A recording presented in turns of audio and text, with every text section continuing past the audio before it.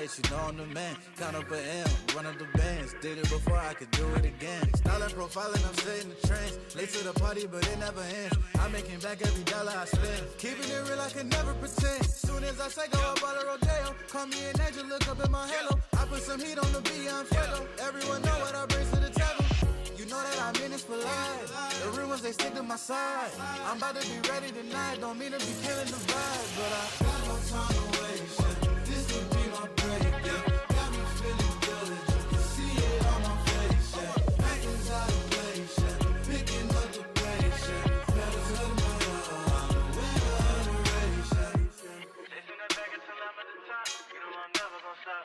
I got the keys and I got them on lock. Lights and lights, you know I rock. This is a vibe that you never could block. They can't get mad cause I'm walking the walk. They liking my style, they love how I talk. When I do a song, they wait for the drop. Might get some diamonds to put on my wrist. I take the credit I don't ever miss. I'm problematic, you never could diss. I make a hit that you never could skip. I got the drive, I'm up in the sky. You look at the clouds, you see that I'm flying. Only doing, you know I ain't trying. Keeping the mileage, catching the vibe. And got no time to waste, yeah. This could be my break, yeah. Got me feeling good, you can see it on my face, yeah. Acting's out of place, yeah. Picking up the pace, yeah. Better to my love, I'm a winner of the race, yeah. Got no time to waste, yeah. This could be my break, yeah. Got me feeling good, you can see it on my face, yeah. Nothing's out of place, yeah. Picking up the pace, yeah. Better to my love, I'm a winner of the race, yeah.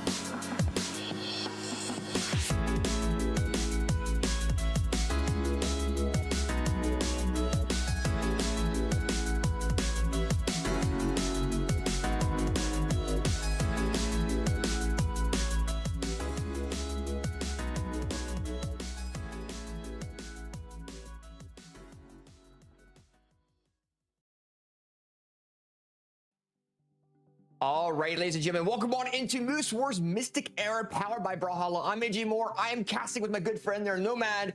And Nomad, how you feeling tonight there, my man? Man, I am excited. This bracket is looking spicy, let me tell you that. Yeah. Honestly, it's a bunch of good players gathering here today, and surprisingly, there's a few interesting teams that I'm really excited to see display tonight. Yeah, over the past couple days, we've had a recent Brawlhalla balance patch that came into play. You also had Priya coming into the system, where it's now tournament legal due to the 2-patch tournament rule, where after 2 Brawlhalla patches on a character, they can be released into tournament play as legal.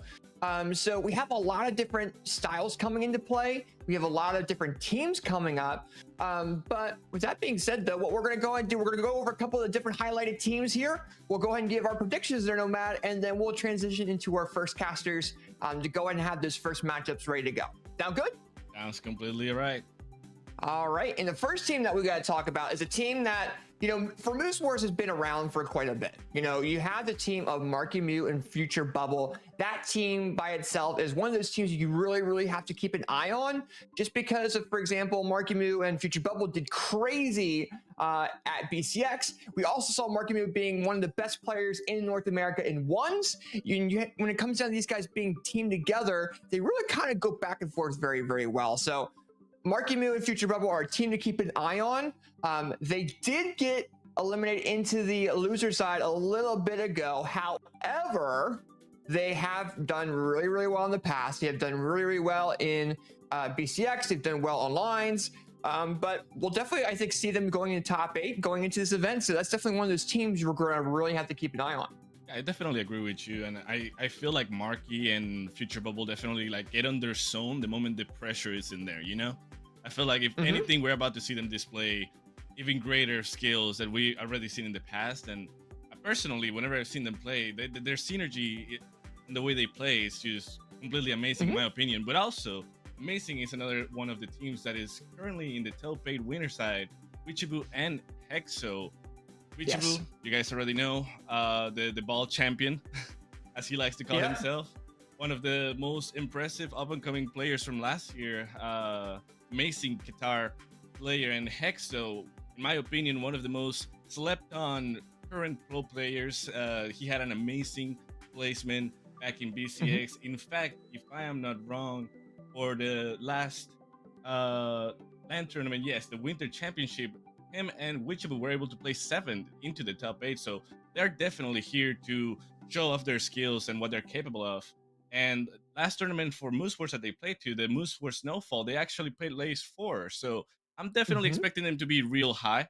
I'm expecting something real amazing from them.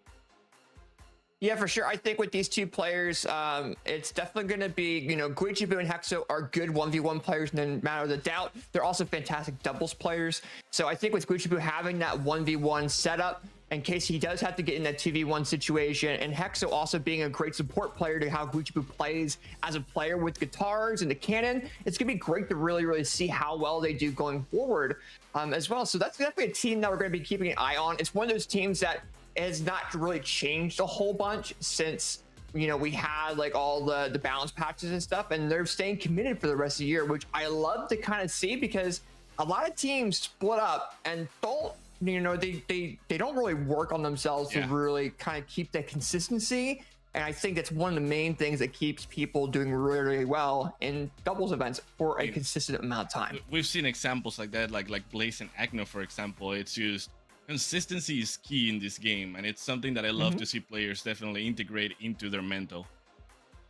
Yeah, for sure. And I think, you know, there's some truth to that too. And I know a lot of players do get like these one-off events, you know, when they go into these events and they get these wins, but we haven't really seen someone be really consistent after one win. We even had the most recent champions split teams. We had Experience and Zen swap to different teammates as well. But one team that did split up that was consistent for a while was Megd and Radish. And Radish is actually teaming with Balloonboy for this event, Nomad. And, you know, Balloonboy got dropped by, I believe, Hideaway, which I kind of thought was surprising. I felt like they could have definitely won. But, you know, with Balloonboy going to the Royale, and Rage going to Royale, they're definitely going to be playing in this event to practice. It's not too far away, so we have Rage being known for being a fantastic Petra player, being known for their orb, their Red Raptor, and you have Balloonboy, who's really known for the Zariel, and we might also see that Diana pick come out tonight. We might actually see a Cassidy. Cassidy, I think, is going to be one of those characters that we see a lot of tonight due to how Blasters is currently in this patch as well. So I think both these players are going to do really, really well going into this event. And it all comes down to how they really do on a synergy level. I really don't know how it's going to really pull off, but I definitely see them 1000% getting into top 8. It's going to be really cool to see Radish kind of with a new teammate that we really haven't seen for a while. Not only that, but also Radish splitting up from Megdi, and just the fact that we have two different players that haven't really played together in a long time. Just showing off their skills in this tournament, just like you mentioned, getting themselves ready for the Royale. It's definitely something that's going to be amazing to watch. And and speaking of other things that are probably amazing, another comp that really hasn't had a history playing together, Snowy and Megdi, that are also here, I believe, in the loser side, but still making sure they make it all the way to top 8. Honestly, I don't need introductions for Snowy. He's definitely a well-known player, a champion actually of BCX alongside Boomy. With his cannon, he's definitely quite the support player, definitely able to just put himself in the center of the stage and taking the control. And then Megdi with his sword, we know that sword has definitely taken quite a hit this recent patch and is not as strong as it was, but I'm definitely confident that Megdi is going to be able to play around that little deficit of damage, that little slow sword as people are calling it, and still demonstrate that he's an amazing player overall. Yeah, absolutely. I think both Snowy and Megdi within themselves are fantastic doubles players. They've proven that. Snowy having 5 gold medals in the official tournament history, also having a variety of different, Moose Wars wins with different teammates. Megdi also being known for going crazy in Moose Wars events, and also has gotten second with, I believe, Radish as well. And these players are really good. I think Snowy might be one of those players now that's going to be the aggressor in the team, and then you're going to see Megdi really follow up with their character picks. I haven't really seen Megdi throw out and be like an aggressive player. If I remember correctly, when it's Snowy and Hideaway used to play together, it was kind of like the same kind of play style where Snowy would be mostly the person getting the damage, and then Hideaway would come in and make sure to take the stocks out. So I'm definitely interested in seeing just how the synergy goes and how they play, especially their picks, because just like you mentioned earlier, characters that we're about to see in this tournament are probably characters we haven't seen before with all of the patch notes and all the differences that we've had. So who knows, maybe we'll see something we haven't seen before from these players. And I feel like that's what makes these tournaments amazing, just to see these players display new things. Yeah, and I think Megdi and Snowy, they're a fantastic team. They're not in the elimination side due to their gameplay. They had to do their bracket issues that they had. So I definitely think we're going to see them in top 8. They have been going crazy in the bracket. They beat Seed 8 in the elimination bracket, Seabass and Killer 168. They 3-0'd them. They 3-0'd Faith and Seeing Shade, and now they're waiting for the next matchup after we have the winners quarterfinal matches. And I definitely think we're going to see them up there. And, I think that's a team to really keep an eye on for sure, no matter a doubt. But with that being said, though, we are going to go ahead and get into our predictions there, Nomad. And we looked at the bracket beforehand, and me and Nomad kind of tried to predict who we thought was going to be getting into the top 3 of this event. And I think we're going to start with me here, and I think a lot of this is going to kind of make sense based off of tournament experience and stuff like that. One might surprise you, but when it goes down to our top 3, I currently have for 3rd Radish and Balloonboy. I think they're fantastic doubles players. I think they can adapt very well. They're really good in ones as well. So even if their synergy is not really there, I think they definitely have that opportunity of going forward. So I definitely think we're going to see Radish and Balloonboy being in top 3. My second pick for 2nd place was Zen and Hideaway. Zen and Hideaway, I feel like, Zen's a fantastic player. Hideaway's a very good support player too. And, with these players and how they play, I feel like, that's going to be a top 3 team. And then when it comes down to first, based off of, how these players kind of, intertwine together, I feel like we're going to see Experience and Fakey take this event. in my opinion, due to how well Experience is as an aggressor and how good Fakey is as aggressing, but also being a support player of how Experience plays. So I think it's going to be a fantastic team. That's going to be my top 3, with some honorable mentions that we've already talked about too. So with that being said, though, Nomad, who was your top 3? Because I haven't even looked at them yet. So my top 3 is a little bit controversial compared to you. I can see how yours is more like into the stats of each team and just having a little bit of the background of each of the players. My top 3 is more like what I would like to see. And here I actually place in 3rd place Sen and Hideaway. I do agree with you that their synergy is amazing, and we've definitely seen them play before and plays incredibly high. I don't know if maybe due to the lack of practice and just, recently coming back together as a team, that might be something that gets in the way for them. I might be in the wrong here. But for my 2nd placement, we and Hexo. Ooh. Personally, that would be cool.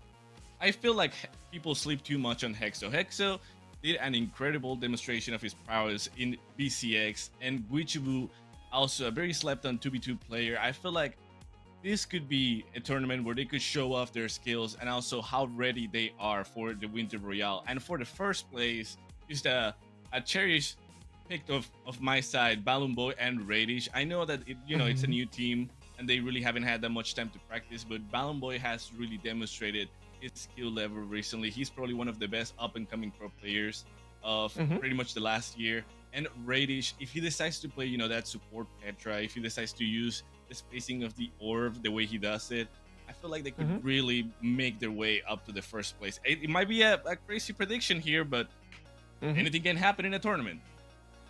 Yeah, and I definitely agree. I think your top 3 is pretty cool. I definitely think we're going to be seeing Hexo and Guichibu do very well. They will be going against Bunny and Draggy, who did beat Future Bubble and Marky Moo to get up into the winner's quarters. They 3-2'd them. So that's going to be a big team to kind of look at too. But with that being said, though, Nomad, I know these viewers want to go ahead and watch these sets. Is there anything else you want to say before we go ahead and get into the first block of this event? Mainly just get ready, people, because this is going to be amazing. Make sure you have some snacks with you, some water, because we're going to be here all night. All right, so with that being said, do not go away. We'll be right back with our first caster block. And we're going to go ahead and start out the matches with our Seed 1, Zen and Hideaway, going against the new team of Anime and Hybrid. Don't go away. I'll be right back.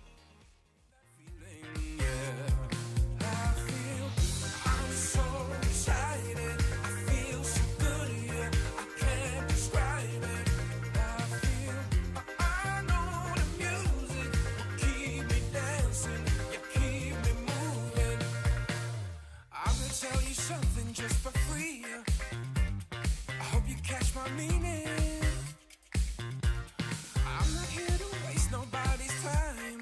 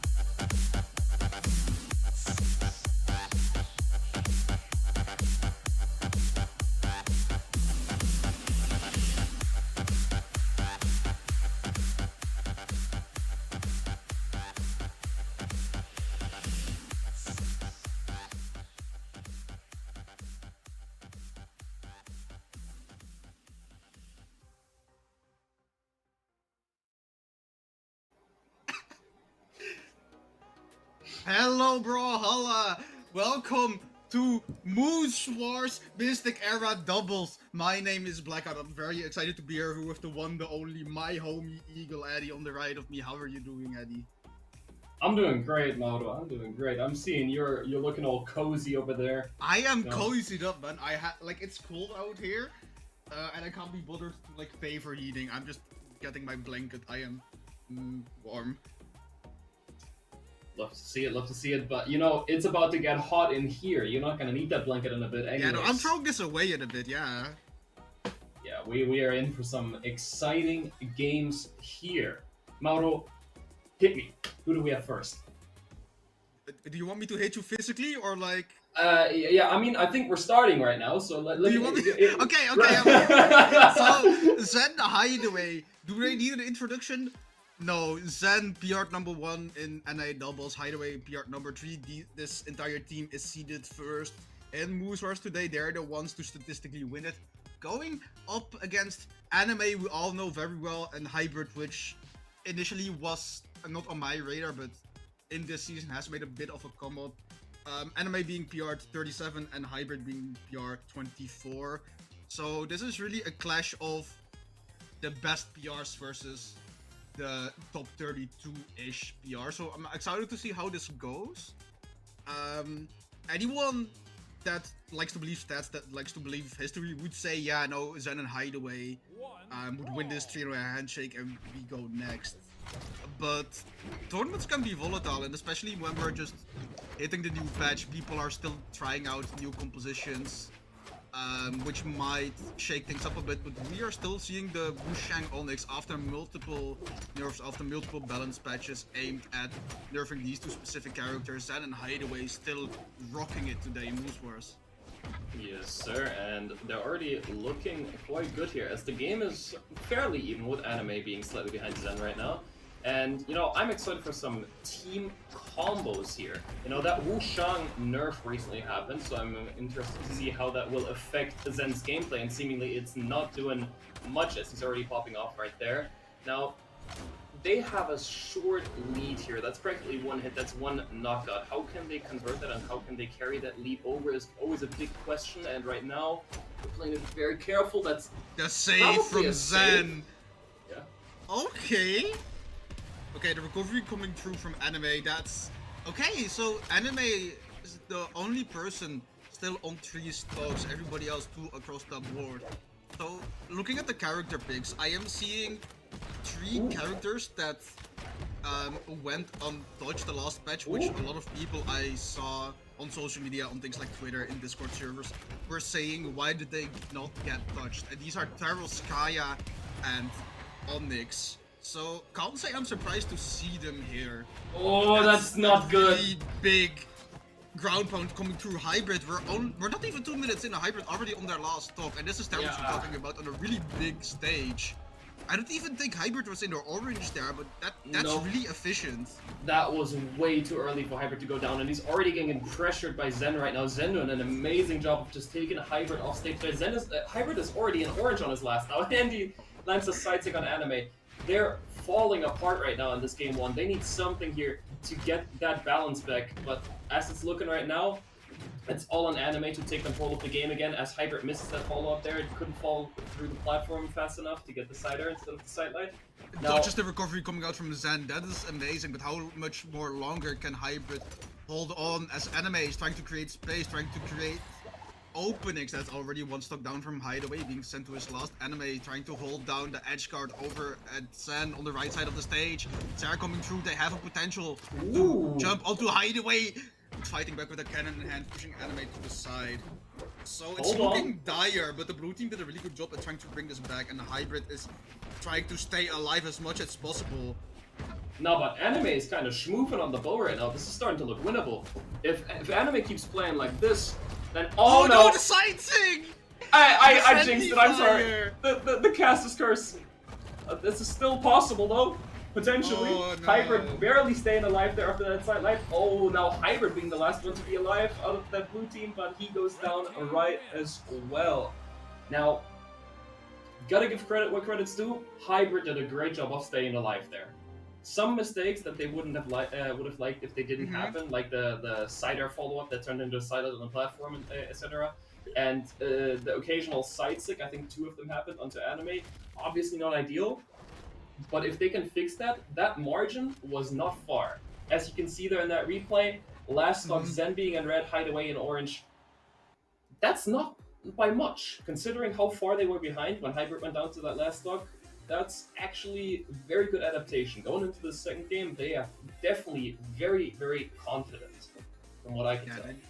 Blue team did a really good job at adapting, but it was just too little too late. You saw that Hybrid was just hanging on the edge, trying not to make too many approaches and keeping their distance from Zen and Hideaway, while Anime was trying to go in, create space, and make sure Hybrid could get back safely in order to get like 2v2 combos onto them. Whoa. This is, bro, unarmed gauntlets from the get-go. Hybrid already closing in onto, I guess it's almost orange. I mean, it's Taros, Yes, so it's not gonna do a lot of damage, but that's still a very impressive start. And they're just going. Zen and Hideaway already like at the start, managing to get small hits converted into like a 2 or 3 piece. Which Man, I'm loving what I'm isn't a seeing. These lot. guys are just kind of But- switching across from each other. You know, first at the start, Hideaway and Zen just did that amazing team combo. Then Hybrid came in blasting. Then they started blasting, and now Anime gets that beautiful bow side stick to get the double knockout there onto Zen Hideaway, giving them the lead here in game 2. Now, can they convert on this? This is the question that we had last time already, as Zen knocks out Hybrid there, and Anime followers right, or Anime went down first and the Hybrid followed right after, my fault. But Zen and Hideaway eating up the game right away. Mauro, this is not looking good for Anime. Anime! Not one coming through. Oh. Hideaway, they touched the wall, but they're still going. That's a lot of damage. Hideaway still going. That's kind of going crazy right now. Anime finally going back. No, Hideaway still going. Go to Anime with a cannon. Hideaway is a cannon nutcase. Look at what they're doing, and they're just trying to run away. They're getting scared. They're respecting it too much. And like into Zar, 2-piece coming through. There we go, Zen. Oh my goodness. Yeah, no. If you're new to the scene, this is what the #1 team in the tournament is doing. This is what your this is V6 peak 2v2 doubles. champion is capable of. The 2v2 follow-ups compared with the grinder god himself. Hideaway is something different. These 2 guys are peaked together, but you cannot dismiss Anime and Hybrid as well. These 2 are hanging in there really well right now. Like, they're giving them a run for their money, definitely telling the red team, you gotta log in if you wanna beat us. Like, they're already managed to even up the stocks. 4 stocks total on the board right now, with a slight damage deficit, favoring the red team. And they're trying to start a Not combo. looking too good for the Then blue team. they clutch Oh, the that's a sick that's a use in the Hybrid. team combo in the big 2025. Okay, that's like the one pushing D-Sick that we're gonna see today. Oh, Hybrid and Anime are not looking too healthy right now, as Zen Deep and combo from Hideaway. the Oh! coming through Wait. Enemy! Okay, so statistically unlikely, but it's Possible. that Oh, doesn't no, mean it never mind. can't happen. There it goes though. There it goes. Listen, I love my statistics, which is why I said it's statistically likely, but I may also have a gambling addiction. Yeah. Sure. You go crazy, model. Yeah. Gamba. Yeah. Anyways, heading into game 3 here. Anime and Hybrid are, they are down 0-2, but both games have been pretty close, as we can see. Now, going into this game 3, we're seeing no character switches. We're seeing no adaptation character-wise, or even skin-wise. No Zopapi tech happening here. So, what do you think the blue team has to do here to get past this titan, this colossus of a team that they're facing right now? I think the one big difference that is in between these 2 teams, I think it's the consistency from the red team being able to get one off hit and the teammate being ready to add like 2 or 3 on top of that. Because Anime and Hybrid did have their good team combos. You saw the one on the end. Yeah. Right before Anime was knocked out themselves, where they just had like the ladder with axe into the recovery from bow. But I want to see more smaller stuff, a little bit more common but shorter team combos, like that right there. They just had an easy handoff from the red team. Yeah, that's something that's big. that's something that I'm really missing from the blue team, because they seem too reliant on like the big conversions instead I can of see that. adding up slowly over time with smaller conversions that happen more often.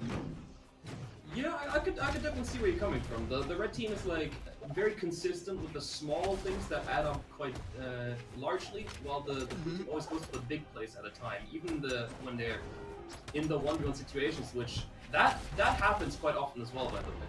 Where the red team kind of knocks one of them away, be it hybrid or anime, and then collapses into the 2v1 situation like they did there, and they execute on it beautifully, though Hideaway actually going down there as well. The damage and the stocks being fairly even now.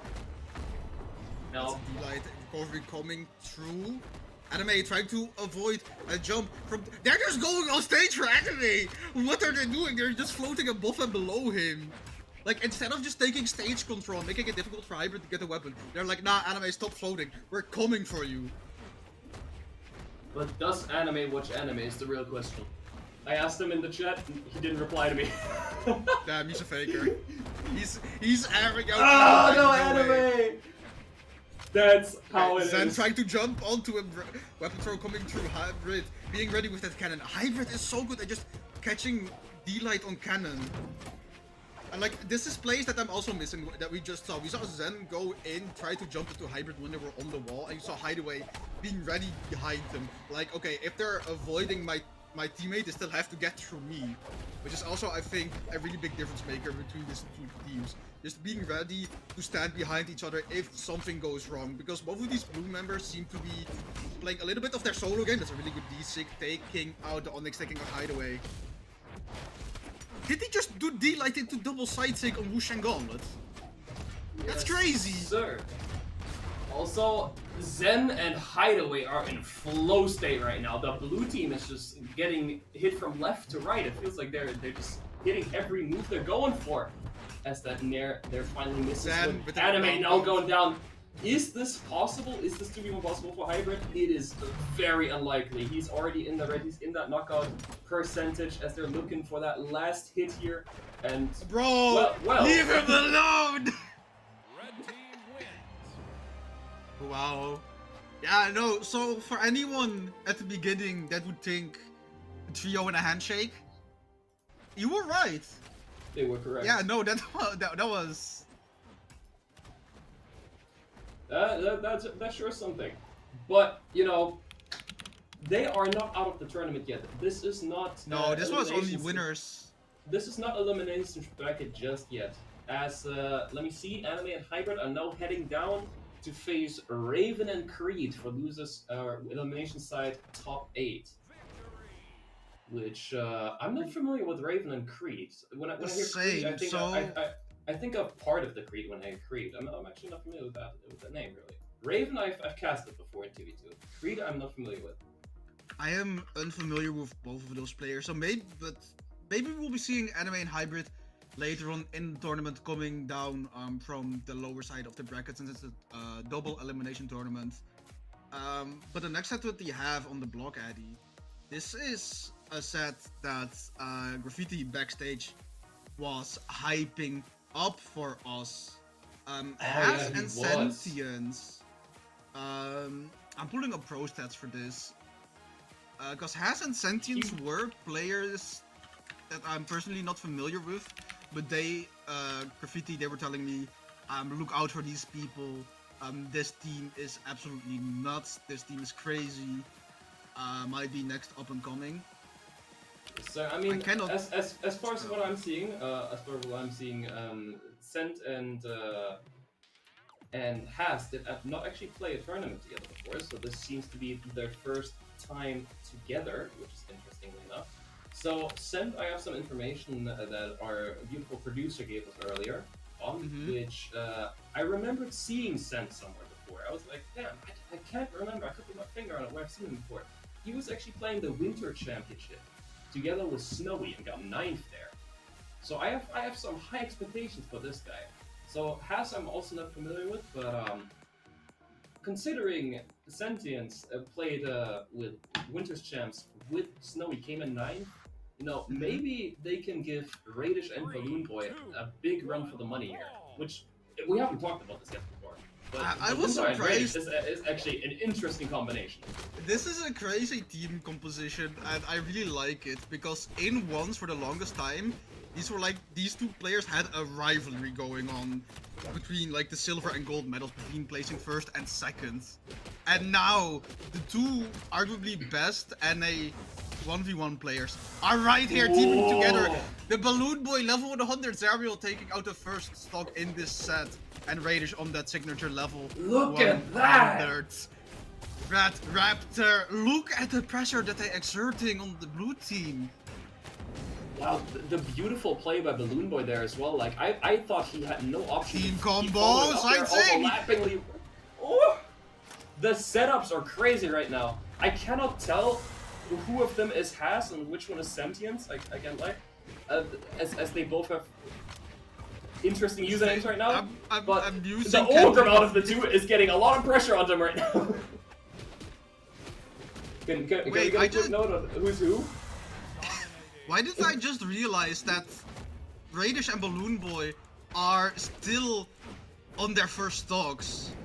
Like, I don't get the feeling that they're playing defense. They're just putting out so much damage and so many hits. Like, the best defense is a good offense. Ogre going down there for Radish. They want them out of here. And Radish just don't care. Radish is like, nah, I'm getting another hit in. Managing to get it back, stopping that initial momentum from Radish and Balloonboy coming out of the gate, swinging. Both unarmed, doesn't get to stagger the respawns though, so there's no opportunity for them to collapse into a 2v1. Radish with the orb on the ledge, scary when you have to come back and they can just throw that there off the side. Alright, I Access got to the side of the some- side, everybody is just jumping out there. This is not I a got some swimming pool, quick there's no input. dive. They're just using the ledge as a diving board and Radish is now sent to their last stock. Scent is Ulgrim, so this is Scent that's currently on the back foot right now. Scent looking to get knocked out here, or looking to not get knocked out rather. As Balloonboy and Radish, with Radish now on his last stock, trying to keep this lead, trying to play it safe here. They want Scent out of there, and Pass on the Bryn. Now I finally know who's who, and no longer amusing Cantaloupe and free amusing Cantaloupe. That's Oh beautiful. wait, Raider is trying to go for the D-Light into reverse Sarah on the boots, trying to give it back to Balloonboy. That is amazing knowledge of the weapon and just understanding that, hey, you still can get it through. Trying to set up team combo, not needed, because Orgrim is out of there and now they have a 2v1 that they can clutch up. But this is Bryn that we're talking about, and you know this more than I do. Bryn can be very volatile, but they don't get the chance to show it off as Balloonboy and Raiders take that game one in a very dominant fashion. 6 knockouts coming out from Balloonboy.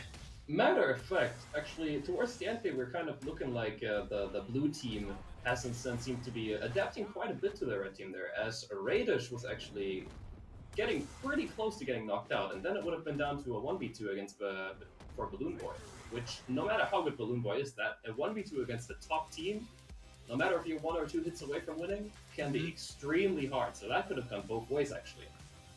So I'm quite excited for what adaptations Has and Scent actually bring to the table here next game. Like, I've been gassing up, you know, the red team, obviously, like, the entire time, but it is still very impressive how, I don't know the right phrasing, I guess a bit more of an unknown team is just coming in here, is in top 12, and still managed to make it so close. But yes, the red team in that last game still had 3 stocks, but they were very damaged on them. So it was closer than the numbers may make it seem. So Yes, I'm sir, not counting but the Balloonboy but again, with the side red kick team, and the strong beautiful- start. Oh my god! Radish! What a connection on the my down air! God. Holy! The No one fact- went that deep for the follow up, and the fact that that didn't get a knockout? Oh my lord! Addy, He went so I need deep you to on that. understand. Balloonboy and Radish haven't teamed before ever. Their game knowledge is insane. Because either they have practiced that combo a lot, or that was just free flow and it almost had like just the insanest clip of the stream so far. Yes, sir, and now Sen seemingly also getting Again. right down once he's already on the last stock. That is some beautiful follow-ups coming from the red team here. As Balloonboy is still holding onto his first, and Rage is just getting these setups. The Battle Boots are just kind of cooking it up here. The blue team now trying to take stage control, getting control against the red team here, and now getting Balloonboy onto his second stock finally, with Sen trying to play it very safe here as Haas is the aggressor on the Bryn. Sen's stuck in between the red team here, trying to get a 2v1 collapse. Not quite able to do so just yet, as Haas is now back on the field, trying to keep his teammates safe, but Haas already gets knocked away again. That's a team combo. Massive damage on Sen. Didn't even hit the Drin, but due to the fact that it connected onto the hologram, they got the hitbox that sent them up, which ended up catching the. Oh, what is this team combo? The knowledge of these players is crazy. I am 99. I got 6 knockouts on Balloonboy. What? No, I am 99% sure. I gotta say, Moto, I gotta say, Yes. the team combo setups by the red team are demonic. That's the thing. They're not even setups. They're not even setups. They're just playing, and I'm like, hold on, I got this. Catch. No, And- you gotta and they notice. You gotta notice. Towards the end, they kept knocking Haas away where he was on high damage, which Haas can't really do anything about that, right? Just except for not get hit, and that's where the point where he was losing it, because he was in red for so long, just kept getting knocked away, and then the red team got that free 2v1 setup onto Sent, which he just. It was impossible for him to manage at that point because he had nowhere to go. He was stuck between Balloonboy and Radish. Where are you going to go? And that was just not happening. That was beautifully executed by the red team. The 2v1 collapses there, splitting the blue team apart. Oh, I want to talk about the blue team swap though, because I've been talking a bit about the patch we also had with AJ and Nomad, talking about new character picks due to the new patch that came out last week, and these are 2 characters that I've personally been interested in seeing. These are Thor and Terros being locked in, Hammer getting quite a substantial buff last week, and Thor being a character that I've personally been looking to, seeing if it's worth to play Hammer. So I may be taking some pages out of the blue team's playbook here, if they can get something going. Right now it's pretty even though, probably the most even start to the games in the set so far, where both teams have one person already lost a stock. It's just that the Terrors on the blue team has also lost their stock. No. And now Raid is just the only one with 3 stocks, being the stock tank, while Red Raptor isn't even that tanky of a legend. Not looking good there. Chicken coming through, Raid. That is quite a quick knockout, making a quick work of Haz's second stock here, and just knocking him down to that last. Now Balloonboy is going to be their target here, as they get Radish down, try to get a 2v1 collapse here, not quite able to do so, as Balloonboy plays it very carefully going on the offstage there, and playing it safe with the Bonaga, trying to get that Thor out of here, which it's a struggle with them not having their usernames. I think I'm just referring to them as the legend that they are. Yeah. At this point, I might as well just say Thor. And the turns. Bird coming through Thor again. out of here. Radish. Bro, Radish saw Balloonboy get multiple knockouts in the past 2 games twice. I'm like, nah, let me do some as well. Leave some for me. And here we are. I mean, what's there? This 1v2 is It's looking probably dire. not happening. Could it? I mean, I've been I've seen part of hyping up the red 1v2s. team, but I also want to have faith. But I- this I'm- might be I'm the lying, I most. This might have been the most dominant game from this red team in this set so far, even after that game 1 where they just took like 3 stocks in a matter of a minute. Like, Terrors is playing it really safe though, with his side like coming through, and light, side sig, D sig, recovery? recovery? What? Bro, Yeah. being able to calculate which angle that signature sends at is insanely difficult, because it can just send in a 360 like area around you, depending on where you catch the opponent. And Balloonboy Yes, being sir. able to recognize it's caught here, is gonna send here, is crazy knowledge of not even his own legend, but his teammate's legend. And if I'm gonna quote a very famous cartoon character. If I had a nickel for every time I've seen a trio and a handshake this tournament, I'd have 2 nickels, which isn't a lot. I'd still be broke, but it's weird that it happened twice already. Indeed. I mean, these sets are just going quickly. Like, that was what, a 12-minute set? Yeah, according to these the were other 2 topics. sets that were essentially sub 15 minutes. Because I'm looking at the Twitch timer, we haven't even had a minute, and pre-show was around half an hour, give or take, plus like the break.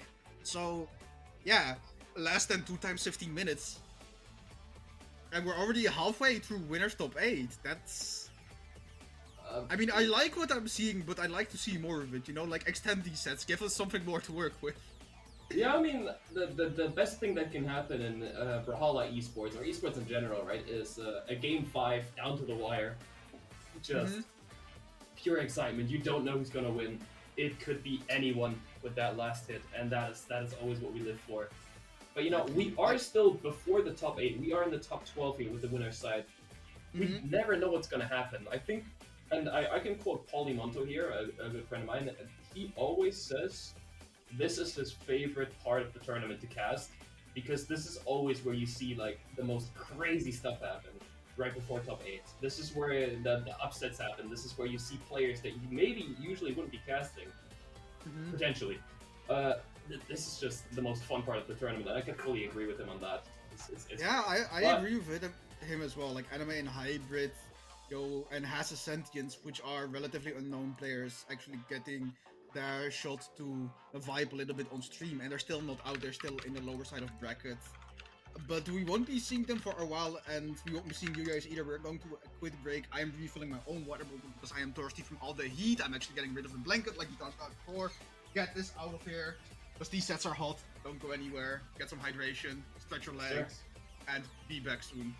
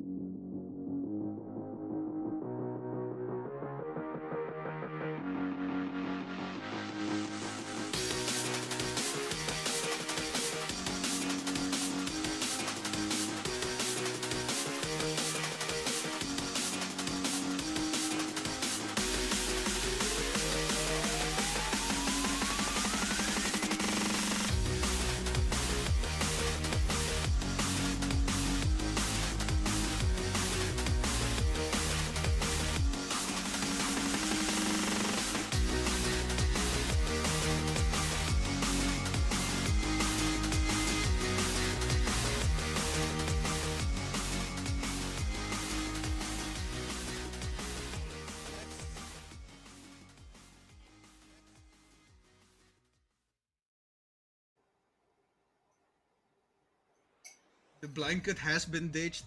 The water has been refilled and the heat is turning up again. Welcome back to Moose Wars, baby. I am still Blackout and that is still Real Eagle Addy.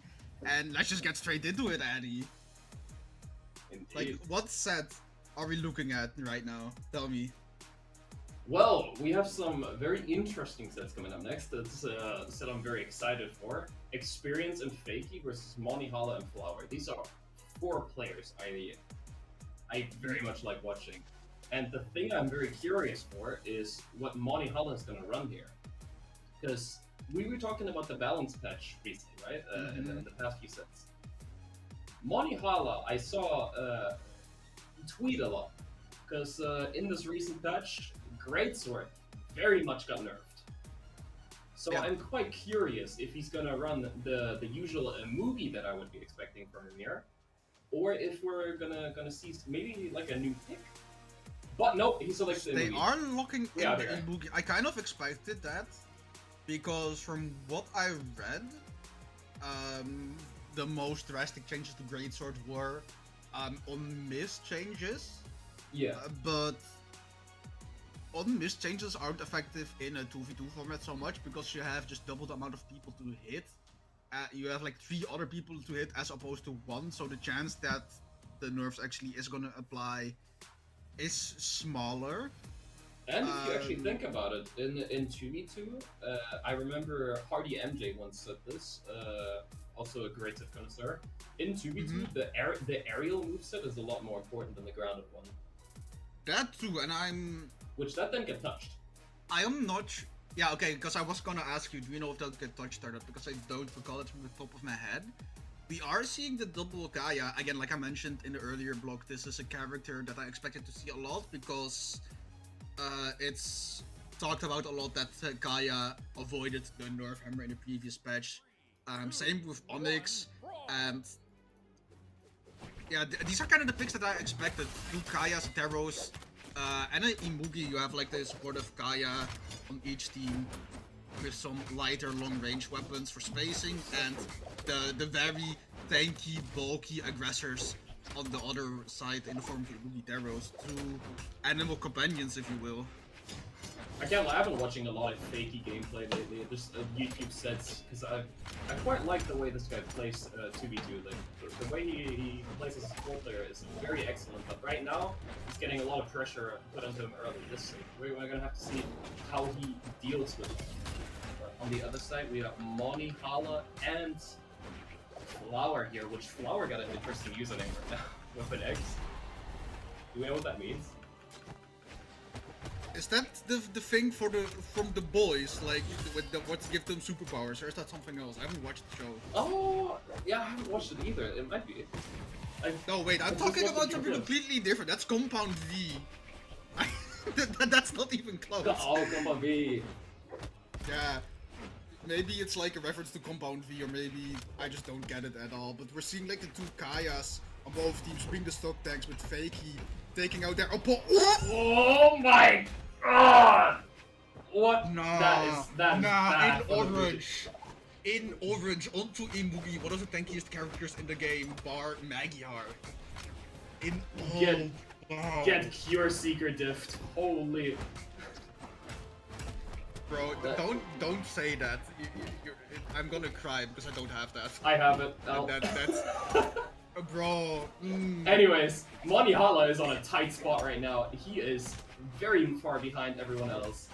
He needs to play careful here, or it might be cooked. Oh yeah, it's cooked. Yeah, Okay. no. That's one Can down. Flower do this? I don't think so. I think Wow. this is just a case of go next. If I were personally Flower here, and my teammate would probably tell me this as well, I just say save your energy, don't try to fight this, and just save Some it for the rest adaptation of can this always set. happen, right? Some adaptation can always happen, yes, but realistic, yeah, this is, Yeah, This that is was a- clean. That was clean. yeah.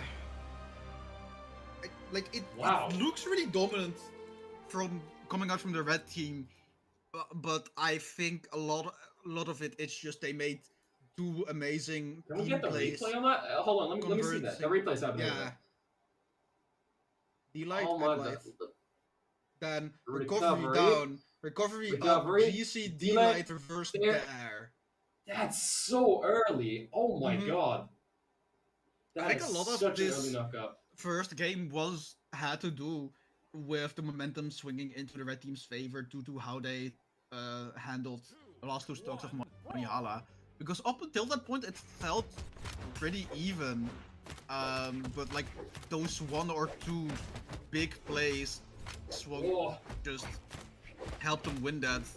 I do think that this has a really good chance of being the first non-3-0 set that we get to see Eddie, but they're doing the same. Collapsing onto money. 22-second stock. 22-second Yeah. double KO actually, never mind. Experience and That's- Fakey are doing a great job of just applying pressure onto Manihala here and kind of making it a thing of how well can Mani deal with that pressure, how much can be released from him of that pressure. You know, as a teammate here, as Flower, you're gonna have the struggle of how well can you support your teammate when he's struggling this much as he is right now, and he's definitely Ooh, the trying. He's doing a great job there. That was a good collapse with the team combo. Oh, Flower's doing no, a great job of Flower. stepping up here, which that might be bad for him. Yeah, Oh I no, think Flower is doesn't done. work. Yep. That is Flower on their last stock already. We're 1 minute into this game too. And say coming through from experience. Okay, experience. Feeling it a little bit too much. Poker coming through fake. Yeah, money didn't That's match a the full wall. step Blue lead for team both of them. on the last two stocks. 1 minute 10 in. Yeah, the blue team. I'm needs some mentioning the change here. time constantly because I want to stress how quickly the red team is playing. Oh, This is something that could take 2 to 3 minutes normally. Lisa coming through, Okay. beautiful. the blue team's getting some damage out there. Manihala did some great start moving some signatures. Oh, never deep mind. combo! That is a very Money. late interrupt. That's a Little lot of bit too damage late. onto Flower right there. Flower not looking too healthy anymore. He's in the knockup percentage. Fakey might go down there. No, he does not. Experience now also looking to knock on Manihala, which he does, and that Cider doesn't quite do it just yet. But that is Flower gone. Yup, a 4 stock from Fakey. Experience. What are they doing to the blue team here right now?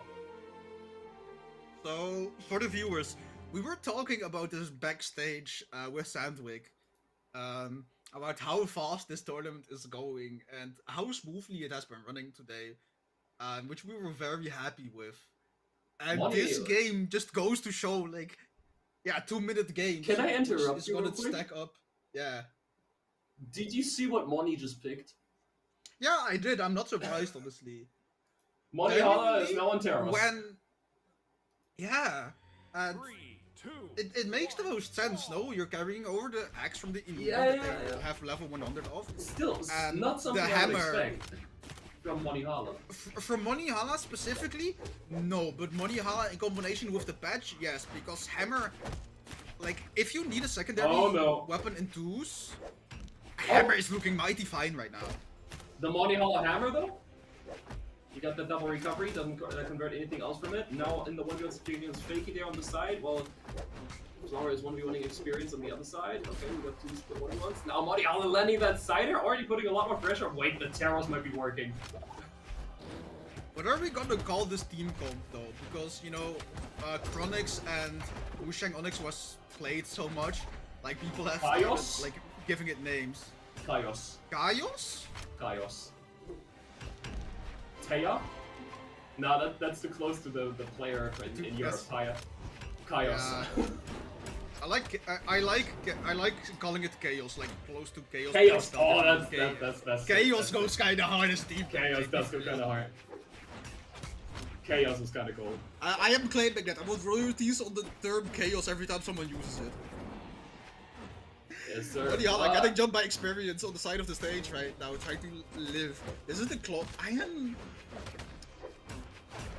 I am liking what the blue team is doing, but I don't know how much of that can be attributed to Manihala getting off the great sword, because their great sword was looking really nice, but I do think that due to the nature of great sword being Oh, around no. a lot, Flower was having Yeah. difficulties trying to play decent support, and now That is the turnaround that the red team needed here. They just completely reverted that situation for themselves. They were behind by almost an entire stock at some point, and then they reverted it like they did just there. With Manihala looking for the knockout, they're not going to be able to do it just yet. Now experience still not in knockup percentage as that Eli Cider will send Fakey down. They do have a target now, but Flower is not looking healthy. Oh, what wait, a play! No, The hey, weapon throw, putting him into the Moni sun Hala for him to actually get has the a- double D-light. okay, so I think that double D-light is a sign of Moni Hala just isn't playing Hammer, but like, it's a practiced Hammer. Because No, I don't think anyone... he's playing Hammer, alright. He's playing Hammer. He is Moni playing Hala, Hammer. This might be Jover. This might be cooked as Moni Hala. Oh wait! Wait! No? What are we saying? Is it cooked? No. Hold on, Moni Hala! Here's the thing, Moni Hala doesn't have the signature grades, or they have to rely on the X and the Hammer, which I don't know how much better / worse they are than the grades that they used to for the Ibuki. He's The staying living alive. combos chunky like that. Ha ha, staying alive. Indeed, Moni Hala not throwing the X away, going for the hammer here, actually. This hammer is practiced, but that might be it. Oh, yes it is. Wow. Wow. I need to see that again. I am very saddened that I only saw one game of the Moni Hala Teros. Now, Fakey experience, great gameplay, clutching it up there, you know, coming in very consistently with the team combos and just the team play, knocking the blue team out of that lead, even when they finally pulled ahead. But wow, did I like that hammer from Moni Hala. I am very surprised by what I saw there. I need to see that again sometime. I am waiting for the replays to be over because I want to talk about the stat line coming out from Moni Hala after that character swap. Because, good lord, this might be the pick for them if they're not feeling comfortable with the current state of Greatsword. Oh, most definitely. Waiting, yeah, there we go. So this is a total of 605 damage and 5 KOs coming out from the Taros from Moni Hala after struggling on that Greatsword, after struggling on Imugi, because especially in doubles it's really easy to put someone in disadvantage. You're playing arguably two of the weapons that have the worst disadvantage in the game. I am a little bit invested in Smash Bros. Maybe? I like to call Greatsword the Incineroar of Brawlhalla. It has a insanely exploitable disadvantage state, but once it gets going hard, you know, with like dash cancels and going for finishes and bridges, being able to extend your own combos really well. But the red team just did an incredible job at exploiting that disadvantage state and just not allowing Moni Hala to play the game, not allowing them the floor, not allowing them the spacing to actually get Greatsword openers started.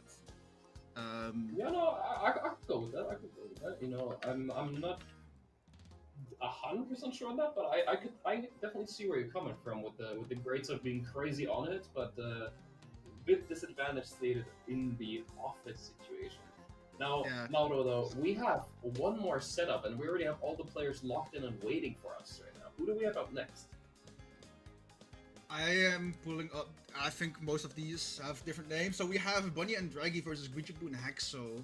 Was it you that, or was it? I think during pre-show, I think Nomad was the one that's saying, Hexo is really overlooked because they're paired next to Guichibu, which is such a well-respected player. But like a team is made out of 2 people, and it's not just Guichibu that's doing all the work. I would like to say it's both of them that managed them to get this far, and I really like seeing this play out because Hexo is insane at the game. I saw this game play quite often, and I am very much flabbergasted by how good that guy is. I want to focus in on their team comp before we're talking about the other team that they're facing. This is one of the more unorthodox doubles team compositions that I've seen. It is for sure. It contains a Scythe and Kadars. We're seeing Hexo on the Nyx and Guichibu on the Queen Eye. Guichibu on the Queen Eye doesn't surprise me that much. I've seen them play that before in I think the previous Moose Wars 1v1 tournament as well. Queen Eye and Nyx, I mean, honestly, interesting team comp. This is very much possible to synergize quite well. Oh yeah, no, I see the vision for sure. But as someone in EU, I'm used to like double Taros, Ogrim meta, Gaia Ogrim. Okay. So this Breath of Fast Air is really nice. As someone from EU, we have literally seen a double Queen Eye win a tournament before. That is true. I am that thinking is back very true. on Fozy Sarna in the Steel. Was it Steel Series? Was that like which 2022, one? 2023? That's a while ago. I'm impressed that Yeah. you still remember that. So I had for like that's It was long so ago. hilarious. I could never forget. But Hexo looking like he's in a dangerous spot there, but fully reverses it on Draggy. Now Hexo back in the dangerous spot. We have some quick offstage interactions happening here. Hexo barely getting out of there as Uchibo helps him out to get out of that situation. But wow, are they playing a dangerous game on the offstage there? Though with the scythe coming out, you know, I was expecting a lot of offstage stuff to happen here. With now the Onyx going down, and I still need to get used to that Titan being actually Onyx actually. Bunny now being the last person on the blue team to be still on his first life, but he's the most healthy person on the field, so he's definitely going to try to play as aggressive as possible here. Quick NC coming out there from Guccibo, which Guccibo, I'm honestly surprised he has a level 95 Queen Knight. I'm only used to seeing him on the Linfei. I don't know if Reachable has completely retired the Lin Fei, or if it's still like they have two mains, I guess you could call it now, or if they're like fully focused on that Nine. Wow. Oh, Sarah coming through double knockout, doesn't get a chance to stagger them, and now they can protect each other as they're coming back to the field. I don't know, I do like seeing the Queen Eye. They have been more active on it in different tournaments. Yeah, I don't know, like, I don't know if someone has talked to Breachable about this big or knows anything more about it. I am liking, like, I mean, I've Hexo. seen Guccibo play the Queen Knight a few times, and I don't know about tournaments, but I've definitely I tend to watch Crocky streams a lot, and he's skewed into that Queen Knight quite often, and I can tell you, he was not having a good time against that Guccibo Queen Knight. Which I right wouldn't now, either. Bunny seems to be having a very good time against the Guccibo Queen Knight as he just loses his first stock. We've talked about that Queen Knight enough. Talk about Bunny, man. This guy, he's barely lost his. Oh my God, Bunny! Bunny. Oh, he might be dead. He might be knocked out there. Bunny risked the it save all. for Draggy? But Okay. Draggy coming back. He's alive, and that's a knock on a Hexa. Lost it all. Wait. Bunny playing a Richard, very what is strong he game there. Yo. And Guccibo What? almost first. That's wake up. Gravity cancel and lights into recovery out of hits from gauntlets and light in doubles. That's wow. I am speechless. I'm at the loss of words. Yeah, he's going next. He didn't even bother recovering there. But, well, yeah. Talk about Bunny, man. I mean, Draggy definitely pulling his weight there. He's dealing a lot of damage, doing a great job of supporting Bunny there. But Bunny practically barely lost his first stock that entire game. He's onto something against this red team here. He's definitely made some adaptations that seemingly the red team's gonna need to get used to. Otherwise, they're gonna struggle with this guy. I do want to zoom in a little bit more onto Hexo because we know in ones especially like Reachable really has this all or nothing gameplay. Like if they get to one opener with Qatars, they don't like resetting neutral. Instead, they try to stay onto their opponent as long as possible. And Hexo pairs really well with that.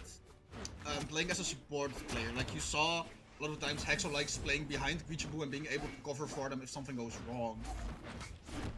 But doing it on Scythe, the way they have been doing, no! is really interesting. GC and Sick to save their teammate coming out from Reachable is insane. As I've been gassing up Hexo, they've taken a lot of damage in the first few moments of this game. Number 2. Reachable now getting in between, allowing Hexo to fall back down to the stage with Dragon being ready with the recovery right there. Yeah, this is what I mean. Beautiful standing back coming out from Hexo, being ready to help Reachable out whenever they need. Sir, You sick avoid everybody?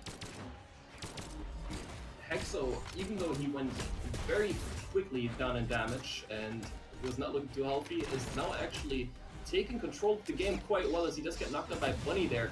Now, what I want to talk about is the pressure they're putting on Draggy right now. He's just on his second stock, already in the orange team to play the back battle big time here. They thought to themselves as an adaptation, no, we're really struggling to deal with Bunny here. Let's just target the hell out of Draggy.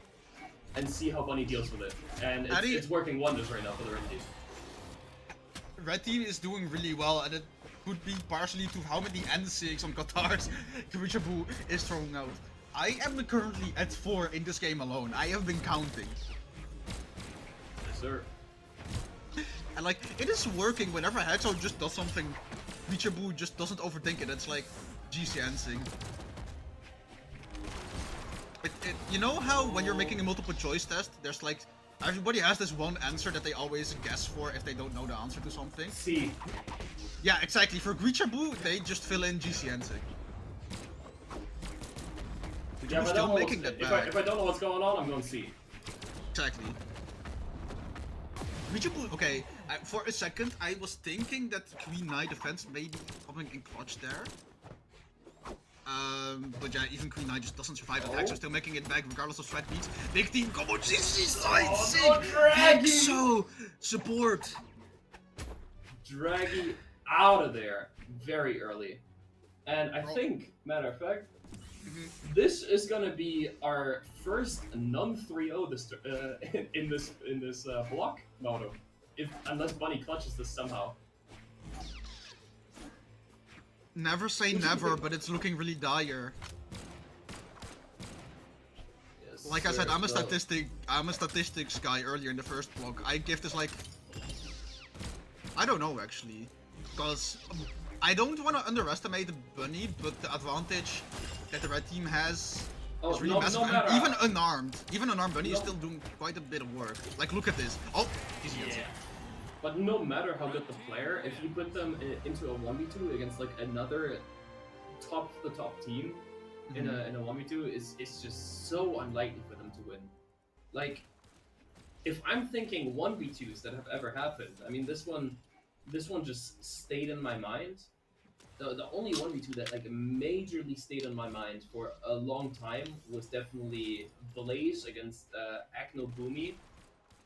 Against Sandstorm Boomy at DreamHack Rotterdam. Seeing Blaze just I think that's somehow too pull off far a of a 1v2 throwback. I don't even Yeah. think I played back then when DreamHack was still happening. No, this was when Blaze was unarguably said by everyone to be the best 2v2 player in the world.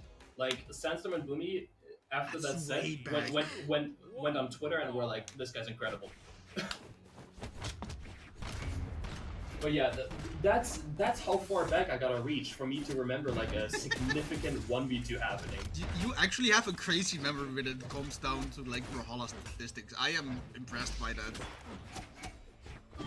I just remember some odd things and don't remember a lot of stuff. But Gucci Bo though, remembering the dodges of his opponents, so What did you? Wait. What did you just call him? Gucci Bo?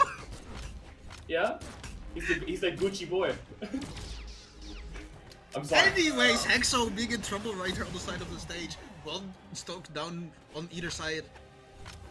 And now Reachable trying to avoid getting edgeguarded by Bunny, instead sends themselves down there with a ground pound. Like, Reachable had the choice to go back to stage and play it safe.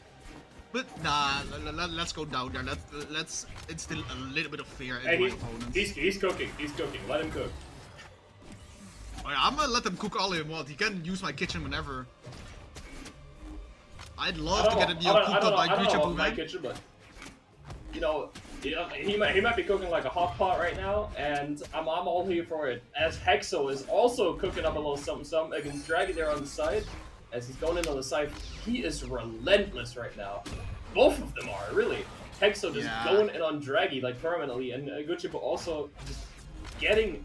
Grichabu going deep with that there. Is it Oh. worth it?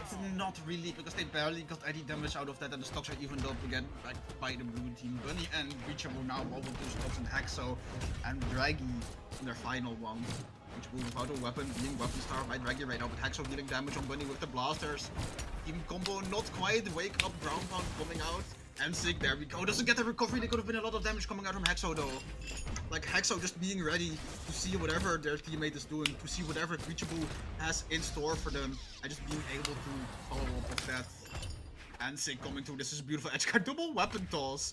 The hive mind comes through right there. Grichabu stares off the wall, weapon throw up, trying to catch Draggy in the edge guard. Draggy with the downlight in there on the cannon. Ichibu's still hanging on the 2 stocks, and this is another 2v3 stock situation that Bunny has to clutch and sing! Weapon throws. Multiple weapon throws, swinging, Bunny going deep. Hansing. So this is though looking better than the last one, as Bunny didn't get the chance to play out a 1v1, but they're very much damaged. Any one signature of Queen Knight will take them out here. And Jijibu still has another stock to play with, goes deep.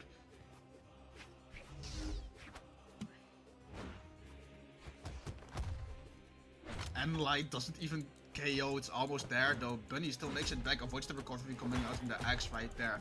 Nair coming through from Chabot, trying to get the edge guard here. Bunny is playing with fire right now, but a ground pound on the spear. Helicopter. Helicopter. Okay, so I'm gonna ask you something. The longer and I'm getting the feeling that the difference between how well these teams are finishing is getting bigger and bigger in favor of the red team the longer the set goes on. And I'm wondering, do you think it's because the red team has started to play... I don't want to say started to play worse, because there's more than just that. The thing is, the red team made some major adaptations. The way they pressure onto the blue team. Like, for example, they started targeting out Draggy a lot more in the early games, forcing Bunny to play more aggressive that way, and instead of like being a stop tank and just kind of cooking them up. And they have both kind of found their matchup, as both Guchibo and Hexo are playing string weapons. They have a scythe, they have a guitar weapon. And they seemingly very much have figured out the dodges on their opponents. And I see the people in the chat asking for a back here real quick. Yeah, that go up. They very much have figured out the dodges on their opponents. You know, I can really tell that they're just getting those reads that they need. Like Hexo was just getting read after read after read on Draggy there, and Guchibo suddenly was just getting extended guitar strings all over the place, just on both Bunny and Draggy. They've definitely made some adaptations here that the blue team's struggling with the past 2 games to kind of adapt to and get themselves back in the rhythm that they had in the first game. I think you're right. I think the red team just has to download, but the blue team hasn't updated their antivirus yet, and now they only have 1 more game. I mean, I guess 2 more games, but the red team now is on the last game they need to proceed into winner's side top 8. They're 2-1 up right now. So in order for the blue team to actually take the win, they need to win not just 1 but 2 games in a row. Hexo holding on to the platform, trying to space out the blaster hits correctly. Start again. Guichibo just going deep, avoids the ground pound going from Draggy on the gauntlets. Guichibo being like, yeah, no, I got you, Hexo. Leaves the edge guard from Draggy, runs all the way to the other side of the stage, pops that Ansik. That is 1 Ansik counter on the board. Indeed, Bunny going down very quickly. The game in itself is paced very quickly, as well as Hexo goes down there. Beautiful follow-ups happening here. That's a setup and a half. Just the end light into the Ansik. 100% of the time, Bunny does not miss those. Bunny do be cooking. Now, I hope they're not cooking themselves. Like, you know, it's a bunny. I know bunny can be, you know, like the animal can be tasty. Okay, bro. But would it be cannibalism if bunny cooks a bunny? Anyways, back to the game here. The blue team actually kind of keeping the lead, as Draggy is now the last one to hold into that first stock, which is not the story that we've had the past few games, with Draggy actually being the one in control here, as being the stock tank, with Bunny now kind of cooking up Bushibo here in the 1v1, also going offstage. What a play with the weapon throw off the wall, getting those siders right now, though he's in a bit of a dangerous spot now with Bushibo also going offstage. And that was a bad spot for Bunny, and that might be bad for Draggy. Oh no! No! Oh, that was not a normal trade. Draggy missed it all. That ended so poorly. That ended so poorly for them. Oh no. That's a really difficult situation. Oh, my god, you were right, they got the download, but Hexen are risking it all. That was a really difficult situation though, because Draggy had to think about this. Is this worth to just leave Bunny be, let them respawn, or do I risk it? Risk losing my own stock to save them. And unfortunately, they got the worst option possible! Hexo! Hexo, that's criminal. Draggy basically, you know, his safety vault got broken open twice, and that's it. His safety vault got broken open twice, and his stock just got took from him. They just took that stock like criminally from him. He took the least damage that game out of everyone. That second stock, you know, he had the choice like, do I save money here? Do I go all in for the risk? Or do I just not risk it and keep my entire stock? Because he was barely in yellow when he lost that second stock. And that third stock, that was... Yeah, no, I'm pretty sure he was like fresh off respawn. And 90% of the damage that they took was just... Hexo was wanted in 50 different states for that recovery that he hit on Dragon. Not just Hexo is an international. He's being hunted by Interpol right now. International nutter in Brawlhalla, and yeah, in the pre-show it talked about this. Hexo is just the GOAT, and I really love seeing this because this goes to show that you can still innovate a meta. I really like. I like that composition they have. I really like the composition that they actually won with, and also won over, because Rayman Onyx is standard. It's a vanilla comp. In the sense that it works well, but it's kind of basic, you know. And Reachable, Hexo, more Stracciatella, I guess. Like, it's a bit more out there. It's a bit more innovative. It's a bit more new. And it's actually working out, beating out a vanilla comp.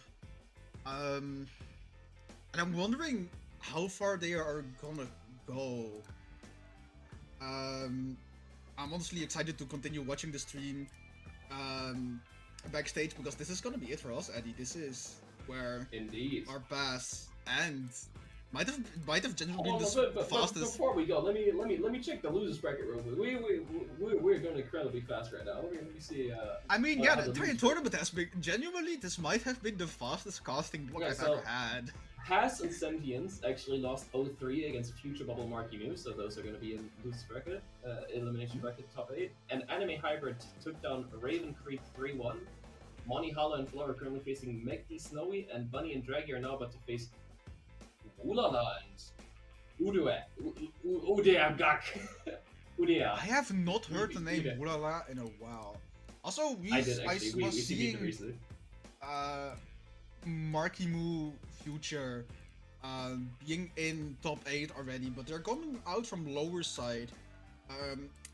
The person that sent them there was Game 5, lost against Bunny and Draggy, who also just have been knocked out, so they might see each other there. I think they will be... They will. They meet... Hopefully. Yeah, there's a potential for them to meet in elimination semi-finals, which is still a bit away. And you will guys be guided by not us, but by different casters. Addy, I want to thank you for being here with me today. I had a blast. I want to thank Sandwick and AJ and Axel for letting me on as well today. It's an honor. I hope you guys enjoy the rest of the stream with your new host, with your new casters, and I hope you guys enjoy the rest of your weekend and tomorrow's Moose Wars as well. Addy, any final words? Yes, sir. Follow me at Addy on Twitter. And have a great day, everyone.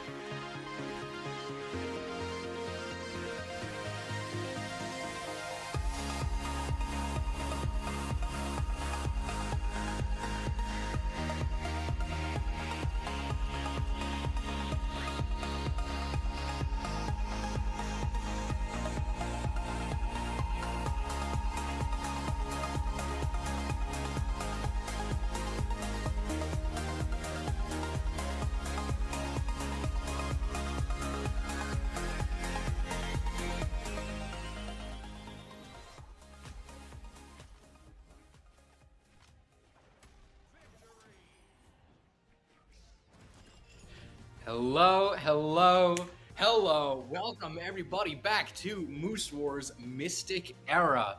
Tonight is a very special night. Mystic Era is going to be very mystic and be very magical. My night has been very magical because a few days ago I actually I ticked off a wizard and he has now sent me to the void, which is where I have been living for the past few days, but at least he still let me keep my Rubik's Cubes. My name is Graffiti and I'm joined by the wonderful, the darling Nomad. Say some good words. Hey people, it's good to be back after the little pre-show we did, and it's good to be here with Graffiti. Honestly, not the first time we've cast together. We're pretty used to do tournaments like this, and we definitely have an exciting few sets coming up next. Actually, I don't know if you would like to introduce the players that are going to be showing off their skills right now. Ooh, absolutely. I'm very glad that you offered. Looking into our top 8 bracket, we're going to be having Experience and Fakey versus Guichibo and Hexo, but I'm getting a little ahead of myself. That is going to be most likely after Zen and Hideaway versus Balloonboy and Radish. So a lot of the teams that we have here in winner's bracket, there's actually not too many surprises. We have Zen and Balloonboy. These are two players, very seasoned doubles players, very good success. And then you also have some people that maybe even are a bit of more of an unsung hero of doubles. You got Hideaway. Hideaway has been responsible for countless of some amazing tournament runs, and Hideaway has been right there alongside many fantastic players and is overall a very solid doubles partner. So Zen definitely having a pretty easy time with him. And Radish, watching Radish's journey in doubles has been very interesting, knowing him as a singles player and watching him slowly grow as a doubles player into the world power he's been in for what, the past year or so? Pretty much. And I will say, even though the persons that we see on the bracket right now are not as surprising, the surprising part about all of this is the team compositions that we have right now are teams that they really don't have a lot of history playing together.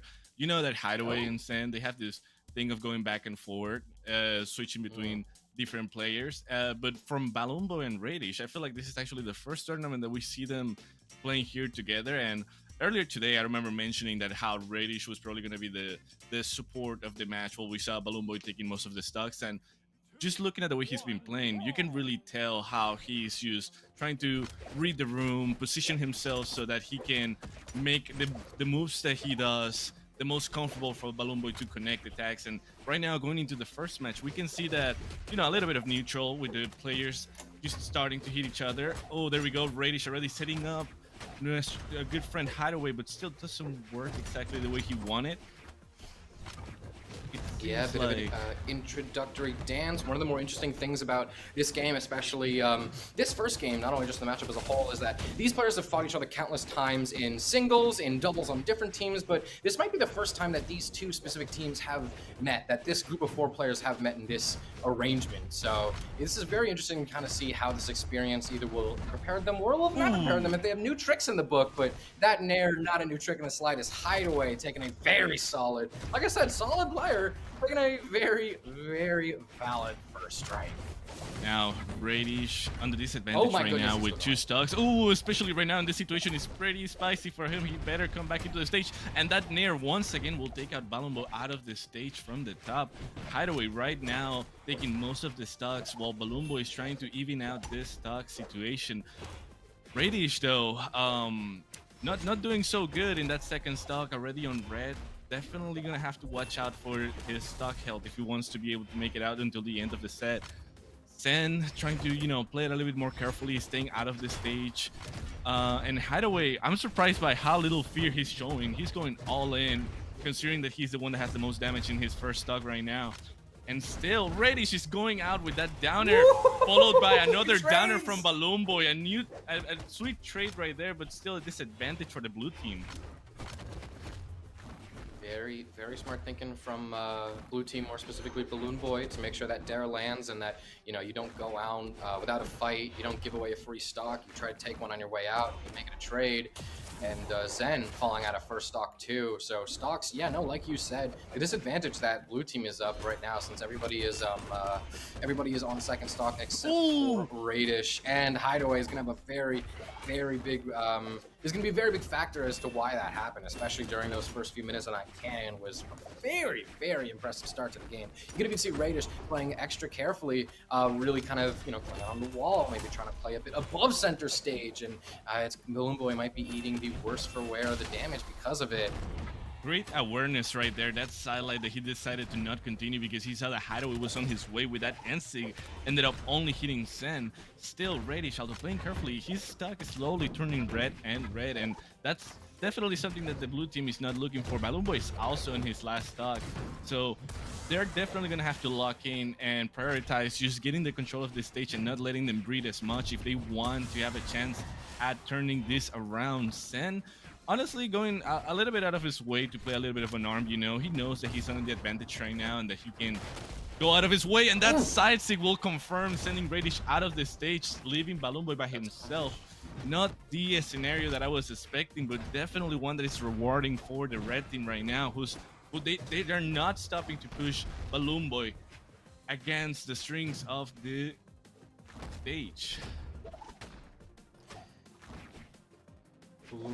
Boy, gotta say, if you're in a 2v1, one of the people that you do not want on the other team is going to have to be Zen, because not only are they a fantastic 2s player, they have a special talent. They have a special click for 1v2s, and there's been many times they've pulled off some of the most unbelievable 2v1s that I've ever personally seen, and so they know the route of a 2v1. They know the route that the disadvantaged player is trying to take. That's not someone you want to be on the opposite side of as you're looking stocks, you know, are 2-1 or something like that. So yes, egg precisely. First point is going to go over to red team, Zen and Hideaway.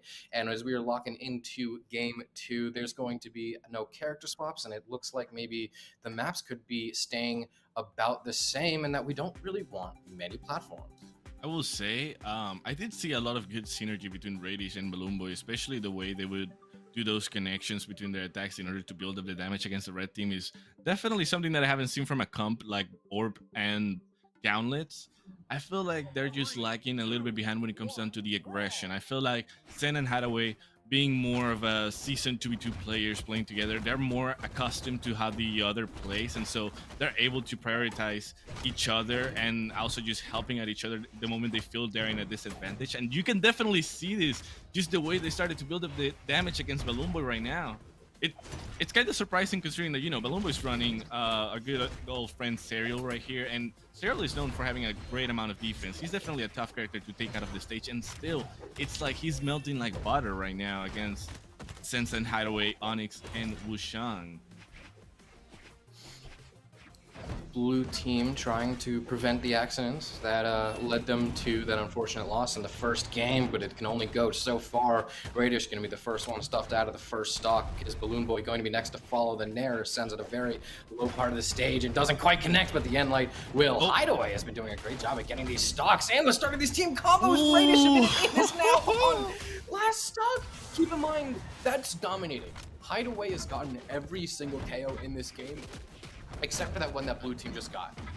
That was one beautiful team combo right there from the red team. That's last Sayer in order to just confirm enough damage to send him out of this stage and taking the stock. It's definitely something that only Sen and Hideaway could do so calmly, so easily, you may say. Right now, blue team in a pretty hard spot, honestly. I don't see them too coordinated when it comes down to just handling the situation, hitting each other a lot, which I don't think it's the best for the current status of the match. Finally able to take out Hideaway from his first stock, but still Radish again on the strings of his last stock, trying to survive as best as he can, but Hideaway is not letting him get out of his sight. What do you think right now of the development of the match, Graffiti? I think this could be some of Hideaway's best gameplay yet. Every single stock that the blue team has lost so far has been at the hands of Hideaway. If that man was not on 2 stocks right here, I think we could be seeing, what is it, Berserk? What comes after dominating? I don't know. Like, this is insanely This good. is some of from Hideaway's best right Hideaway. here. This is some of his best work. Nice And then there save. to save. That gives him a chase dodge. And he can't get the uppercut on Zen, though. Zen goes down to last stock, but Balloonboy's been on last stock for quite a bit. You can see that red definitely shows you don't want to be on last stock too long against this red team. They're poised to go 2-0 right here. Trying to get out of the stage and just make up some space Oh, in order to Sweat come back beats to the the bomb, stage. but he gets one of the way out. He's able to make it. That was... Oh, that was a really smart play from Balloonboy in order to come back into the stage. Unfortunate that he was met by an N-stick from Sen, and maybe a little bit of a stretch, a little bit of an overextension from Hideaway that led to Balloonboy able to make it back into the stage. But, you know, I'm pretty sure he was trustful that Sen was going to be able to take him out and that nothing bad was going to happen. Still, I feel like this is such a good matchup, but at the same time, what's really taking back Balloonboy and Radish right now is just the lack of experience as a team comp, I would say. I feel like they're definitely falling against the amount of pressure that Sen and Hideaway are able to output, and just Hideaway is making this stage his own. Like, he's making all the lights go after him. Yeah, this is some of the best Hideaway gameplay I've seen in a very long time. Definitely proving why a lot of times when someone has like a talk of the town doubles bracket run, sometimes it's Hideaway on the same team as that person. Hideaway is a bit of an unsung, unspoken hero, however you want to call it. In doubles at the moment, I feel like we really don't say his name enough. No, Matt, what's going on? A little bit of a change map I wanted to call out real quick. Ooh, yeah. And starting off hard, you can see Sen already taking out Balloonboy up to the sky, trying to, you know, build up as much damage as possible from the beginning. If something we've seen on the past few games is that they definitely focus on just trying to put the blue team in the worst situation as possible from the beginning, just so they can build up that advantage. And you can definitely tell that they're confident on what they're doing. Balloonboy, though, putting Hideaway in a really, really scary situation with those gauntlets in the offstage, but he's able to make it back into the stage. A lot of eyes and a lot of pressure are on Radius right now. As red team is up 2-0, we're looking at blue team to really change something. Ooh. And honestly, blue team, it's really Balloonboy that's been packing the full force of the punch on blue team. Balloonboy has been making a lot of these smart decisions that gets early stocks or is able to keep Radius alive, and Radius is having a hard time really putting pressure on red team. If you notice, I mean, they do get a stray desig, but still they can't help their friend Balloonboy getting sent down off of that first stock a minute in, so they're slowing down the game. The game is slowed down, but really by how much? All eyes on Radish as we desperately need him to wake up, save his friend, and try and log back in to make it a bit farther. The Vanna chase dodge is a beautiful move, and that ends up taking out Zen. 2v1 against Hideaway. Can they do it? Balloonboy off stage. This is where he shines. Gauntlets against unarmed. Just barely doesn't go well for the Onyx. Stocks even. I gotta say, all eyes on Radish, and the man delivers. I don't know if he just needed to warm up after that break, but gotta say, he was kind of falling a little flat the first two games, but come this third game, the man is going full force. This is the Radish we know and love.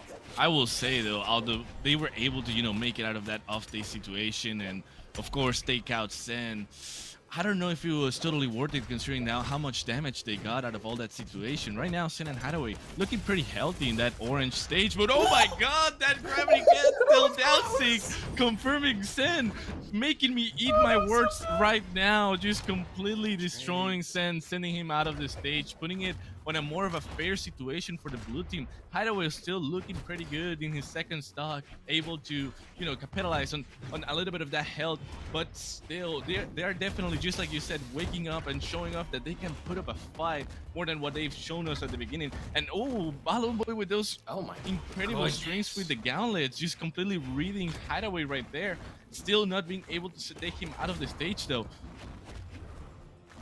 The sad thing is that those gauntlet strings, they're not extra credit. They're needed to bring this game close to even, because right now, red team takes blue team off the side of the stage. 3 stocks to none. A clean 3-0 sends Balloonboy and Radish down to the lower bracket. Zen and Hideaway move on to a guaranteed top 3. They're not going to be sitting in winners finals. That was definitely a set. A quick set, I might add. Definitely Hideaway and Sen weren't playing around. They wanted to, you know, make sure that things went their way, but it kind of stinks a little bit considering, you know, how much I was talking about Balloonboy and Radish and just everything I wanted to see from them. I definitely agree with you on the matter that, like, they were warming up right at the end and they were playing a lot better. But oh man, Hideaway was just completely on the game. Graffiti? Absolutely. Blue team, gotta say, I mean, they're definitely not down for the count just yet. I think now that Radish is really starting to fully warm up and wake up, we could be seeing a lot. Like I said, this is the Radish we know and love. We could be seeing a lot more some of that flashy gameplay, like that down sig to end off a team combo that took one of Zen's stocks. That is still playing in my brain. The screenshot is still up there right on my frontal lobe. Like that was quite a play. That transition was absolutely beautiful. I completely agree with you there. So that means, like we said, Zen and Hideaway, they're going to be waiting in winners finals, and they're going to be awaiting the winner of either Experience and Fakey or Guichibo Hexo. And this is a very interesting match. Experience and Fakey are two very, very accomplished doubles players, both of which I think with multiple people. Fakey, I'm trying to remember. Fakey, I think team definitely with Java. I'm trying to remember. Yeah, with Java and BCX, they actually placed second, I believe, and BCX against kind of Loris. They played really good. No. Fakey, I think played with Shadow Q, that or AO Blue, and they really tore up community bracket. They tore up community brackets, and then once Fakey teamed with Java, they became a world superpower. Experience is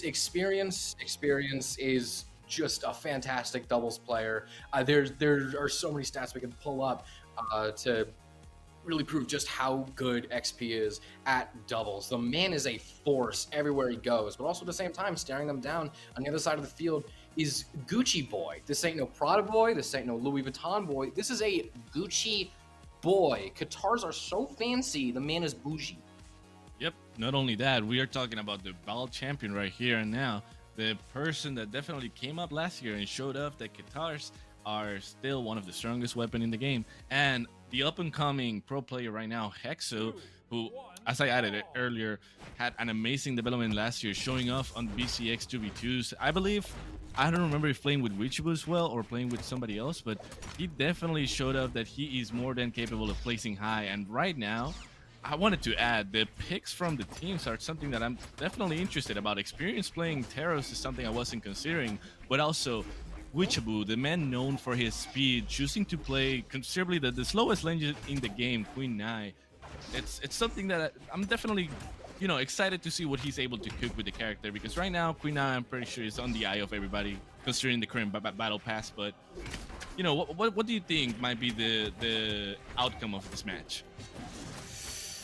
I gotta say, despite the reputation that both Experience and Fakey have on their own in doubles, and considering that they both get the the first strike there, I still think that these character picks very smart from Blue Team. I think Queen Nai can be a little underrated in doubles. You have high defense spear, and yeah, the signatures can be sometimes a little weird to use. We saw Gooey throwing them out a lot, getting punished for them a lot. But I you know how people would sometimes play crosses signatures like Stage Hazard. Yeah, I think you could really do that with Queen Nai 6. There we go. There's the Stage Hazard Ensig finally coming through and connecting. Hexo about to take Fakey off the side. Both high defense characters, and that Nyx, I think, is Hex's most comfortable character. That's what they really shut some lights out at BCX a few months ago with.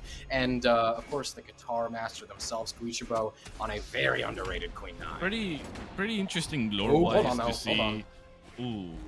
Wait, Hexo taken out by Experience, and then that's Sair taking out Guichibu as well. I will say Guichibu, I can tell what he's trying to do, get the confirms with the signatures, but I think he's calling them out a little bit too early. He's getting a lot of punishment out of using the signatures a little bit too recklessly, and that has definitely shown into the amount of damage and also just the stocks overall. Hexo not doing too well against Experience right now, getting sent out of the stage. Oh, that interesting nair to catch the ground pound from Fakey, but still that side stick is gonna confirm on Guichibu, and Hexo with the dare will be sending out of the stage, giving the first game to Fakey and Experience. Ooh, tough match. Oh, very tough match. And one thing that I'm also now remembering is that Gooey and Hexo, I mean, they really are more of singles players, right? They've yet to really make any huge statements in doubles. I mean, well, Hexo yes, placed Experience in 7th in 2v2's BCX, I believe. Oh, right. Oh my god. It's still hard to believe. It was either Hexo, massive upset. it On the was grind. either 7th or something like that. I know that he top 8 on BCX, and he definitely showed off his skills. But again, we're talking about experience and Zen. We're talking, I mean, experience and Fakey. Ooh, starting on the next game, we're on Demon Island. A little bit of a change of map, I will say. Wichibu not doing so well from the beginning, taking a lot of damage. They definitely know that he is the most dangerous player right now with that amount of defense that he has, and Hexo trying to support him and get him out of the pickle that he was in. What do you think of this match overall, Graffiti? I gotta say, Demon's Island is a very bold choice for both teams, since every single one of these characters has signatures that can send very far or have the capability to shut some stocks out very early, especially with that Scythe on Hexo. But we haven't really seen quite much of that. It's really more so for the high defense, and even then, the high defense only comes in so often. A double KO from Fakey within a minute is gonna shut, 2 stocks out from blue team. Hexo and Gooey gonna have a bit of a hard time making it back from that one. They do trade in experiences first stock. They are getting some team combos in, but Kaya's high defense. I think every single character here is high defense except for Taros. But even then, Taros more than well makes it up for his capabilities. Oh, I feel like if that was a transition into side stick, it would have been able to get a lot more damage out of that little team combo. I definitely love to see how they were, going from unarmed into grabbing the weapon just to try and capitalize more into it. That NC comes out, but still not able to connect on either of the opponents, which will finding it hard to connect the signatures and just get that confirmed in order to put the stocks even. Let me remind you, they're still, well, never mind. They are now even on stocks, but still Fakey with a lot of advantage with a full healthy second stock and experience getting taken out as well. I feel like it's possible for them to bring this up. That beautiful recovery is not able to take him out thanks to Queen Knight's defense, but still, we're talking about a very tough opponent, especially considering that Taros is a part of all of this. And when Taros is in the game, I like to say that the unpredictability of the match is just out of the window. Gooey cannot take another Nair, maybe even not another Endlight from Fakey. Fakey's been getting a lot of good hits in. The recovery, yet another dot on the list. Experience trying to rush in with a side stake, gets punished, doesn't really lead into anything, but somehow catches a side stake yet again. Sends Gooey down to last stock. However, an overcommit is going to spell disaster for red team's stocks. Fakey falls down to the last stock. Everyone down to the numero uno, except one thing. Hexo, worse for wear, not looking too good. Check out that health. That side stick sends, and Gooey is currently all on his lonesome to try and make this 1-1 comeback. Oh, that got cancel delay is not able to connect and got double delayed Sair into Sair from experience. Is gonna be the end of the second game. I feel like Wichibu would have definitely have a chance to just bring that up, but throwing the weapon and doing the gravity cancel delay definitely sealed the deal in front of Fakey, because I know he was not gonna let that miss. Overall, I feel like this match, although interesting, it has shown that, like, Experience and Fakey are having a lot more of just sync, and they're not letting Hexo and Guichibu have the time to just breathe and actually analyze and adapt into what's going on. I feel like choosing Demon Island was more of a niche pick, but it actually came out and helped them, because having such a tight little space to fight was beneficial just because of the amount of group damage they were able to output. I was just chuckling watching the replays, because going for the Sair was pretty smart. I feel like a lot of other players probably would have gone for recovery, or maybe even Nair, or maybe even try to go for stomp for something. And when you're that far off stage and you're just burning jumps, a D-Light, a GC D-Light would be very risky. So just going for the Sair, lining it up, was a very smart choice, and is part of the reason they are up 2-0 right now. We're taking a bit of time locking into this next match, and we don't have any major changes from blue team. They did change the stage though, which I do have a lot of respect for. And Hexo looking now into their favorite skin, I might add. Yeah. Hexo, it's playtime's over. Bucko is what Hexo's saying. Hexo's saying playtime's over, Bucko. Going back into Fortress of Lions, the game starts. Bucko. Huh? Ooh. I thought if I repeated it more times, it would make it more funny. I am deeply mistaken, aren't I? That's completely all right. But going into the match though, oh, interesting play from Wichable right there, trying to get that combo off the wall. Still, Hexa not doing so well from the beginning, getting a lot of hits in from the red team, trying to just get Fakey out of the stage and maybe get that game, but still not doing his best. But oh, that reverse there. Oh, he's able to be saved by Fakey. The recovery. What? Oh This no, is but a brand new team right here. Fakey That- able to still make it fair for his team and taking out Hexo. Oh my. Oh my goodness, that was fantastic from Hexo, throwing the weapon to try and get that clash knockout on experience. And when Fakey was actually saving experience, immediately target switching and goes for the uppercut, the unarmed recovery. Ooh, to try that and shut ground that pound. out. And also just now sends experience down the last stock. Well, it's what is it? Guichibo is on first stock. That's a healthy first stock too. That is orange on Queen 9. We Guichibo could be and having yeah. Yeah, no, Wichable is doing amazing right now, able to convert from Hexo's place. And actually, first time in the entire set that we see them actually have the advantage against the red team. Good Beautiful lead, too. plays. Oh. Well, a little bit of a classic 2v2 combo right there with Kayas Ensig, with very well known ender for many teams, from many players. Right now, Hexo trying to survive and just not get as much of that damage buildup on his last stock. They definitely have to focus on experience if they want to have a chance in order to put a situation that is more winnable for themselves, since Fakey is still with 2 stocks looking pretty healthy and pretty confident the way he's playing right now.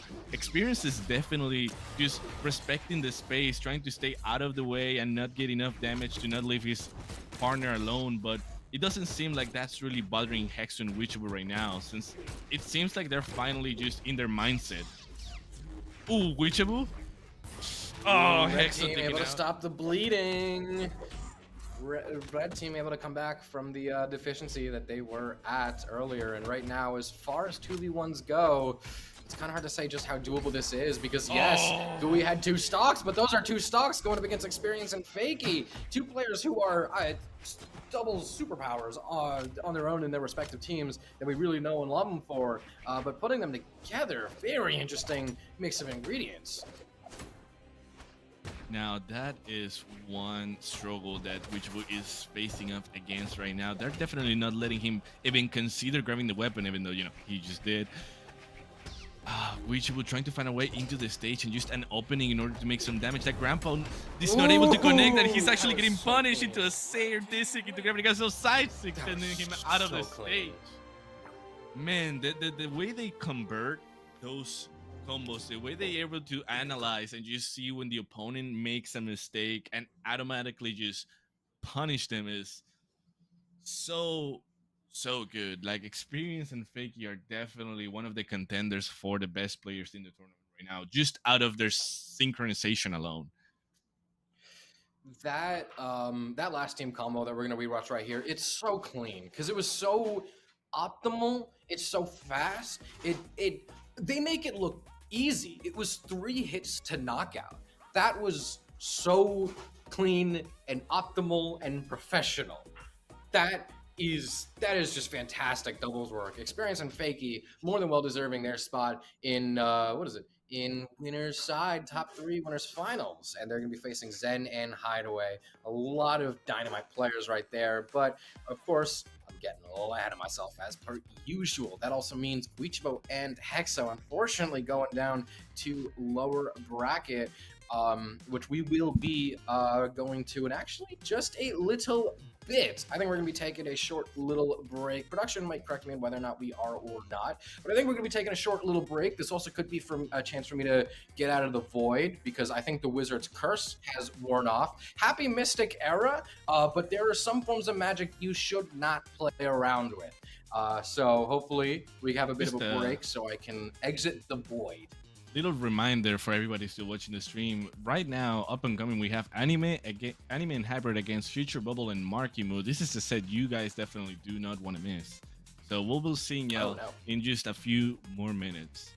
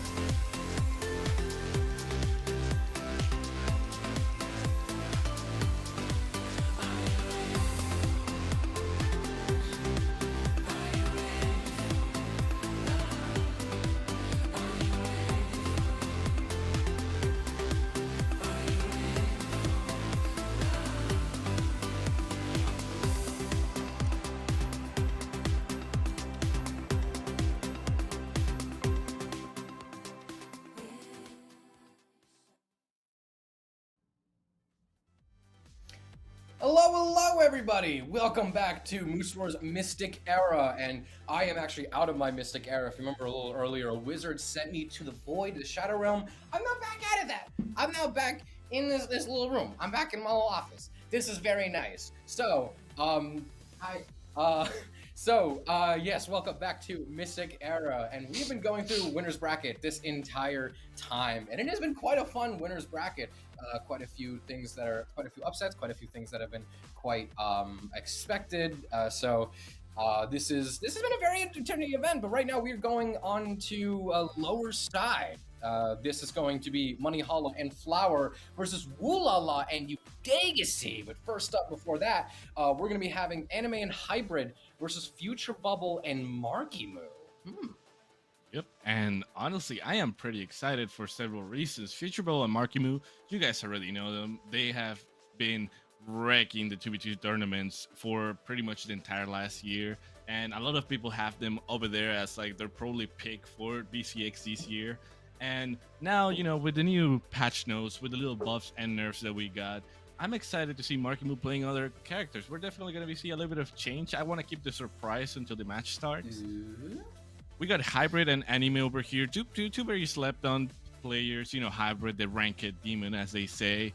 And we have, honestly, quite the matchup coming up.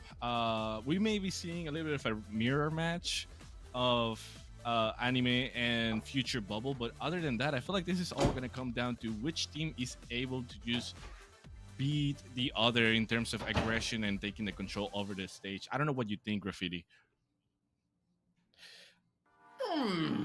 So, yeah, it's very hard to say. We have some very expected character picks from not only just the 2 sphere, but also from a lot of the players in particular. Marky Moo, bit of a surprise pulling out the Cross instead of the Mordex, but Cross has been favored in doubles a bit more than Mordex as per history so goes, and we are not starting slow into this game. Red team with a pretty big opening right there. Yeah, no, Anime and Hybrid is starting up hard, going for all the damage. They know who they're playing against, and they are going at it.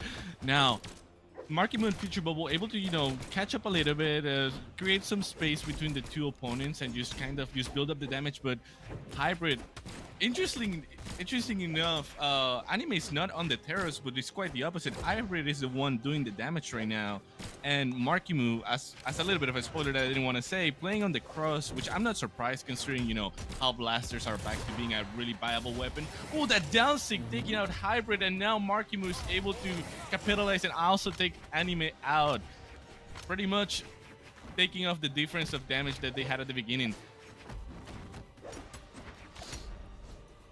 Marky Moo, only one on first stock, but that could change very soon as the man's having a very hard time coming back to stage. Never mind a sidelight, chase dodge away is going to keep him alive a little bit longer, but a Sayer cut sentence short. And a team combo, actually, Future Bubble's able to jump out of it and is now able to land back on the stage. That side sig, I don't know if that would have been stock. That would have been devastating. That would have been a lot of damage. As right now, blue team is, they're coming back from the big, pretty big of a hit that the red team was able to kind of get on them during the first few seconds of the game. They started with a very big lead, and now red team able to fight their way back, fall their way back from jaws of defeat. Anime could be at risk of falling down to last stock right here.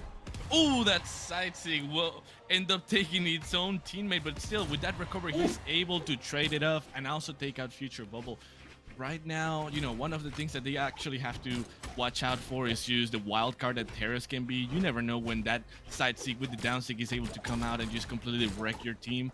Marky Moo, it's surprisingly adapting himself pretty well with the blasters. He is definitely, you know, offering this sort of support for Future Bubble and also just being able to pull out the signatures here and there in order to just capitalize whenever the opponents are not able to just react on what he's doing.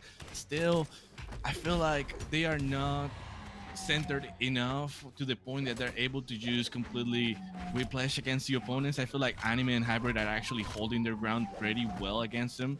And the stats are showing. I mean, the stocks are pretty even right now. Marky Moo is the only one that doesn't have a lot of damage, but that could change at any second now. And Anime is actually playing really great with the Kaya, showing off a good battle of mirror against Future Bubble. That Ensig is able to send him out of the stage, almost taking the KO, but not enough thanks to Kaya's defense. Ooh, and Hybrid with that exhausted recovery, trying to fetch that little bit of damage to take him out, but still, all players in the stage. That gravity cancel, D-Light recovery takes out Hybrid. Will Anime be able to do it? Oh! Cancels the Sudden recovery by death, accident. however, the bump away! But no, not the D-Light Sair.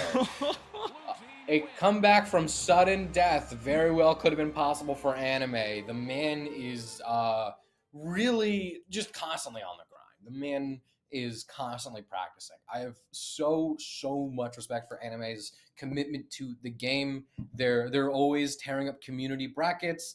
They're very regularly practicing in ranked when there are no community tournaments, or hell, even between sets while they're waiting for their next set in tournaments just like this one. So Anime's commitment to this game to improve, and just how much of a grind they've been on the past few years, honestly. It's been a very steady stream of improvement for them. But still, just the raw talent of Marky. Watching him just move around the stage like it's music, like it's jazz music is... Yeah, and I'm actually surprised. It's quite magical. It is quite magical indeed. And if you take a look at the stats, you can also notice Markimo is definitely centered into, showing off his skills with the blasters. There we go with that beautiful transition from the Sair into the Dare. They're just definitely cooking the red team right now, and you can definitely tell that this was their original comp whenever they were playing too. It's nice bait, hitting out that down stick, and now finishing up with an N-stick to take out a Hybrid out of the stage. Markimo woke up and decided, guys, you guys started strong the last game. Now we are gonna be the ones showing you how to do it. Both members of blue team off stage. A D-Light sends them pretty far out. 2 weapon throws each. This could be the end of first both of their stocks. Can Markimu make it back? Sweat beads coming out. Just barely makes it back. They could actually be trading an Anime stock, but no. Anime makes it back, but can they make it back against the gauntlets of Markimu? No, they cannot. Blue team is able to flip the script a little bit. Hybrid now could be, I don't know if Hybrid's really the safest one on board. Yeah, Markimu could fall down a second stock any moment now, but still, the fact that Hybrid is now getting closer and closer to Barbecue Sauce Red on the second stock, maybe could be falling down the last stock pretty soon, only a minute and a half in, especially considering that this is a Terros. This is a very big asset to this team right here. This could be very not good for red team here. We need Anime to really step up the pace and protect this friend from sudden death. Ooh, Future Bubble accidentally staking out Markimu outside of the stage, but this is gonna be a confirmed. Yes, it is a delayed Sair into another Sair from Markimu right now. Stocks are 2 to 5. Still, indeed, 2-5 right now. Markimu on the third stock, still not being able to be taken out by none of the players. Oh, Hybrid trying to do that quick down stick, trying to see if he would catch Markimu. Eventually, Anime is able to take him out, but the cost is noticeable. The stocks are out, and the amount of difference that two teams have right now are something that is definitely gonna be a backfall against the red team if they actually want to be able to bring it back. But that beautiful choose combo is able to actually build up a lot of damage against Markimu, and that recovery almost seals the deal, taking him out of the stage. Sair from Hybrid, it's impressive. Like they were just in a disadvantage, and out of nowhere red team was able to turn everything around. Hybrid is not sleeping, trying to take Future Bubble out of the way so that Anime is able to focus on Markimu right now. They are definitely not trying to go out without a fight. Markimu could fall down the last stock, but we were saying a similar thing during their first stock, and they make these red stocks last quite a while as per that Nair. But hey, Caster's Curse always is able to peek his head around the corner anytime it wants. There we go. I'm pretty sure that was either an end sig or a side sig that came through. Shut Markimu down a last stock. Ooh. Everybody now on down a last stock. Is Hybrid out of last stock? Yes, he is. Markimu right after touching the back of the stage is able to clean up the game. Marky and Future Bubble able to snag game 2. Now Hybrid and Anime, are they one game away from being knocked out of the entire tournament? Oh, also, quick shout out to Bunny for the raid of 32 viewers into the stream. Welcome on in, everybody. Yeah, welcome in, and I hope you guys are ready to watch a very interesting match. We got Marky Moo and Future Bubble against Anime and Hybrid, and let me tell you, these matches are packed with energy. Anime and Hybrid are fighting with everything they have against Marky Moo and Future Bubble, and Future Bubble and Marky Moo are actually running their classic cross Kaya comp. Now, for the next match, what do you think is going to happen? I feel like Anime and Hybrid are being definitely able to adapt, but they're still just lacking a little bit behind, and Marky Moo and Future Bubble are just having that much sync between each other. I mean, anime is always on the grind, and Hybrid, I think I said this a little bit about Hideaway too. This also applies to Hybrid. Sometimes Hybrid is, I feel like we don't really say their name enough. That Hybrid sometimes is a bit more of an unsung hero in doubles. They are such a solid and valid teammate. They always know just how to really team with anybody. You put them on a team with anybody, they're gonna get a good result. And Anime, not a bad player to team with also. Right now, honestly, I'm kind of surprised. They kind of slowed down a little bit. Both teams are just spacing out, trying to wait for the others to make a mistake. Oh, nice build up right there. That neutral line into the delayed Sayer into Sayer just to confirm on Marky Moo. Still, they're able to exchange the stocks, but this could be a pretty rough decision of a match right now. If Future Bubble gets taken out first, this might be the lead that Red Team needs in order to get themselves ahead and not go out on a 3-0, but it all really depends on how well Marky was able to defend his teammate. He's definitely trying to set up in order to create the damage that they need, and they are making it happen right now. That's side stick misses. Oh! Little juice combo. This is a very good game for Red Team as the stocks.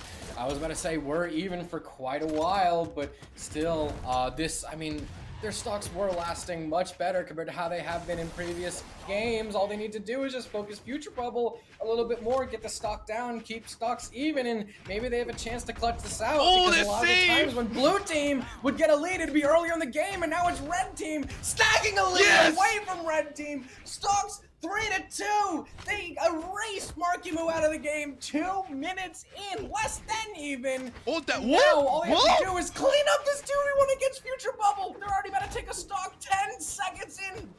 That beautiful juice combo right there, that conversion into the D-Light out of the stage into the recovery. What was that? Future Bubble gets taken out. His second stock deleted by the synergy between Anime and Hybrid. Right now, Future Bubble in a very tight situation if he's actually wanting to bring this back and take his team to the winner's side. Hybrid and Anime completely woken up after last game, decided to show off that they are one team to tremble against, and they are not going out without a fight.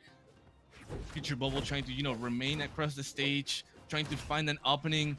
Hybrid with the axe, pretty scary, honestly. I mean, we're talking about arrows here, and Anime just trying to stay back. They're praying out the wall. He's covering the air while Hybrid covers the ground of the stage, and you can definitely tell that Future Bubble is doing his best, but it's not enough. That side stick, take him out. That would have been a very interesting 2v1 to see, because Future Bubble, I feel like very confidently probably could have had that that 1v1 against Hybrid, but I don't think would have a 1v1 against Anime. So you have a player you fare better against in singles, and a player you don't fare as well as against in singles. So that would have been a very interesting thing to see, and we did get to see quite a bit of it. Future Bubble actually playing quite impressive in that 2v1. Not folding quite as soon as many other players would have, but still, Red Team getting a very well-deserved point in their side of the field. Now, does that mean the momentum has changed over to them? Is there now a lot more pressure on Marky and Future to step it up into high gear, or do they just have to close out what they started after a quick speed bump? Let's see. Going into Miami Dome, a little bit of a change map now. I feel like the Demon Island was definitely not the pick for Marky Moo and Future Bubble, and they decided, let's go into something more spacey, something with the type of platforms that I personally like the most. And you can definitely tell that Red Team's momentum is a lot better now. They're definitely a lot more confident on the way they're fighting against their opponents. They are taking him out to the offstage, trying to, erase them as quick as possible, but Marky Moo and Future Bubble are still gonna go out without a fight. And a little bit of a juice combo that doesn't connect with the Sayer, but it would have been amazing if it did. That other Sayer from Hybrid takes out Marky Moo out of the stage. The save from the side sig! What was that? Oh, double Sayer from Marky Moo and Future Bubble. Gotta say, one thing that I'm noticing, especially coming around this game 4, is Future Bubble's ability to target swap and just have such good situation of where players are, where they're going to be, really is incredible. Yeah. We do have stocks 4 to 6. Blue team pulling ahead yet again. They pull ahead early and they just stay in the lead. So it all depends if red team can really kick it up in a high gear. It looks like momentum is still on blue team's favor. But watch Future Bubble for just a little bit. They're gonna bait one player out to committing something while they just completely dash away and focus the opposite player. And that's probably why they've been faring so well in some of these 2v1s, is because they're just that good at target swapping. They're that good at making you think they're attacking one player. Nah, they're attacking the other player. I don't know. They're very unpredictable. Future Bubble, pretty darn good at that little mind game right there. I don't know if you noticed, but something that Markham was doing right now that I feel is very smart depending on the situation is that he is not really going for the aggression. He's just trying to set up the opponents so that Future Bubble can make the most out of it. He's playing with the blasters, just staying on one side, constantly acting as of a wall for Future Bubble. Still not being able to support their Future Bubble after he comes back into the stage. Definitely a shocker, but that Ensig is able to completely change the outcome of the exchange. Now Hybrid trying to go back into the stage, still not being able to make it, going into his last stock right now. Blue team with a great advantage. Anime touches down to orange. Marky touches down to last stock. Future Bubble, not too unhealthy, not too healthy. Somewhere in the middle. Orange on second stock. Anime, I gotta say, keep your eyes on this Aurora Kaya right here, because how long they can survive is going to be a huge say as to how well red team is able to fare in this game. They're gonna have to clutch this out. They're gonna have to pull out something incredible just to be able to go another game, just to bring it to game 5. And even then, when blue team gets these early leads in this game, it's more often than not they're able to close it out. They get an early lead, they get in, they do just a boop ton of damage in the first minute or so. They just ride off that. Bit of friendly fire. Anime goes down the side sig. AJ Tech in the side sig. Very happy that we see an AJ Tech during a Moose Wars tournament. Now Marky Moon, Future Bubble in a very hold on. position. Wait a second. The Sayer is able to take on Marky Moon. We have a 1v1 situation. Future Bubble against Hybrid. Just what you said earlier. This might be either a game 5 situation or Future Bubble might be able to take it home for the team. Oh, that side signal able to read. Here, weapon starves, unarmed Hybrid against trying bow. to come back. Down 6 is not able to D-Sig doesn't connect. Daylight doesn't connect either. Future Bubble, you can see, is being very cautious, does not want to throw this. Maybe even a few too many D-Sigs. Hybrid might be able to start to read that. And Mia's trying to be a bit more careful with these approaches. And is it enough? Can Future Bubble make it back? No! Hybrid brings us to a game 5. There we go. Hybrid locking in. Although he failed the first D-Light Sayer, he's able to just build up a little bit more of damage in order to confirm and send out Future Bubble far enough out of the stage so he's not able to come back. What a tight match that was. I think Hybrid's him. Yeah, no, he's definitely cooking today. I mean, wow. When we talk about like some of the more accomplished and impressive players to watch, I don't feel like I hear Hybrid's name enough. Hybrid is just like one of those players that is always completely solid, incredible at doubles, and honestly doesn't really put a lot of attention into singles. Hybrid is just a fantastic doubles player, and I feel like kind of goes a little unsaid when we talk about players that are truly fantastic to watch. They don't call him the ranked demon for nothing. This man is well known for being practicing in the queue every day, every night, and you can definitely see the progress of all his achievements right now. Blue team starting off getting most of the weapons. Hybrid a little bit late, able to get an axe, and now game 5 situation. Let me remind you people, this is loser side. Whoever loses now is out of the tournament, so they might be able to take out the king currently of the game, Markimu, or will they be able to turn this around, this offset that suddenly happened from the momentum gained by red team, and actually take the win, moving on into the semi-winners loser side? That is, I'm actually really happy you said that, Nomad. This is for Anime and Hybrid, the two, the people who are just constantly grinding, two people who put in so much hard work every single day into this game. Are they on the verge of pulling a reverse 3-0, a reverse sweep on the Monarch himself and his right-hand man right next to him? Or is Blue Team able to adjust, recognize their mistakes, and come right back just as hard as ever?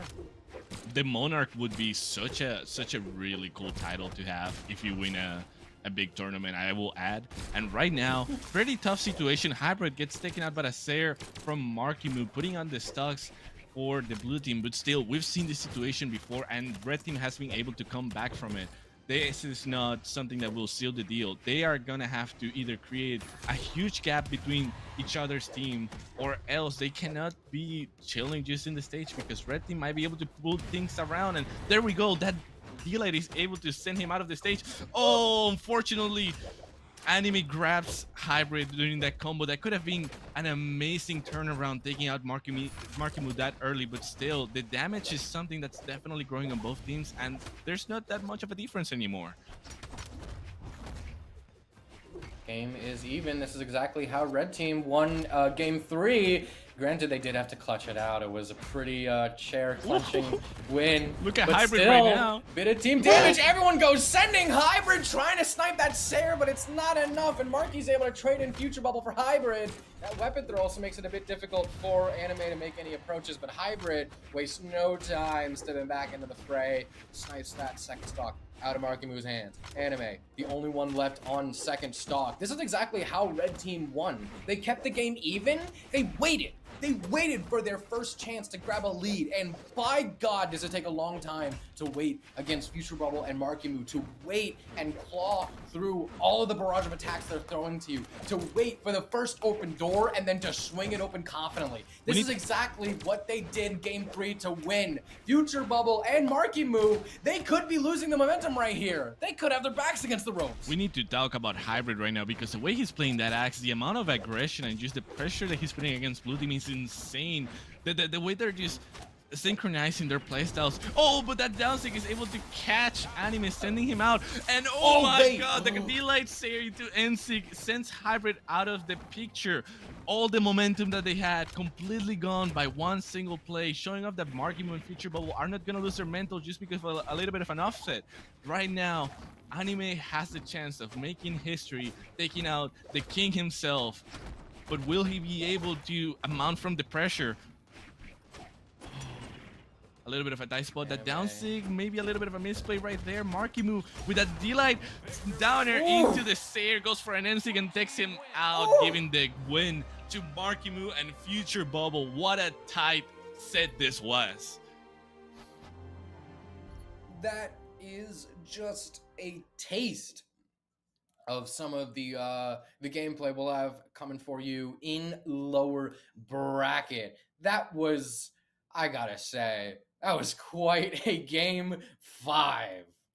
That was definitely just not only the Game 5 alone, but just overall the way they were playing at the beginning with lead up, yeah, the setup, that, oh my God, such good the script writing. turnaround. We thinking that, you know, Markimu and Future Bubble were gonna be the ones taking out the win, and then for them just to turn around and say, you know, we're not going out that easily, and showing off that, you know, Anime and Hybrid are names to be feared.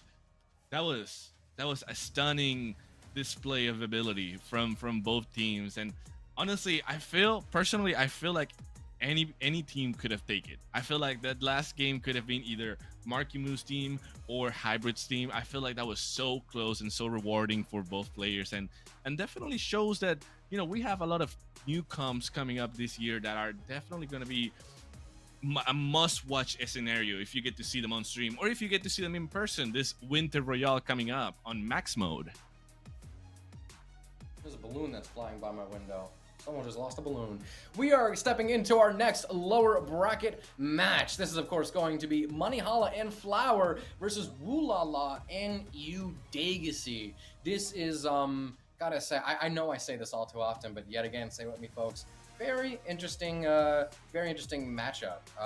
One thing, Money Holla and Flower, these are two players. They're Lanimals. They're Lanimals if we haven't decided that the term is corny. Some people say it's corny, but I quite like it. They're Lanimals in singles. They have jaw-dropping performances at LAN when they're playing by their lonesome. But but what is it? Teaming together is... I'm keeping an eye on them. Woolala and Udegasi. I think they played doubles together quite a bit, and Woolala actually has had some very impressive finishes in doubles quite a lot. So Woolala, quite a good doubles player. Udegasi right by his side. Again, a Queen Nai. Seeing Queen Nai in doubles makes me happy. I like mashing Queen Nai. I'm a degenerate masher. I love mashing Queen Nai.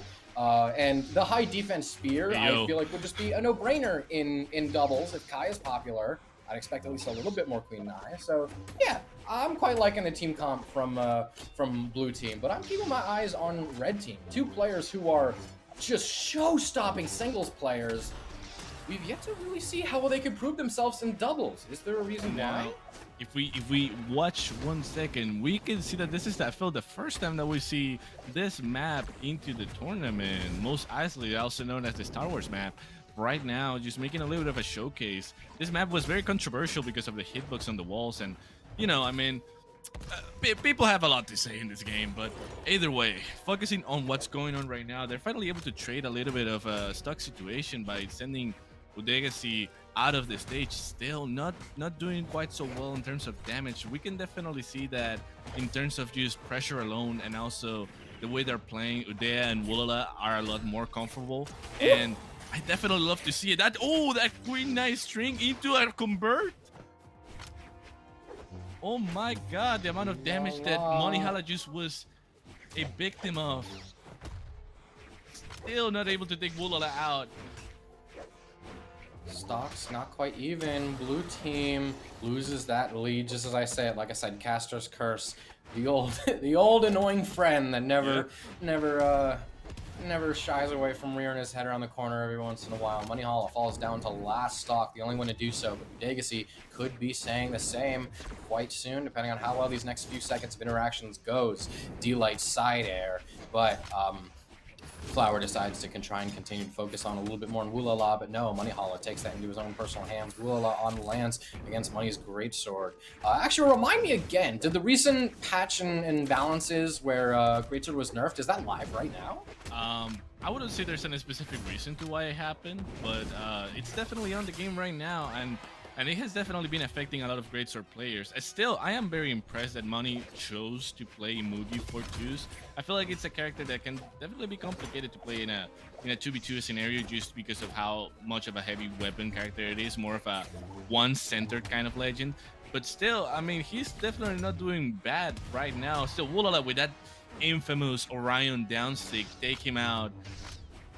Our good friend Kaya out of the stage, still finally taking out the second stock as well, trading it off, but Moneyhala not doing good stock-wise with that low health on last stock. This might be the situation that gives the blue team the chance. But never mind, Udegasi almost been taken out by the Kaya.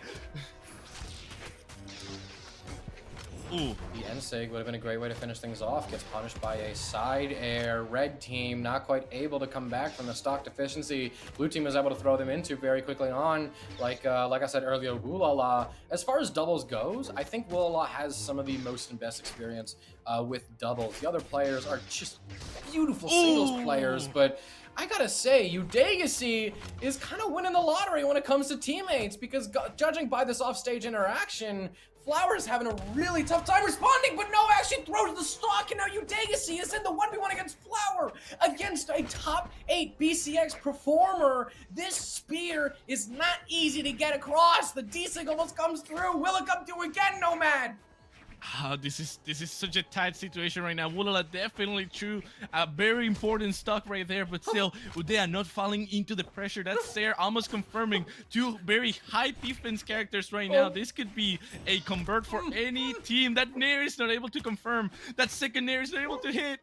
They are both searching for that confirm in order to take the other out, but still, Udea taking out his weapon of choice. He's probably searching for the guitars. That Nair almost sent him out, but still, Queen Nai's defense comes in clutch. This could be next hit for anybody. They're pretty much around the same amount of damage. Flower switching into the... Udea not being able to grab a weapon. Oh my god. Neutral light comes out. Guitars go out. What is going on? The spear, that's it. Oh, the recovery confirms. my Udea God. taking the win. What a tight situation, and I'm pretty sure Udea is not happy with Woolala right now with what just happened. The confident overflowing from Woolala ended up being a situation that almost puts them in a really bad spot for the scores. Yo. That was game one. That was game one. My heart was skipping beats on game one, but still, to bring it back, that game I think actually bode very well for Red Team, considering the fact that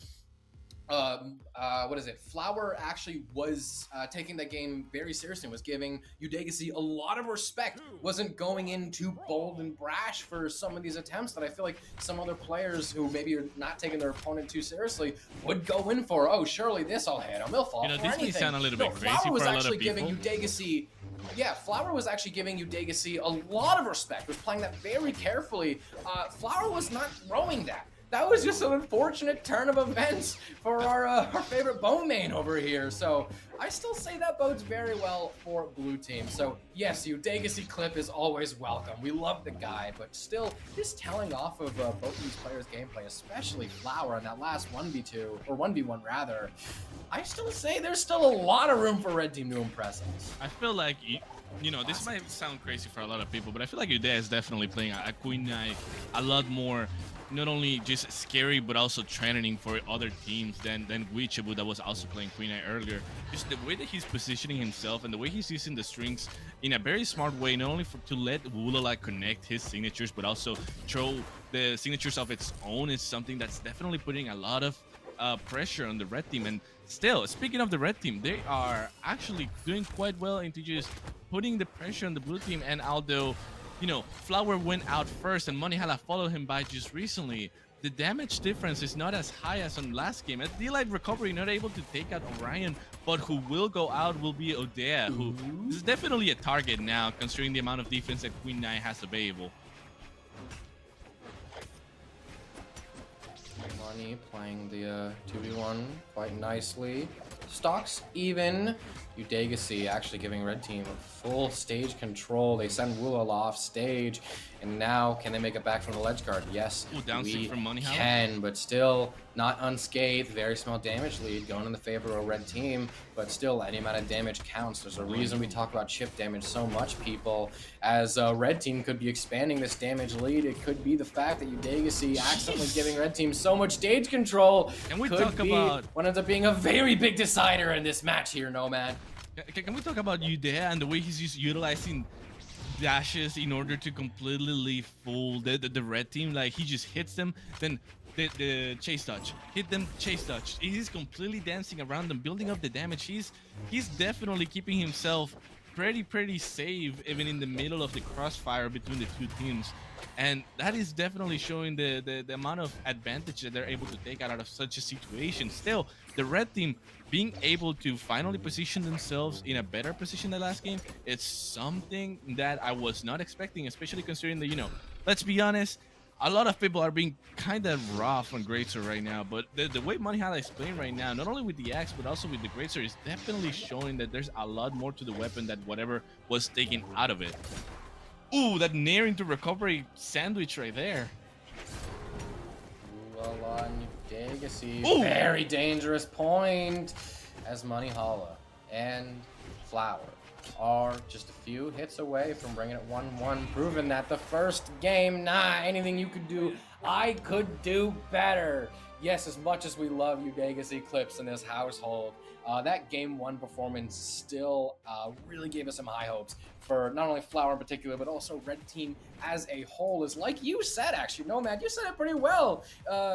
Moneyhala is actually slowly stepping up as the course of this set, and he's just getting better and better and better with each stock. And right now, it could be, these are going to come down to some very close games. The first game was a sudden death 1v1. That lasted way too long for my itty bitty heart to handle. This game two, all it really came down to was Blue Team accidentally gave them too much stage control. Red Team had one too many ledge guards that let him get a bit of extra chip damage, bit of extra pressure. That might have been the entire deciding factor in the game. These are going to be really close and very unforgiving games here.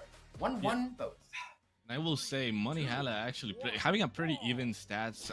Looking at the last stats from last game between Greatsword and Axe, showing off that he's playing evenly. He's understanding the situation that he's in and how he has to play in order to let his companion just showcase his ability. Flower is definitely not lacking behind, building up as much damage as possible, and right now they're actually starting the second game pretty well. Udea with that little setup right there with the sidelight, neutral light, just so that the Seer would connect, send them out of the stage, and side stick from Orion, confirming on Money. Oh my god, wait. But Flower is not wanting to let that go.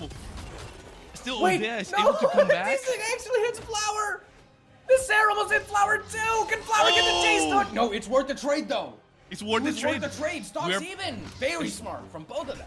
Stock's even, but then again, Woolala, noticing that the stocks were going to be even, went out of his way and built up a lot of damage against Money Hala real quick. That spear is something to not sleep on.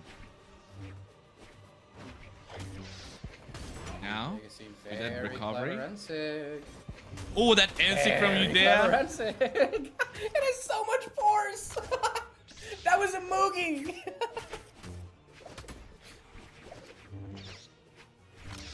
Now we have a very, very tough position for the red team right now with Money Hala on their last stock. Still pretty clean though.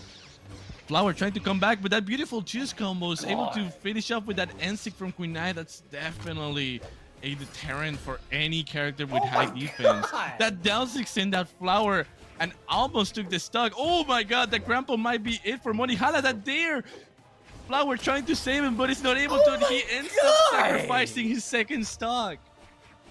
I have not seen this good a signature accuracy on any Queen Nai since a Pavelski YouTube short. Cue the Family Guy cutaway. Now, in a very bad situation, this 2v1 that goes into an NC that is not able to connect due to the gravity cancel delay from Woolala. Still, it's a 2-stock situation against 1 for Flower. This is definitely not a position that looks good for him, and that gravity cancel delay Sayer is gonna be it, confirming. 2-1. I'm checking the seating to see if this would seeing if this would count as an upset. Let me check the seating real quick.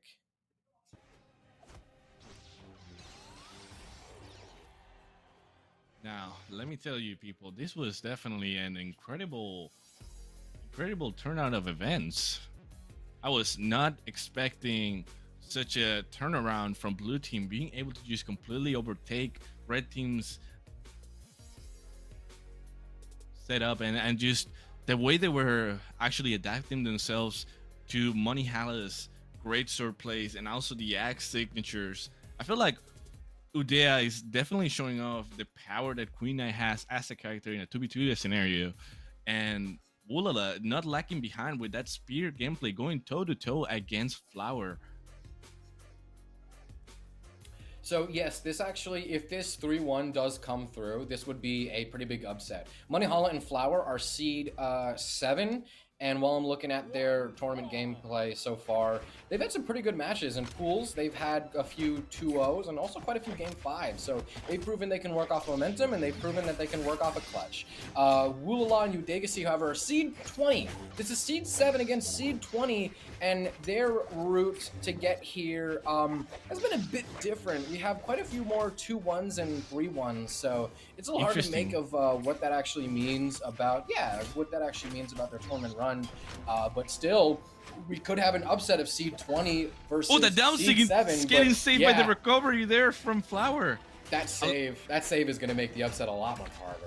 Gotta call out also the change of map. We're in a map that is actually very beneficial for Udea and Woolala, considering the high walls and just how hard it's gonna be to actually take out Queen Nai if it's not focused.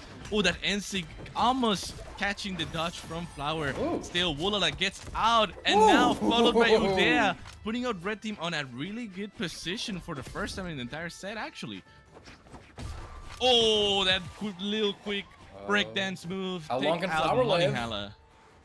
How long can Flower live? That's the question. Udegasi misses his first NSIG in like 70 years, but the Sayer gonna close out that stock. How well does Gulala do in the 2v1? Not too bad, I say. Is able to get a few decent hits on Money Holla. Money Holla is actually having a bit of a hard time to respond, especially considering that he's now clashed against this ledge guard. But no, the tables turn, and now Gulala has to try and help his friend. But Udegas, he maybe doesn't even need any help. Can he shut the stock off from Money Holla? Second downer. GC, ground pound. Money Holla, minute in, down to last stock. Everybody else orange on second. Blue team, they are eyeing down a 3-1 upset. 15 seeds above their belt level. Right now, Udea is playing out of his mind with those guitars. He's completely supporting Woolala in every single decision that they have to make. Right now, very tough position, trying to make it back into the stage. Flower is not able to confirm with that stare, and Udea able to make it back into the stage. He is looking out for blood. He knows that Money Hala is on the last stock, and he wants him out as soon as possible. Those guitars are a threat, people. Oh, that down stick is not able to connect. Udea is still able to come back into the stage. Again, this map is definitely benefiting for him in his character pick. And Flower trying to just... Go on. I'll make it quick. I find Orion's Lance D-Sig so funny, especially when it KOs, because it is nowhere near his best KO tool. Like, it should not send that far. It's really funny when it hits. Well, remember when Stingray got the weapon to be nerfed, the signature itself to be nerfed back in BCX 2022. That was definitely one thing to behold. But right now, Woolala is definitely, you know, giving it the good use that it deserves. That quick Sair to cancel off the combo, but still make it a favorable position for blue team is interesting. And Udea looking pristine on that last stock, still pretty much healthy. Woolala, on the other hand, well, kind of a sticky situation if he's not able to survive. Oh, speaking of! Oh, fantastic NSIG! And here we go again, Flower versus Udea. But it's still neutralize read, delay recovery. Is it really that simple? He makes it look easy. And that's it, people. That was the offset of the stream, the offset of the night. We got Udea and Woolala beating Flower and Money Hala, moving on into the next side of the bracket. We are just waiting on a quick word from production as to whether or not we're going to a break, but whether or not it's going to be after a break or right now. That is going to be, I think we're going to be seeing Guichibo and Hexo versus Future Bubble and Markimu. Very electrifying players to have on screen. And of course, Woolala and Udegacy versus Balloonboy and Radish. Can they pull off an even bigger upset? So we just get word from production that yes, we are going to a quick little break. Nomad, what's the good word? Honestly, I am very happy by everything I've witnessed today. This has been just an incredible overall tournament. I think all the players that have displayed their skills tonight, especially the newcomers, the new teams that we've seen just completely show off, and also the old ones, the seasoned players that have decided to go back into their roots and just practice with characters we haven't seen them try in a long time, have just completely turned out this tournament into quite the display for what we could be expecting for Max Mode coming up next month. And honestly, I'm pretty grateful to be here tonight, and I'm pretty happy to have casted with you, Graffiti. I'm very happy to have casted with you. Same for you, Nomad. We're going to be going to a quick little break. Don't go too far. We're going to bring in you the last of these electrifying, magical lowers bracket games in just a little bit. See y'all in a few seconds. Yeah.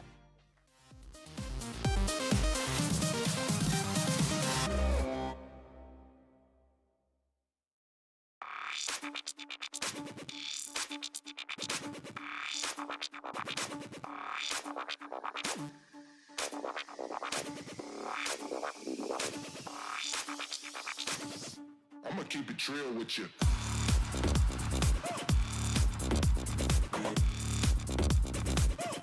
I'ma keep it real with you.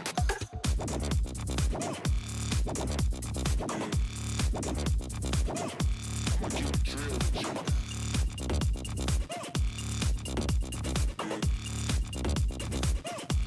keep it real with you.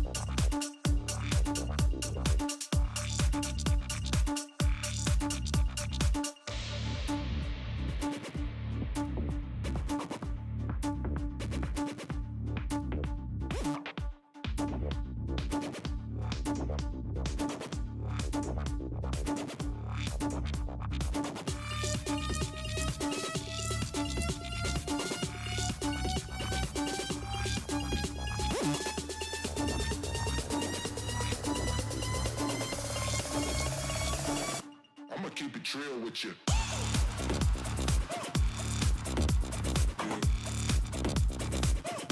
I'ma keep it real with you.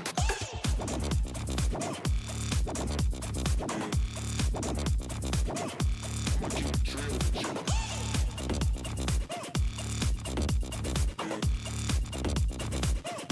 I'ma keep it real with you.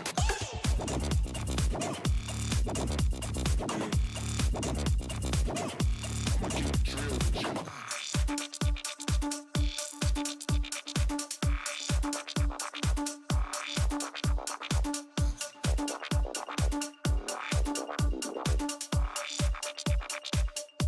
I'ma keep it real with you.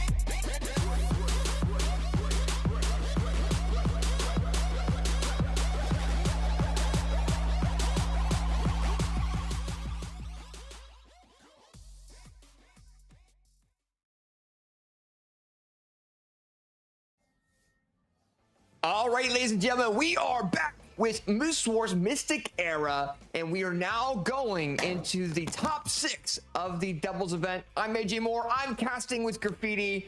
Graffiti, how have these sets been for you so far tonight, my man? Oh, these sets have been, I mean, as the name Mystic Era implies, these sets have been magical. For some people who might need a bit of a refresher or just joining in right after the break, we have had Anime and Hybrid almost pull off a reverse 3-0 sweep upset against Future Bubble and Marky Moo, but the King and his right-hand man are able to pull through. Marky and Future Bubble are now still in the tournament and are actually going to be the set we're going to be watching up next. They're going up against Guichibo and Hexo. But we're going to talk a little bit more about the other happenings we've had in lower bracket since then. But the players are ready, and we're already getting into map banning with looks like some pretty standard picks for all the players. Yeah, I think it's gonna definitely be pretty cool to see how these players really go about it. Because I mean, you have Future Bubble, you have Marky Moo, they've played already on stream, but you know, them going against Guichibu and Hexo, I want to see how Guichibu and Hexo do against them, because we saw them face the winter semifinals against Experience and Fakey. I don't know where that balance is with Guichibu and Hexo yet. So them going against Future Bubble and Marky is going to kind of set that premise. But we do have Marky Moo on the cross, and we have Future Bubble on the Kaya. And with Marky Moo, maybe this is a doubles pick, but I'm just not used to seeing the Luke. Maybe we saw it earlier. I don't know, but we're going into this game number 1 on Demon Island. Demon Island. This might actually benefit blue team a bit more, since I feel like the average defense amongst all the characters is a bit higher compared to red team, so they might last a little bit longer on Demon Island, especially considering that Hexo has the Scythe. And this is the not messing around skin. This is the I'm not playing anymore Bucko skin. They started with a different skin, and it was when they completely brought things back from the jaws of defeat on this skin right here. So the damage is even, the stocks are even. 30 seconds in, is Marky Moo going for something big? Is he going to punish Hexo's the fact that Hexo ran out of options? No, Hexo is going to continue dancing around the stage, and Ensig almost picks up them both though. Queen Knight underrated in doubles. 45 seconds in, blue team, fantastic double. That was a very nice job coming in for both those players. We do have, you know, Guichibu was able to get that down into into Hex's recovery and got that very, very nicely there on the red team. Now red team trying to catch up here a little bit. You're seeing Marky Moo with the gauntlets trying to get some knockout options. Nice combo coming out of the red team, but not able to knock Hexo out just yet. Future Bowl does go and knock out Guichibu. Hexo does get the knockout on Marky Moo to make him go down to his final stock already. Within what? Like within a minute, like less than a minute, 30 seconds? Yeah, 45 seconds. Hexo's gone. They respond the though. Red team with the fantastic team combo onto Guichibu. Now making things a little bit more even. But blue team is definitely going in with stride, but they got to get back into that momentum if they want to go into game number 1. There we go. Okay, nice dare. Damage even. Future Bubble, though, could be looking a bit worse for wear. Hexo tosses him off to Guichibo. Unarmed, can Future Bubble make it back and continue to make an impact on this game during their second stock? Can they hopefully outlast Hexo's second stock? They pick up Spear, but still only more damage is piling on. Blue team yet again gets in the stock race, and they're able to get full advantage of it, putting Marky Moo's back against the ropes. One more Hexo missed. It doesn't send. Hexo was spending so much time exhausting all of his options. I'm surprised he's not punished for it yet. But Marky Moo gets punished for a little bit more than that. Blue team just comes in with a team combo, and you know Future Bubble's not willing to go forward with that after that combo, and gives them the game number 1 over Future and Marky. And the synergy that we saw coming in from Hexo and Guichibu was phenomenal. Even looking back at the replays, like we saw some fantastic team synergy coming in from Hexo and Guichibu, stuff I didn't expect them to even have. And they just come in with some fantastic knockout options. And I mean, they won with definitely a good lead. And keep in mind, it was even at 1 stock and 2 stocks for each of the teams. And I mean, the synergy that we're seeing from Guichibu and Hexo is phenomenal. Okay.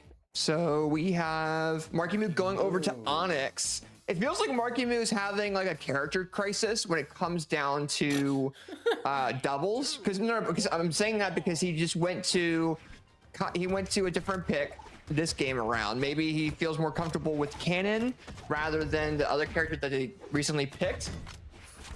But I think we're seeing a lot of back and forth. I mean, realistically, if you're the red team, you want to separate the blue team the best you can. Maybe Marky Moo against Guichaboo and then have Future against Hexo. But also Hexo is crazy. There we go. Marky Maybe Moo the cannon was the right move. It was. Maybe the cannon was the right move, AJ. I don't know. I'm not used to seeing cannon gameplay coming in from Marky Moo, but it's looking like it's doing pretty good so far. Oh, there we go. Nice down second and signature coming in from the blue team, knocking out Marky Moo's first stock. Bubbles having a rough time kind of moving around a little bit, is able to hold himself up a little bit. Oh, barely able to get away from that signature from Hexo. Nice neutral stick from Mr. Guichaboo there, and gets knocked out of Future Bubble's first stock. But blue team doing really, really well at bouncing off of each other extremely well. And this is the synergy you only really see from teams that have been teaming consistently. And Hexo does lose that first stock. You do see red team starting to do a little bit here, but Guichaboo starting to stay alive a little bit longer. Oh, okay. Hexo's getting a little bit too risky with the arm gameplay. Picks up blasters. Blasters are doing well again, especially after this recent patch. So you're seeing Hexo land some really cool stuff. And there they go. Oh no! We see Guichaboo drop that combo, but does get the down signature. Helicopter grab pound comes in. There we go. Very nice shot. Neutral light into neutral signature. There we go. Blue team with the double knockout. And the blue team is up a little bit over the red team. And it's looking like the blue team has this overall control. Blue team definitely having overall control, but one thing to note is that Guichaboo is looking a bit worse for wear, and Hexo could be falling down a last stock very soon. A ground pound shuts Guichaboo's second stock out. Can Hexo make it back just barely? Maybe a few clashes later, Marky's cannon is going to make life so much more difficult for blue team, running out of options. Can Guichaboo make it back on this last stock? Marky Moo also falling down into orange on this first stock too. So maybe this guitar damage might not be anything that Marky can afford, and Hexo's already going for some very big KO options with these N6, with these dares, with these more dares. Another dare! Hexo's able to win out! Very nice job, blue team, with the double knockout, and Hexo out-aggressing Marky Moo in a 1v1 and winning that game for their team. Hexo's crazy. I see why people keep bringing up Hexo's name. Because looking at these replays here, get the helicopter ground pound, then you have the neutral light into a neutral signature coming in from the Queen Nine of Guichaboo that led to that first double knockout. And towards the end, a double dare on Marky Moo leading into that. And then we have Guichaboo with a very nice fault neutral air leading into a downlight side air, and allows for a knockout opportunity on Bubble, but Bubble doesn't want to come back from it. That was huge coming in from the overall team there of Hexo and Guichaboo. That was clean graffiti. Marky Moo and Future Bubble are a third placing team this past BCX. Yes, 100%. But we also have to consider it's LAN compared to online, and online is a totally different environment. You know, these guys are crazy. Marky Moo's won Moose Wars events in ones, but I think right now, after the most recent patch, he might be having a little bit of difficulty kind of swapping. I think he's trying different characters out before he goes over the Mordex again. Oh, Hexo, he's going to challenge the champion off the ledge. Is he going to do anything? Oh, Marky Moo coming in. Oh, but then Guichaboo comes in, saves his teammate, and that is what you talk about team synergy with Guichaboo following his teammate up and making sure he doesn't get knocked out. But as I say that, Hexo's trying to do the same for Guichaboo, but Guichaboo gets it there. Oh no! Oh, and recovered back to that platform. And now Hexo's got to deal with a 2v1. Red team's starting to take a little bit of a lead now. I think it comes a lot down to Marky Moo being a lot more comfortable with their character pick. Oh, so needs to play very carefully. That was so and that's gonna be very hard to do. He got it though. Red team stock lead right here, right meow. Blue team members probably gonna be very hungry to get these knockouts. We probably might be seeing a few more signatures. Probably Gooey might even throw guitars entirely for Spear, since Spear sometimes doesn't struggle as much to knock out as Guitar might. There goes the recovery, but it's not enough to send. Yet another recovery just barely is enough, and a recovery of his own. Hexo playing a very nice role, securing that double, evening out stocks. That extra credit, I mean, listen, it's damage that they're not coming back from, but it's still, I mean, there's been worse situations. And also, we talk so much about Markimu's cannon when it's already gone, but I think we should talk more about Hexa's scythe, mostly just because I think it looks cool. Prenumble Crescent enjoyers in chat, where are you? I really like this scythe scan. We like it right now, but at the moment, we do see the red team coming in, knocking out Hexo with that first stock. Markimu with a fantastic knockout on the Guichibu. The blue team, they're having a rough time 2v1ing the red team. They need to keep their synergy together, keep close to be able to do what they were doing previously. I think Hexo with his sight is kind of outmatching Markimu a little bit to a degree. And now we're seeing, you know, Guichibu having a rough time facing Markimu. I think Markimu has a really good read on Guichibu, and I think Hexo knows that and is trying to fix it. There we go. Hexo with the recovery knockout on the Markimu. Future bubble gets down inside recovery. There we go, blue team. Blue team, could they be just a few minutes away from 3-0ing the third placing team at BCX a few months ago? Are they capable of it? I mean, it's very much looking like it, but still, blue team is also at risk of falling down to what is it, a 1-2 themselves. Look at the damage numbers. The damage numbers are close, but I think it comes down to Guichibu not facing Markimu. And Markimu jumping the team! Doing very nice job in soloing both blue team members away, having Markimu focus on the Guichibu, get that knockout, but Bubble stepped in a really good spot by knocking Hexo out the way he did and keeping them away from that Markimu 1v1, because honestly, if that did not happen, that would have went into the blue team's favor without a doubt. Okay, we stopped the bleeding. Not at 3-0. Guichibo and Hexo, Guichibo and Hexo are gonna have to try a little bit harder than that to knock the king and his right-hand man out of lower bracket right here, right now. But still, I'd say there is a decent amount of momentum in blue team's favor because that was still a very close game. So red team, I don't think they're wiping the sweat off their brows just yet, but it is very nice to see a sign of life. It's going to take a lot of work, but they definitely have it in their cards. Oh yeah, absolutely. And right now we're going into this next game here. We're on Small Fortress Alliance. We got Guichibu coming in with the Nye. We got Hexo with that Nyx. Neutral are coming in. Oh, we're seeing Guichibu going a little bit risky against Markimu though, which might be iffy. Hexo now doing that 1v1 against Markimu. You're seeing Future Bubble trying to step in. Is kind of doing some work to Guichibu. Nice dare coming in from Hexo. Here we go. There's not good opportunity. Oh, he's able to come back. Nice neutral are coming in. Oh, that was a miss. Markimu is very damaged this early in the game. Like ground pound coming in, and now the blue team now in this lead. Bubble just couldn't find a way to step in for Markimu. Markimu was dealing with a 2v1 on that ledge. Hexo also shifting over to red, not quite barbecue sauce red, but it's actually ended up being Future Bubble eating the next stock, putting stocks in favor of blue team, even though Hexo gets sniped out of that first stock. Guichibo, this is actually some of the best stock taking I have seen from Guichibo, and it's not even just a clean nice ground pound from Markimu like, though.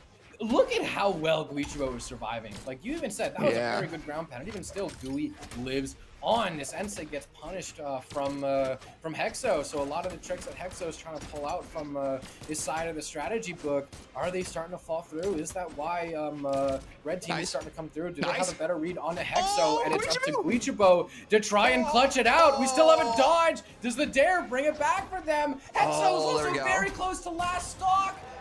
Guichibo, Guichibo gets sniped out. Hexo on his lonesome can't handle it. Will he fall down the last spot right here?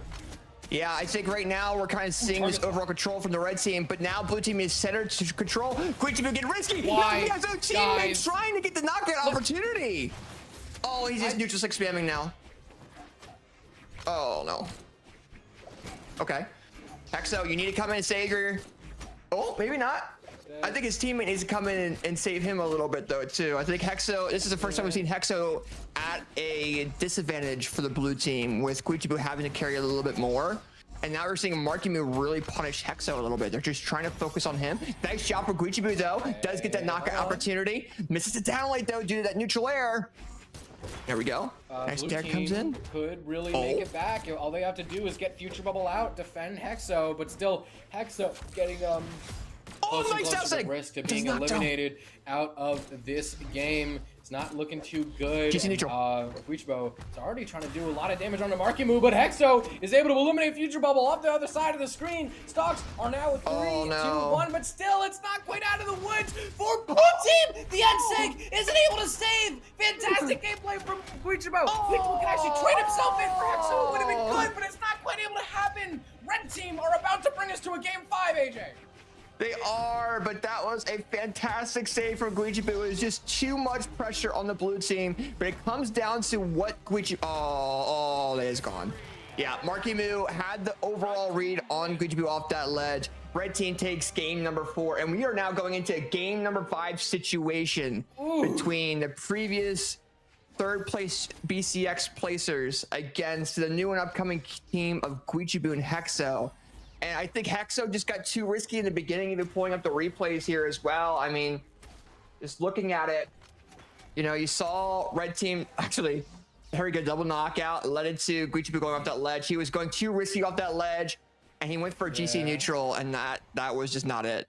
So, but going into the next game though, this is game number 5, Graffiti. Let's see how this goes. Yeah, I would definitely. The fact that you said that Hexo was getting a little bit too risky, I definitely agree with that. I'd say all our eyes are on the Nyx right here. I feel like Red Team has a very good read onto this Nyx because a lot of the little tricks they had up their sleeve, a lot of them aren't quite hitting the same. We're not quite seeing any of these huge signatures. We're not quite seeing the daylight, recoveries as often we've seen in previous sets or even in previous games. Okay. And they're also starting to target him pretty hard. Hexo might not be able to adapt and find his way out of the jaws that Red Team are clutching them with. Guichibo, Nice. I think, really has to step up the pace. Hexo's starting to struggle a bit, but Guichibo's also struggling on his own. This is disastrous for Blue Team right here. Yeah, Hexo was trying to deal with the 1v1 of Future Bubble, but didn't realize that Guichibu was kind of facing Markimu. I think he was trying to do some stuff to Future Bubble to kind of allow for the opportunity to happen. But now we're kind of seeing, oh, there we go. Now we're seeing a point where Guichibu could focus on Future Bubble, and this is where Hexo needs to step in against Markimu. Markimu, unfortunately, hitting his own teammate with his signature. Oh, but Guichibu is now dealing with Markimu. Nice save from Guichibu. But now Hexo has to come in. Nice signature. Starlight, neutral sig misses. Oh, nice signature grab coming in from Markimu. So recovering from Future Bubble as well. And look at the control. There we go. Future Bubble with the signature. And now Guichibu gets dared. Future Bubble is coming in clutch for this Red Team. My God. I know. This is gonna 2.5 to 2, or no, 4.5 to 2, or 4 to 2 now, but still. Oh, there we go. Blue Team, you have an opportunity. You need to take advantage of it. They were unable to. They had an opportunity of getting a team combo. Future Bubble doesn't really choke in those 2v1s as often as some other players. I know, but they didn't even go for like an option. They tried going for one, but it just wasn't the right one. And now you see Markimu coming in, now having a lot more control. Bubbles coming into places where he needs to be. Buddy. Oh, the recovery comes in. Hexo. I'm worried about this Nyx here, AJ. It is, and they might go in for a 4-stock team. Knock it out. There we go. GC Downlight leading into a ground pound. The Red Team comes in with a reverse 3 on Guichibu and Hexo and advance further into this bracket, showing what they are made of. And Bubble comes in clutch in the final game where he needed to. What a game. What a set that was. And oh my gosh, that was game 1 of, is that set 1 of top 6?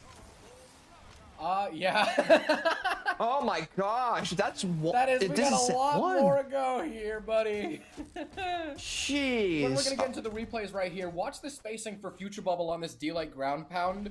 That, I think, was so good, having to dodge the weapon throws and also being ready for anything that Guichibo could have thrown out off stage. I think the spacing on that little D-Light, I mean, yeah, that really sealed the deal, but I still think that D-Light was, I think the spacing on that was really, really fun to watch. Well, and one thing I do want to bring up as well, Markimu swapped to the character that he's very comfortable with. I think he was trying new characters in the first 2 games. But I mean, towards the end of that, he has a read on Guichibu I have not seen before. I think Hexo was doing fantastic. He was out prioritizing Markimu, the North American, you know, prodigy, right? So Hexo being where he's at, is crazy to me. So very nice job. You know, for both those teams in that set. We do see Future Bubble and Marky Moo advancing further, but one team I will be seeing in the future on our top 6 again is going to be Hexo and Guijibu, without a doubt. And then also to bring it up as well, Future Bubble is represented by Heaven, so we have some new organizations coming in Brawlhalla, which is pretty cool. So we'll kind of see how things go out with them. I'm sure we'll see more of them in Divine's Gate. But with that being said, though, we're going into our next matchup. We're trying to get things going for you. Rage says asking for the room code, I think probably in DMs, because StartGG is being StartGG, which is, you know, it is what it is. But we do have Wurlala and Udega in here. But what do you know about this next? AJ. Yes, what's up? I do really kind of want to talk about one quick thing, especially while you're working out the room code with everything, making sure everything is set. AJ, again, thank you for everything you do around here. But really, Marky Moo is also, again, improving a statement that I really quite like to make, that it's you playing the game. It's not the character playing the game, it's you playing the game. Marky Moo played 2 different characters that have been heavily popular and sometimes even like annoying to fight in doubles. We had the Onyx and we had the Cross. Those are 2 characters that have had their grip on the meta before, and it's only when he swaps to Mordex, which is not that popular of a doubles pick, that they really begin to start swinging and tossing other players around. And that's a good example that it's not the characters playing the game, it's you playing the game. You're responsible for your mistakes and weaknesses. Well, and I think too, it's like, yeah, I agree with that. I think 90% of Brawlhalla is mental, and I think, you know, people that, you know, players that are up here in top 8 can adapt quite a bit. Yes, you hear there's every so often like a one trick or whatever, but most of them can transfer very well if they put the work effort in. But we're going into this next matchup. Radish versus Balloonboy, or Radish and Balloonboy versus Wulala and Udega, the up-and-coming team, their first top 6 placement so far in an online event. And I'm glad to see these guys kicking in. Wulala on that Orion and Udega on the Nile. Let's see how this goes in game number 1. Right now, this is Bread Mafia versus Bread Mafia right now, too. Oh, wait, really? Yeah, it's Balloonboy. Yeah. Oh, there we go. All right, Udega comes and gets the dare on the Balloonboy. Woman throw comes in. Oh, he saves him. He saves him with the ground pound. Nice recovery. Wu is so good off stage. Well, and we saw Wulala and Udega at the Moose Wars land that happened this past July, and Wulala on land is diabolical. And I think now it's starting to transfer online quite a bit with Udega, which is amazing. And now we're seeing the blue team have this overall neutral control over the red team. Oh, and as I say that, Rage just come in. And Balloonboy, very nice job. Oh, and Radish. That was a very nice job. For Radish. Yeah, so smart for Radish to pivot that that attack in, the Sair in, so that Balloonboy can follow up off of that, get a better confirm. But still, the double from Udega. Queen, I mean, we're just learning more and more how good Queen Nai is, an undiscovered goldmine in doubles. I am really surprised we've been waiting this long to see some good proper Nai representation in 2v2 spheres. I mean, we've seen it in the past too, but it is a slow character. A lot of players have to make sure that their attack, when it comes in, it lands. You can't throw a lot of these whiffs because there is a lot of recovery frames. So usually Nai is advised against, but also in the past, we've seen, you know, Nai get countered a lot by the last meta. And now that those weapons are kind of nerfed a little bit, you're seeing Nai come in. Even though Guitar's got nerfed a little bit, you're still seeing him come in. Voila! With the lance stand weapons from Balloonboy, but Radish comes in and gets the save. Okay. So far, both these teams, they're actually respecting each other a lot. I feel like if this took place on another day, maybe Radish and Balloonboy would really want to speed past this game and really try and take this game a lot more fast, play a lot more aggressive, but no, they're actually giving a lot of respect to Wulala and Udega. They're playing it a bit more safe. They're not really throwing themselves gung-ho at Udega. They're just letting Udega waste his options naturally. Yeah, Udega was a little bit too, I think he didn't feel the best in that moment. Wulala is able to make things a little bit more easier. Balloonboy's off that ledge, not wanting to really approach. Wulala did throw away that lance there, which is kind of eh. He is going to pick up that spear though. And they're seeing Udega kind of do some damage to the red team a little bit. Oh, a little bit of team damage there. Oh, nice sider from Wulala. Nice recovery. Okay. Blue team's definitely sticking together. They're not trying to separate. I think that's what's keeping them doing so well. Silent comes in. Oh, Silent. Oh, but Udega tries to save his teammate. Red team almost got a nice team combo on the Woolala. Oh, Woolala in the air. Oh, no. Udega trying to save his teammate. Oh, but almost knocks themselves out. Well, can he make it back? Can he go ahead and allow for the blue team to take game number 1? Udega with the spear recovery. It's all up in the air, Graffiti. What's happening right now? I mean, if it's gonna land in the air, I gotta say the lance and the spear have a bit of a better chance against the bow and the unarmed. Raiders has yet to touch a weapon quite a bit, and he bites the dust for it. Udega and Woolala just barely snag game 1. That is what you call. That was what you call a set. That is what you call a clutch. With Woolala landing that neutral signature and Udega coming in with the down signal in those final stocks, it was crazy. Looking at these replays overall too, I mean, we saw the knockout, then we also see a knockout on Udega. Then we see a knockout coming in with the side from Woolala, making 1 stock all. But looking at these finals, they're all in red. Woolala realizes Balloonboy comes back, he dashes in, punishes that, and then Udega's down sig comes so much in clutch that they take game number 1. And that's a crazy thing to think about right now. This is PR 70 and PR 58 being 1 round so far of Balloonboy and Radish. Yes, I know Balloonboy and Radish is a newer team, but that's still crazy to me. Absolutely. Especially one thing to consider is that I still feel like red team, I mean, not just speaking numbers, but speaking purely off of the gameplay alone, they still have a very real chance to come back from that because most of that game was moving pretty slow. It was just that blue team quickly pulled the rug out under them in the last few seconds. You said it yourself. Everybody was red stock, and then blue team just turned it on. So yeah. I gotta say, if red team can keep it even and win the sudden death at the end, or hell, even grab a lead earlier in the game, this could actually heavily shift in their favor, but they're not grabbing a lead anytime soon, AJ. Blue team is so far really starting to suffocate them. Minute in, who's going down first? Oh, there we go. Udega comes with that side air, allowing for that down signature to come in there on the Balloonboy. Styling neutral from Radish coming in. Helicopter ground pound from Woolala. There we go. And blue team's got a little bit of a lead. Can they take advantage of that? They're trying to, but then Radish comes back. Blue team's trying to do something. The neutral signature's not going to work just yet. The overall control, though, that blue team needs is they need to get these team-based combos on the red team. And right now we're seeing Balloonboy knock out Udega. Woolala's a 2v1. Red team is realistic. They want to try to knock out Woolala and do a 2v1 situation. Kind of what they're doing, trying to do right now. But Udega needs to stay alive, though. That's where it comes down to. There we go. Radish also needs to stay alive. You notice kind of touching in the red, a minute and a half in.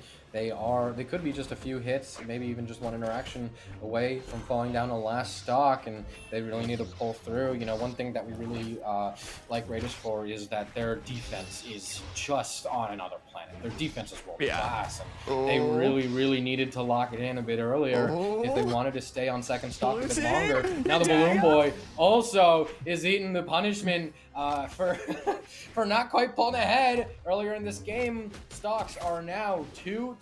Udega still catching a few strays, catching a few hits. Radish is taking Woolala off to the side, though. Is it gonna work? Is it gonna be enough? Woolala is fantastic off stage, and now the Balloonboy joins him. Is Woolala able to get the reversal? Is Woolala able to get the reversal? No, he's not. Yeah, we saw Udega kind of get pushed back by Balloonboy. That was a smart move from the red team, separating both blue team members. Now you're seeing Woolala in the air. Udega needs to come in clutch to try to save his teammate. Nice recovery that allows for Woolala to stay alive through that team combo. Now blue team being together on spear. Down signature comes in clutch. We're going to see a lot more neutral control coming in.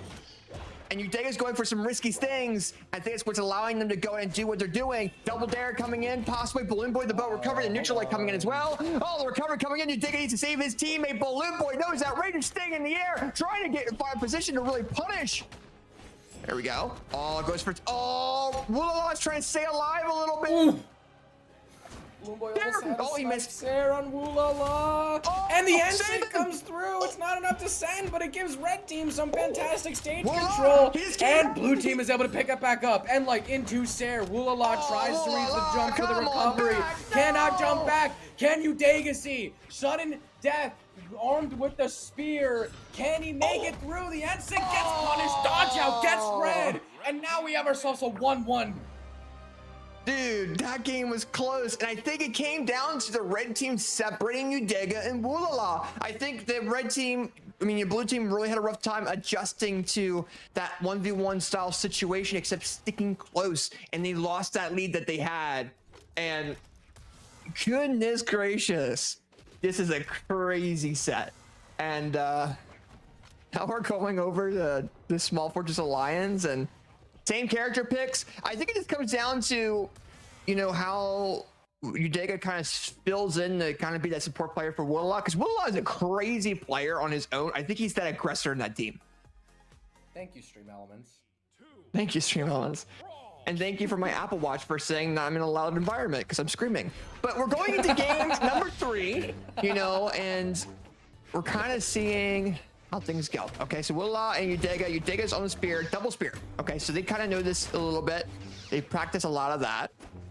All right, so Udega's got to be careful with how he throws his attacks out. They don't land. There's a lot of recovery frames, so that's why you're not going to see Udega really attack as much. There's a very quick damage lead in the favor of red team.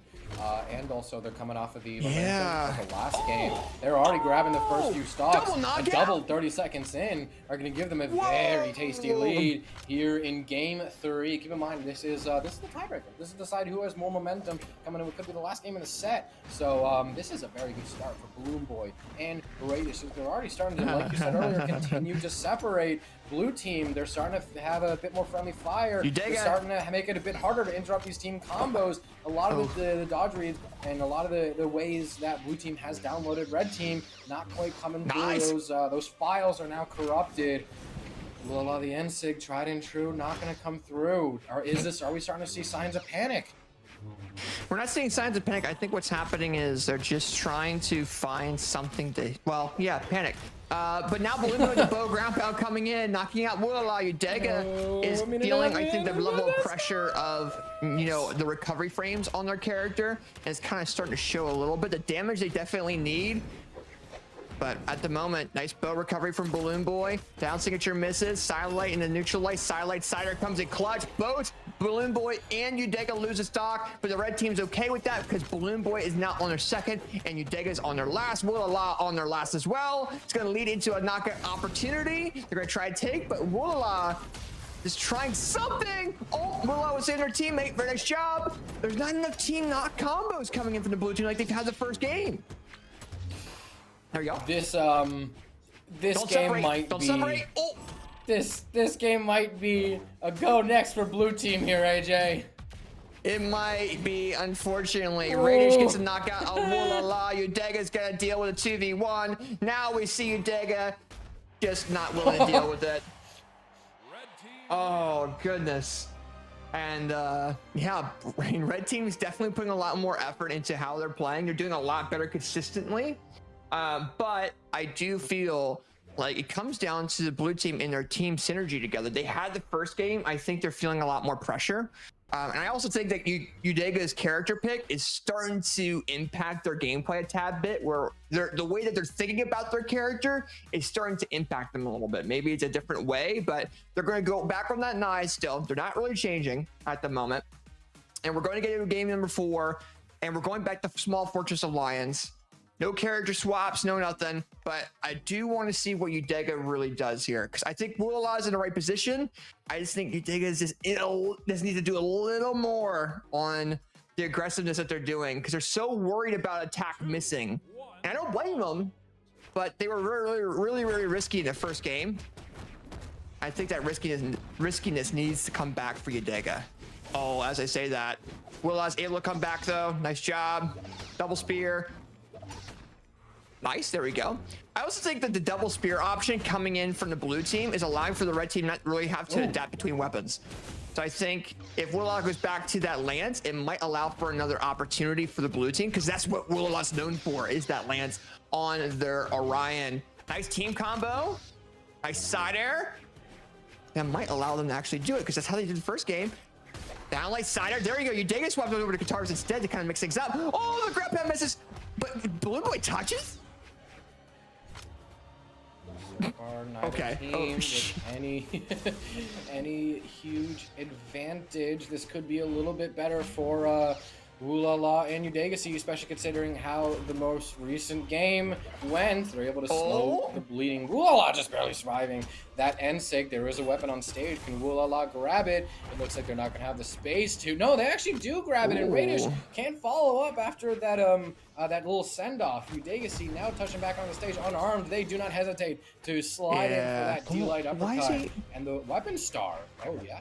I'm surprised Will is going over to that. I think maybe he feels like Balloonboy can counter it, but that's... Oh, maybe he's throwing the weapon to kind of pick that one up so he has the lance the next stock, probably. But now he doesn't have a weapon at the current moment. Udega's feeling this pressure. Oh, Will needs to come in clutch. He tries to. The signature does not go through. And red team gets all this team damage build up. Sider coming in. The air comes in, neutral air leading into a dare, Starlight into a neutral light. That's a falling center. Signature coming in from the red team. Recovery coming in. That's signature by Radish. And the Ooh, good punish into the NC. Coming in from the red team. The ground pound. And red team is showing that synergy is still there in this game number 4. And Woodlaw is trying to go risky. Oh, Balloonboy just went risky. That could be wraps right here, AJ. They can't make it back from that. They cannot. You can't make it back from that. They did not at all. And red team 3-1s Woodlaw and Udega. And a fantastic set. But I definitely have to say that was an amazing set to watch. And red team adapted very well. And that final set, I think they were just so comfortable that they just went all in. They really did. And that was a fantastic job. And I think Radish now, compared to what we saw him in the previous sets, he's doing really, really well at keeping his damage consistent to Balloonboys. And team synergy is crazy too. Oh my goodness, absolutely. Especially, I don't know if it's going to come up, but there was that one moment where Udegacy throws out an NSIG, and Radish is able to dash jump behind him for a pivot Sair, send him over to Balloonboy, and Balloonboy Gauntlet's NSIG is the stock. And I know that that NSIG stays out for a long time, and that sometimes it isn't the hardest thing to punish, but still, that punish into that conversion for a knockout really speaks to this energy that you were saying. And this is the kind of energy you want to walk into top four with. Yeah, and I think Woodlaw and Udega definitely have this level of synergy. We saw it the first game. I feel like right now it's going to come down to kind of seeing how Udega does with this different level of pressure, but it's one of those levels of pressure that you only really have in tournaments, so consistency together is huge. And I definitely think we see both those players coming back in the top 6 in the future without a doubt. But you know, Balloonboy and Radish showing what they're made of and saying, hey, we're still a team, we're still going into this top 4 as a team.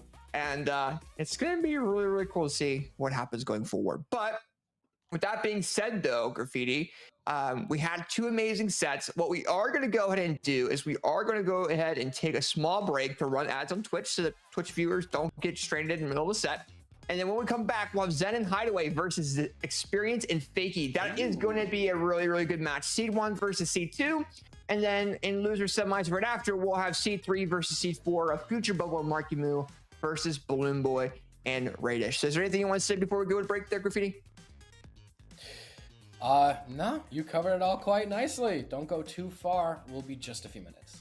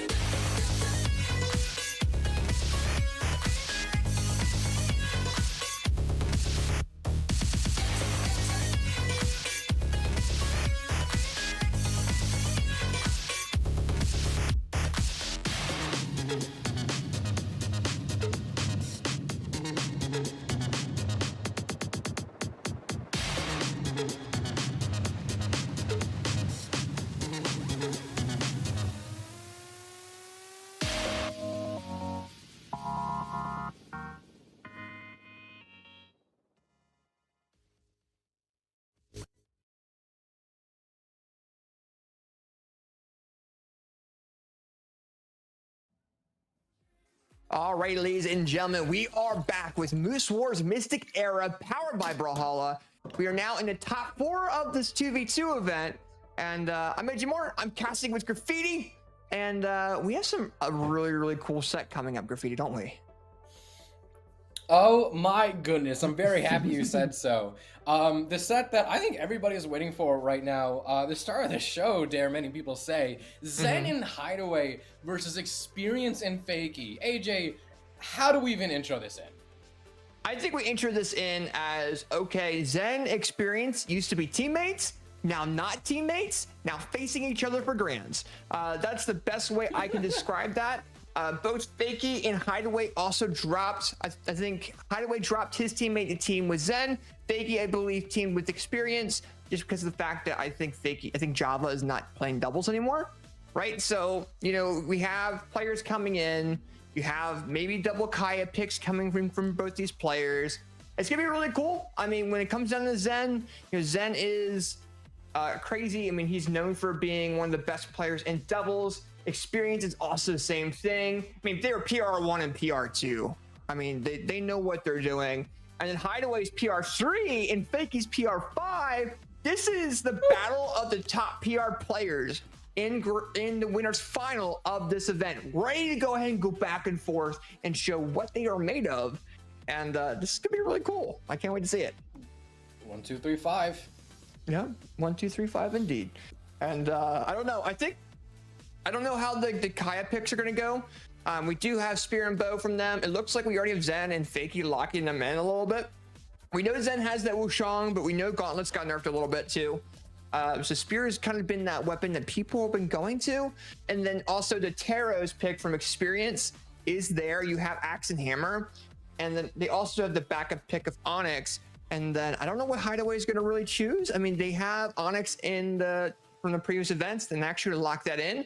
But Experience might have the advantage here because he does know the Onyx gameplay as well on, you know, Hideaway, because he's played Onyx and beaten Hideaway on Onyx. So we're going into game number 1. But before we go ahead and do that, we're going to pop up a Moose Wars avatar right up on screen just because we're going into top 4. We need to get Twitch chat something. Let us know in the Twitch chat of who is going to be getting that code. We'll go ahead and, you know, if you post on Twitter, we'll retweet it. But with that being said, we're going into winners finals, Graffiti, in game number 1, Zen and Hideaway going against Experience and Fakey on Demon Island. Let's get at it.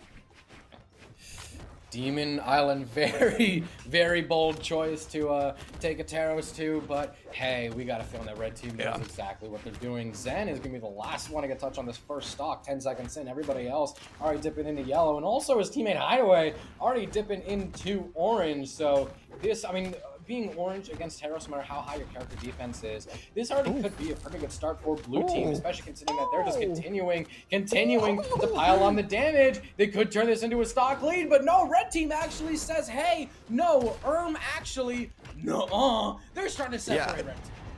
Yeah, and I think right now we have a fantastic overall control from the blue team. I think the red team was just trying to deal with the gameplay of Experience, you know, dealing with the 2v1, allowing for Fakey to come back, which allowed the blue team to have the lead that they currently have. And as we go into a little bit further on the second stocks of the red team, you're kind of seeing Hideaway the silent in the neutral air, then Zen trying to focus on Experience, but Experience keeping their stock pretty well. But as they say that, he gets stunned, and Hideaway is able to go ahead and get that knockout of that stock off of Experience. But I mean, Experience overall right now is popping the heck off, way better than I expected.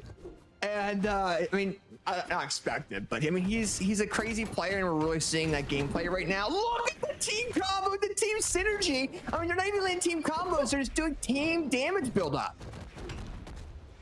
Okay. Oh, nice side air. Comes through. Weapon throw connects. Blue team stock lead. Can they continue to expand on it? Can they focus Hideaway like they did so beautifully in the first few opening interactions of the game? Or yes, they can, as they continue to hopefully build on this extra credit. A side sig is going to be a fantastic way to continue to bring it. Zen doesn't have any more options. That was a steal. AJ, that was a complete steal. That was a complete steal indeed, and they both got knocked out at the same exact time. Because if you look at the KO effect, the +1 was at the same exact time, and that is what you call a flex off the ledge. I'm gonna pull that back up on the replay here soon, but look at the team combo by the blue team and the GC side signature coming out. And then the sider doesn't even need to come in. They save each other. Recovery actually saves experience. And the double plus, look at that. The double plus right off the bat. And that's Experience and Fakey for you. Experience is a fantastic player. I think with him being the aggressor and Fakey being a support player, which Fakey knows how to do both, that is a huge thing for the blue team. But red team is just going to is having a rough time kind of refiguring out how to do different things. Faking Experience, quite a good little momentum we got coming into game 2. Now we're swapping to yeah, I think taking Taros to Demon Island, they might have been either realizing that was a little silly, that, or they just feel confident more in this map with a platform. Maybe that'll help out. What is it? Maybe that'll help out Zen's spear a little bit more. Either way, whatever might be the case, the red team is actually already starting out not too bad, not too shabby. They've separated blue team. They've slowed down the damage. Hideaway is being focused less. They have a slight damage lead. They're already starting to disarm and really toss blue team to the side. This could actually be a really good start for red team. They're just slowly ramping it up. Blue team's having a hard time catching up. Yeah, Hideaway's kind of being an aggressor with that Onyx now, and as we say that, Experience just comes back in with unarmed and says bye. You know, he realizes the situation. He is a really fantastic player when it comes to the brawl, because he can be he can over aggress most people in doubles. I haven't seen him be able to get matched in a while. And now we're kind of seeing this overall control from Experience, and now you're seeing Fakey being a support player. Okay, nice signature coming in. Oh, Hideaway's going off that ledge. Hideaway's kind of having a rough time with these 2v1s, but as I say that, does come in with a nice little dodge. Oh, then Zen comes in as a support player, getting that spear recovery. Ooh. Oh, Experience does come back. Fakey trying to step in here a little bit, picked up that weapon. Experience is probably okay.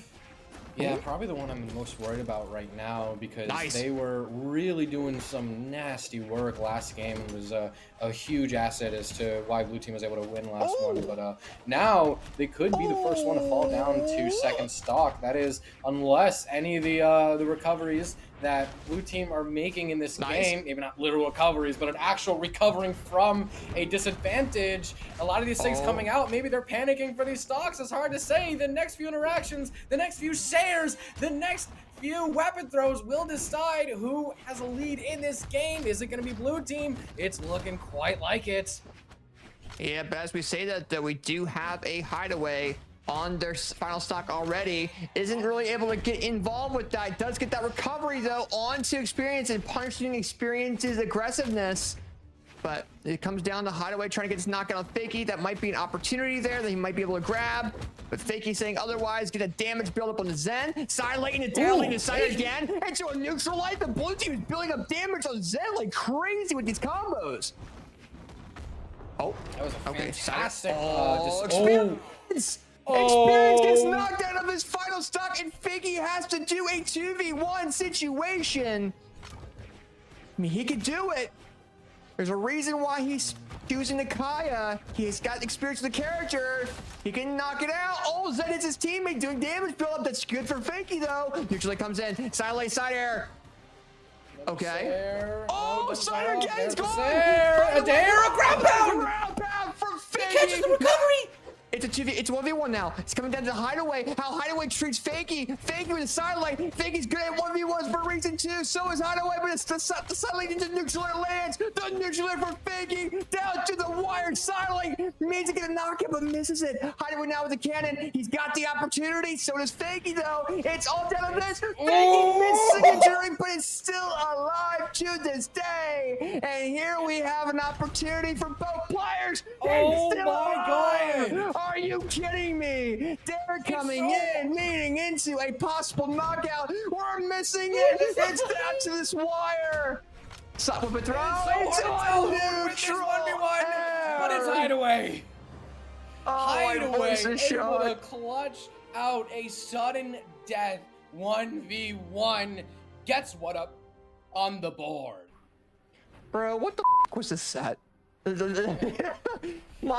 was expecting it to get knocked out faster, and they just took the time, the space, and oh my gosh, that was a long-lasting 1v1 and 2v2. My voice is shot after that shit, bro. God damn. All right, we're going into game. Next game here. Oh God. Experience. Oh goodness struggle grief. a bit in that second game. Experience kind of started to struggle. It's hard to say if red team was just really hard focusing and not really target swapping off of the Taros, which I mean is a pretty valid decision to do. You want to get the Taros out of the game as soon as possible, but it might also just be that is Experience kind of having a hard time reading this new adaptation from red team? Was Experience just a little distracted this last game? I have my eyes on this Taros here, AJ. I'm really hoping that he's able to pick up the speed and really meet Fakey at the level that he's at right now, because Fakey is doing some absolutely beautiful work on the field right here. Yeah, Fakey's doing very well in this 2v1. I think Experience just died too early. That's what the red team really wanted. Ooh, yeah. Fakey, even with the 2v1 though, I think really shows the blue team has a good chance of winning this game based off of how he was able to react to that 2v1. And now blue team separating both red team members. Now we see Experience knocking out Hideaway, and Fakey trying to knock out Zen, but now Experience on him, trying to get some revenge for dropping him. But Zen with the neutral signature knocks out his teammate and then knocks out Experience. Oh, showing the anger and the rivalry between these teams right now. The Fakey is also really good off stage, revoking Zen's first stock. They do have Hideaway in a team combo that gets cut short as Zen respawns back. It's able to land a few one-armed hits, but now they focus the team combo onto Zen. The damage is now in favor of blue team, and still, I know I said I keep my eyes on the Taros, but Fakey just keeps drawing my eyes towards them. I mean, like, they're off stage. So good. These weapon throws are hitting for these confirms. They're not really getting shut out. It takes a lot of work to really send them below the blast zone. If they do jump off stage, a lot of the off-stage interactions are in their control. And Experience, I think, this is a different Experience from last game. I mean, that sidelight doesn't really prove it too well, but that sidelight does prove it a little bit better. Do we see a save? What? Yes, we do, actually. This is a different Experience from this last game. We said we wanted this man to step up and play to the same level Fakey is. I think we're seeing that now here, AJ. I think Experience is back in the game. I think he is too, to a degree, but ooh, there we go. Hideaway does get knocked out, but recovery into neutral air. Okay, silent neutral air, stomp side air into recovery from Hideaway, knocking out Fakey. Weapon throw by Zen. These weapon throws, they're too good. Yeah, I think blue team has a possibility of winning this game just because of where Experience is currently at. Red team really needs to either focus on knocking out Fakey or just focusing the heck out of Experience and having these 2v1 situations again. Nice. Experience missing that neutral signature on their opponent or their teammate. There we go. Experience is still alive though. That allows for the red team to have an opportunity against Fakey, but they're trying to knock out Experience now. Blue team with a very tasty lead right here. Blue team, very tasty lead. They're going to continue to expand it. I know. Down signature misses. Nice unarmed recovery coming in. Nice neutral. Wow, waits out the spot dodge. Weapon throw. He's gone. Weapon throw. Oh, he tried. This is so good for Experience. That was good. He's back. Yeah. He's back in the game. Maybe he was just distracted for that second game. He's back in. He reads the spot dodge. Yeah, something clicked in that third game going into it. I think right now Fakey's being a really, I think in the beginning of that game we saw Fakey kind of have to do both the aggressor and the assist, like the assist style player. And I think as we got further in that game, Experience got more comfortable with their weapons, and Fakey was able to be that support player that Experience needs in those moments. But I mean, red team also is doing really good at, in the last game we saw, been doing really good at separating, like knocking Experience out early as possibly as they could. But I don't know. We'll kind of have to see what happens. But we're going to this next game. Let's see what happens. And no character swaps. They're sticking the same way. all eyes are on Hideaway and Zen. They won a game, so they definitely proved that they have what it takes. It isn't that far away from the grasp, but so far I'd say so much momentum is in blue team's favor, as I think, if I remember correctly, there is a character swap.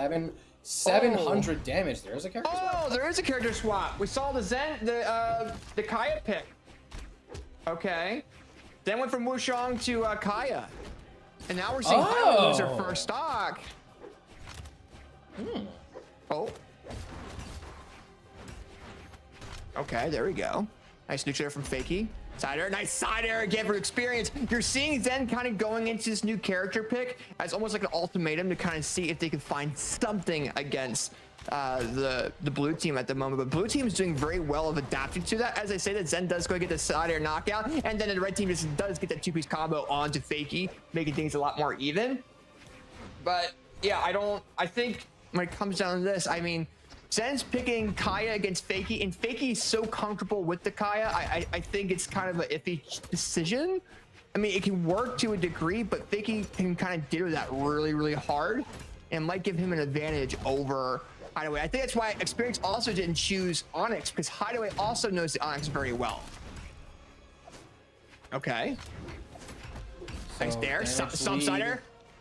Damage lead in favor of blue Side team. air, there we Red go. team. They have proven that they have come back from this, but they're gonna have to do a little bit more than just prove it in the past. They gotta prove it in the present. So far, their path might be to focus Experience. Experience has been the main damage dealer the past game or so. And they're also, I think, the most damage. There we go. Speak of the devil. Focus on Fakey now. Zen trying to take Fakey up to the skies. The bow is able to overpower. Experience. The bow is able to overpower the spear. Two Kayas on the side of the stage. Which one prevails? It looks like it's going to be the blue one.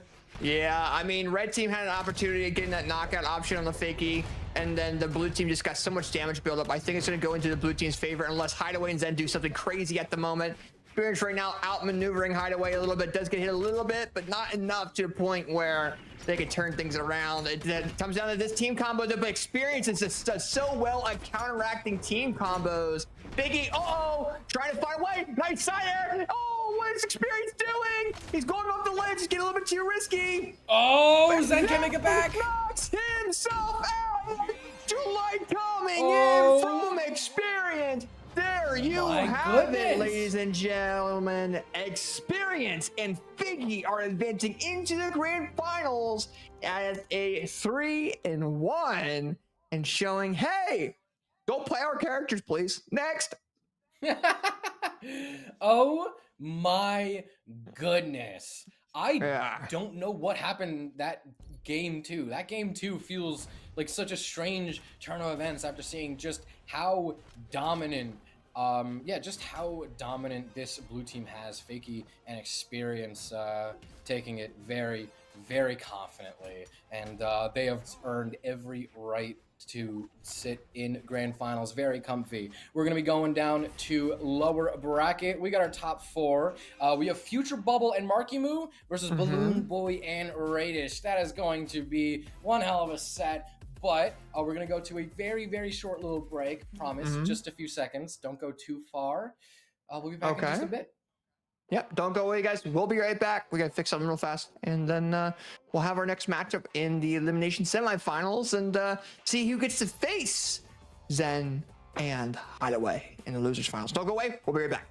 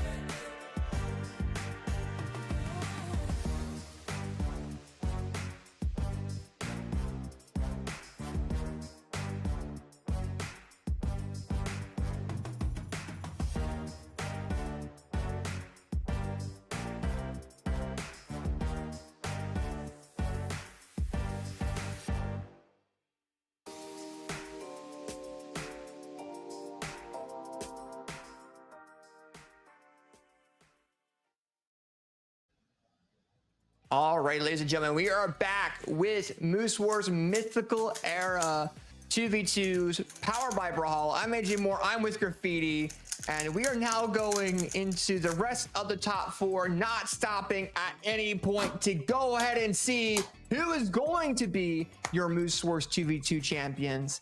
And we just had a crazy set in Winners Finals there, Graffiti. And Graffiti, how are you feeling about everything so far, my man? I am feeling really excited. I said this in chat a little while ago. If anyone's been here for a while, it is going to be a good night for fighting games. And I don't regret saying that any in the slightest. Yeah, it's definitely going to be a great night for the fighting game scene, especially in the Brawlhalla fighting game scene. And with that being said, though, we are going into the first matchup on stream again, the elimination semifinals or loser semifinals, Future Bubble and Marky Moo versus Balloonboy and Radish. You know, we have these teams going against each other. We've talked about them so much tonight. I don't think they needed another introduction. They are players that are very powerful in their own rights. And, you know, Future Bubble and Marky Moo being that team that has the most team synergy based off of how they have practiced so much together. But you also see teams like Balloonboy and Radish coming out of nowhere and have this level of synergy when moments matter and go crazy. So we're going into this first game here, and I don't know what to really expect here. It really comes down to how Radish and Balloonboy really adapt to the blue team synergy. So far, no big surprises with the character swaps. One thing to note, though, is that we said Marky Moo would sometimes try a bit more of a pick that is maybe a little bit out of his comfort zone to try and appeal a bit more to twos. He's tried the Onyx, he's tried the Cross, he's tried maybe something else, but it was really on the Mordex. He just started sweeping the floor, and he's starting with the Mordex. He's not starting with any of the other picks. It really is just, what is it? It's he's not giving any chances for this to get ahead of him. He learned his lesson. I gotta stick to what I know. I think he was definitely trying while in this community, but he tried different characters. But I think at the point now, he can't really try it. He's got to stick with what he's got. He's got to see what he can do. And so far, we're actually seeing Red Team really focus on Future Bubble. Future Bubble already in the orange, ready for the side air. Side air. And Bubble now having a problem here because Marky Moo's not able to kind of be the support player. He's trying to. But, I mean, look at the focus the red team really was having on Bubble. Now Marky Moo and Sweat Beads. Oh, Bubble needs to save his teammate. Where is he going? Okay. Damage mostly even. Despite everything that's happened, the damage is what just somehow happened? Mostly even. I don't know. I don't know, but that Balloonboy tries to save actually would have been smart. Oh, too much off stage. Nice job coming in from the blue team. Going in, knocking out Radish, then going ahead and knocking out Balloonboy, and then saving their teammate Bubble coming in clutch to get that spear recovery to go and save him. But now we see Bubble trying to do something. Balloonboy trying to get a knockout option to silent recovery. Bubble thrower, nice job. Neutral Light comes in. Marky was just trying not to deal with this 2v1. Nice Neutral Light. Oh, Neutral Light coming from Radish as well, knocking out Bubble that first stock, and Marky Moo just trying to stay alive on that scythe. Marky Moo could be going down to second stock any second now, but still the damage lead has served blue team quite well, but maybe not so much because during that temporary 2v1, they're actually able to pile on quite a bit of damage on a Future Bubble. Future Bubble could not get any extra credit while Marky Moo was respawning, so this could be a little tough for blue team. They have to re-rally back together. Future Bubble trying to make his way back to the stage. The Clash is going to make finding landing space against Radish's orb very difficult. Throws his weapon to try and fight Radish unarmed. And N-Sig could be very good for blue team to find a way back from. Future Bubble gets sent down a last stock. Can we have stocks evened out? Balloonboy cannot interrupt. That was the D-Sig. Balloonboy cannot interrupt the down-Sig. And yeah, stocks and damage are still mostly even. Slight damage in favor of blue team, but it's not too much to really start pulling gray hairs about.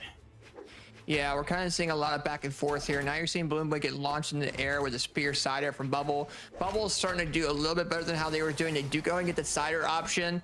They're starting to get a little bit more in the rhythm of how the red team plays, which is great.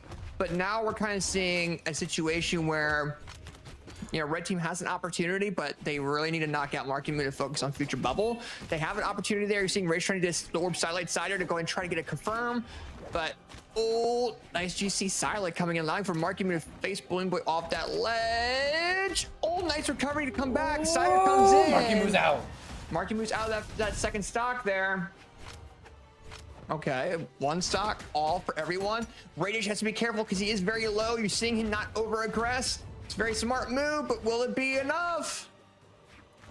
It's very scary seeing, especially early in the set, how close and even damage and stocks are, which means that any interaction, any move, any of the slightest mistakes could cost you the entire game. Wow. All it took was one punish for Marky to eliminate Radish from game 1, and from that point on, the 2v1 against Balloonboy was easy as pie.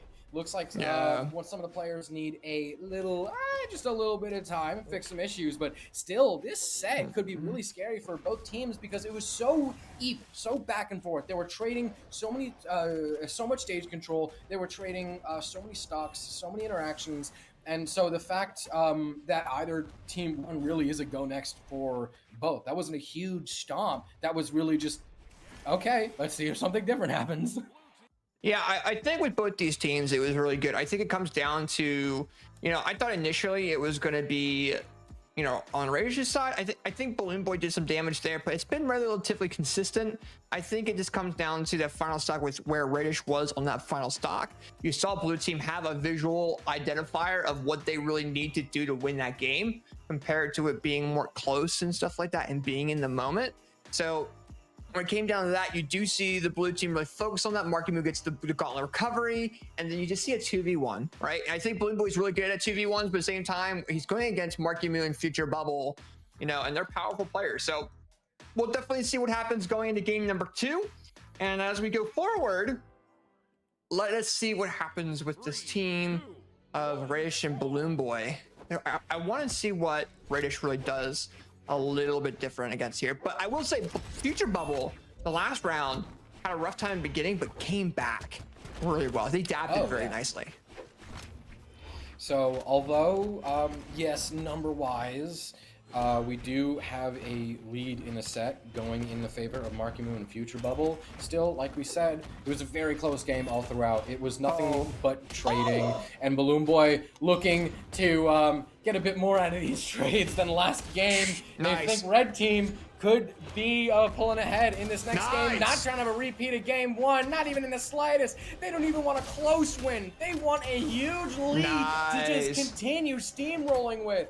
Even just a close win, even just trading until you win the sudden death, it's not going to be enough for Red Team. They want the gold. They definitely do, and we're kind of seeing them really show that a little bit more, but they took advantage of Future Bubble and him being in a unique aspect of things, and I think that's something that allowed the Red Team to really have that ability of getting that lead. Now we're seeing Marky Moo knock out Balloonboy, and now you're seeing Radish come in and try to get some more damage buildup on this while they're on the first stock. Bubble almost knocks out Radish. Balloonboy almost knocks himself out. He's got to be careful. And now Nuclear comes in. Well, it's going to come down the wire here because Radish is going to have to try to do something. Balloonboy doesn't want to deal with the 2v1 of this team, so he's going to either have to knock out Marky Moo or try to do some damage to Future Bubble. Tries to knock out Future Bubble instead, but Marky Moo gets the knockout on the Radish. And now we see Balloonboy in a 2v1 situation. He's able to move himself around a little bit, but is it enough? It is not. Oh, decided on a recovery from Radish. Very nice job. Allowing Balloonboy to get the side air knockout on the Marky Moo, which will allow the Red Team to get a knockout opportunity on Bubble, but Marky Moo's back already, and Red Team doesn't push forward. A very good spot for Red Team to be. All they got to do is stay alive a little bit longer, get Future Bubble out of this stock, but Marky Moo, a swift recovery, gonna make that a bit more difficult for Red Team. Radish falls down to last stock, and Future Bubble say the same. Balloonboy chooses not to focus on Bubble while he's off stage, leaves it up to Radish, and Radish does a pretty darn good job cleaning that up. Team combo fails, but the extra credit is still there. Marky Moo now at risk of falling out of this game, being eliminated at a game 2, but still is not going down with a fight. Trying to take Radish. Disguise a ground pound, gonna be beautiful from Future Bubble. Temporary 2v1. Radish in the middle. Still, Radish plays that quite nicely of one of them both. Radish trying to figure out who's gonna focus next. Who's it gonna be? I think now we're seeing Balloonboy kind of following up Radish a little bit. The signature comes in clutch for Balloonboy though. Now you're seeing Radish trying to play the support player. You're seeing Balloonboy come in and rush, but then you're seeing a team combo from the blue team that changes the entire perspective of where this game was going. Nice downlight, nice signature, and there you go. Marky Moo is out of that final stock and Bubble now in a 2v1, but can he come back from it? If he gets a weapon, he might be able to, but Balloonboy says otherwise. I see a juicy neutral. Yeah. Look like it. Yeah, he's unable to, and Balloonboy and Radish take that game, but it came down to the damage buildup that they got in the beginning of the game against Bubble. You can even look at the beginning there of how big of a lead that they had. You know, and then he started like getting even a bigger lead, and then going forward, I mean, you see these knockout options. Now Marky Moo just get to knock out Radish, back and forth. And there we go, knockout on Bubble. And then Marky Moo got very low and got punished for that. I think trying to save Bubble a little bit too much, and he got even his stock up a little bit, and Red Team just took that with stride.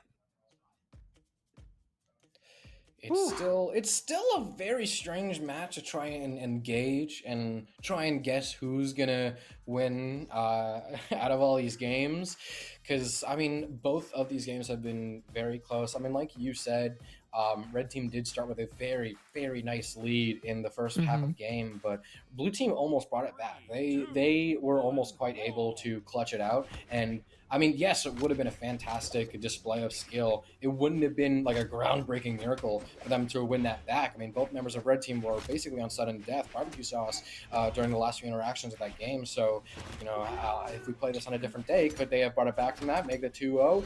I'd probably. So there's not really hope lost for either of these teams yet. We're essentially kind of starting the set over as a best of 3 in a weird way, because both these players, they've shown what they've got. They've both shown that, you know, they can win off of a close game. Even if one pulls ahead, the other is always not too far behind, able to close the gap. So trying to decide who is able to get the most momentum. Neither team is able to get any huge amount of momentum, but that NSIG, is that gonna be the first thing to prove me wrong?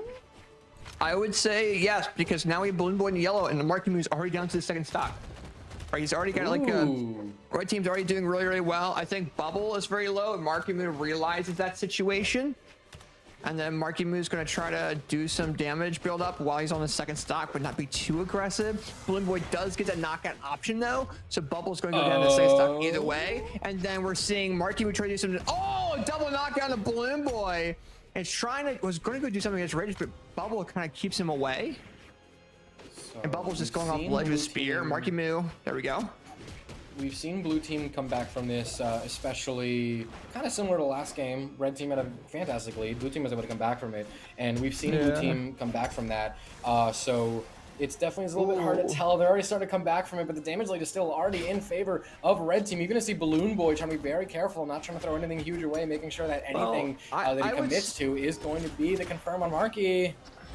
Well, right now, I am kind of seeing a situation where Marky Moo's going down to these final stocks, and then you see Red Team just absolutely diabolically go crazy on the Bubble afterwards. I think Marky Moo is going too low on his stocks. Red Team knows how to 2v1 Bubble like a glove. We're seeing that. But I think if he's going to allow himself to get damaged too much, Bubble's going to have a rough time in these 2v1s, and I think he's over-aggressing because he's trying to challenge that. Balloonboy's down to that final stock now. Right, there we go. Ray's trying to get this knockout option on the future Bubble. Decider misses. Oh, the ground pound lands. Huge. The ground pound actually gets himself by the weapon throw. The weapon throw saved him. Weapon throw hits Marky Moo. This might be a good opportunity. Could be the first big moment that any of these teams establish any significant momentum. Because if Red Team are able to win this game right here, this could actually be very good for them. And it is very doable right here, even if Radish loses this stock, which is very realistic that he doesn't.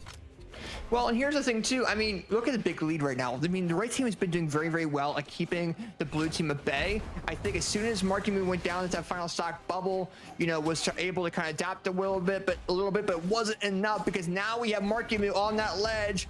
Oh, but Balloonboy might knock his teammate out by mistake. He needs to stay alive. He doesn't want to have the Marky Moo do a 1v1 against Radish. That's a huge deal. I would rather just have him just focus on Radish, Balloonboy stay alive and allow for, you know, not to be a 1v1 situation. That was a smart move. Marky Moo needed that opportunity to really get that. And now we're going to see this pressure on the Marky Moo, and it's 2v1, and it's going to lead into a knockout opportunity possibly. The Cider comes in. It comes down to this final hit here. I don't know. Marky Moo's doing really well. As I say that, Cider comes in. Red team having a very hard time finding this last hit on a Marky Moo. Is it going to give him enough time to land this final hit on a Balloonboy, or can they finally connect it through? Marky Moo making very good use of the space as both members of Red team fully respecting this Mordex right here. The Sarah doesn't quite come through. Marky's able to read it with the spot dodge. And by the time his dodge comes back, he's sandwiched between both members of Red team. Neither one of them can really get anything started. The end light is not quite enough to send. Marky Moo's coming back here a little bit. Nasty ledge guard players. Marky Moo's put both players on sudden death, but sudden death himself is not going to bode well. It is not, and Marky Moo was doing so good at this 2v1 situation, but that was what I was talking about. The red team needed to stay in a 2v1 situation, because if that would have been 1v1, that could have been the blue team's win. So congrats to the red team realizing that, staying consistent with their gameplay and keeping that overall control in that pressure on the blue team. And we see that there. I mean, the red team had almost a 2-stock lead at one point. Blue team started bringing it back, and then Marky Moo almost 2v1 the red team. And now we're going into game number 4 with Radish and Balloonboy up 1. So,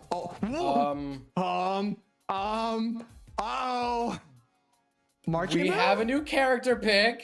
Marky Moo? We have a new character pick. Okay. And gotta say, that last game wasn't a huge stomp. It wasn't like a magnificent clip after clip after clip. Red team just kind of slowly started to outpace them. They built a lead, and blue team couldn't come back from that. It was just very solid gameplay.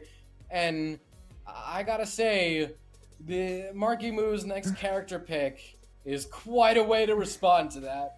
Twitch chat already knows. They're just wizards, man. They're playing the Taros. They're going over to choose Taros and go over to Small Fortress of Lions. Taros? This is some of the first I've seen him off gauntlets. I haven't seen him. I mean, he's got the axe. He's got the hammer. He could be really good at this. I mean, Taros is always a viable character. I don't think Taros is ever gonna be bad. Taros is never gonna be bad, and with a player like Marky Moo, I mean, I'm not doubting it. It's just very surprising to see him off gauntlets. Like we said, he tried very meta doubles picks, but it's you playing the game, not the character. The Mordex was doing what's best. Yeah, I think he's definitely trying to take advantage of the situation with hammer and axe, maybe seeing if it works for him. But now we're just seeing Bubble kind of doing a little bit more team damage. Okay, nice signature coming in from Radish. Sidelight Cider, and then neutral signature missed by Balloonboy. That's gonna hurt. That signature lands on the Marky. Oh, red team. Yeah, I think I know where this is gonna go if this continues. I really do. We're seeing, you know, red team just have this overall control over the blue team so far. And I think they know the level of pressure that they have on the blue team and how they're feeling now with the character swap. They're just they're taking advantage of the mental game. They really, really are. Stomp Cider does come in clutch. Marky Moo trying to do something. I don't know what to really say to that. Could try and get a big commit on Radish. The side sig actually throws Radish off stage. Marky couldn't quite capitalize on that. It's strange. Marky, I don't think is targeting Radish as much as what might actually benefit him. Both members of blue team are at risk of falling down a last stock here. Meanwhile, Radish still is yet to touch second stock. That could change very quickly, but minute and a half in, future bubble down a last stock. A little under 2 minutes in, and now Marky Moo, I think, is about to fall down a last stock. When will Radish see second? I don't know, but right now at the moment, red team's really comfortable. Marky's down to his final bubble. Oh, he's no. getting knocked out here. Oh, Radish unfortunately prevents that from happening. It allows for the blue team to go ahead and get the knockout on Radish, but we do see Marky Moo hitting his teammate a little bit more with that hammer. He's not used to the range of the character. It's like a Heck Mary there, you know, but now we're going into... Oh, nice recovery. A nice double recovery with Balloonboy. Oh, that ground pound. There we have it, ladies and gentlemen. Balloonboy and Radish go ahead and advance into the losers finals, beating Marky Moo and Future Bubble to go ahead and get there. That's the way to do it. Very nice job. Really keeping your consistency together and showing how you guys are as a team was fantastic. And, you know, for being a brand new team, they're beating some really good people. Oh my God, yeah. They really, really are. I mean, looking at the replays there, I mean, we're just seeing a 4 stock from Red Team on Bubble and Marky is crazy. God. I think a lot of that final game came down to the character swap, but I think for Marky, it was, okay, I'm having a rough time with the Mordex. Let's try it, see how it goes. But this is very much a trial before the Royale. So I think he'd rather get that out of his pick now than it be for, you know, the Royale. So I don't blame him. I think he's just trying to see where the meta is. But Red Team just really showed that, hey, you know, we're crazy. So, but either way, very nice job coming in from both these teams. Now we have Balloonboy and Radish going against the players in the winners final that got eliminated down to the loser side. We have Zen and Hideaway going against Balloonboy and Radish, and there's a rivalry here.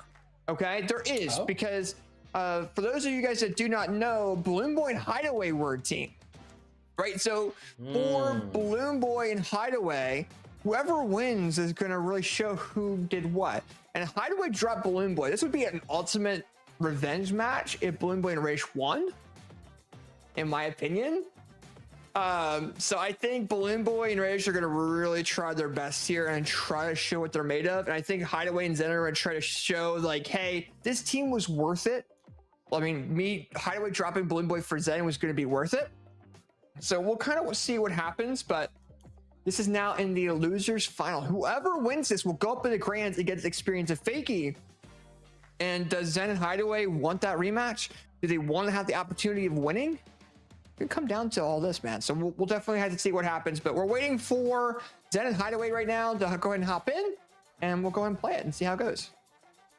As we're waiting for our next match to be ready, yeah, this is where we're really starting to get into the money. This is where a payout can be pretty serious. Like we were joking a bit before in the setup VC, get you a man that looks at you like Boomy looks at $20. This is where we're starting. Right? Yeah. This is where there's actually a very real reason to get excited about the money and where the games actually really start to matter and where each stock only gets more and more expensive from here on out. Yeah, this is gonna be interesting. I don't know. This is gonna be cool. I think these teams are so mixed up. It's kind of hard to kind of figure out who's gonna do what.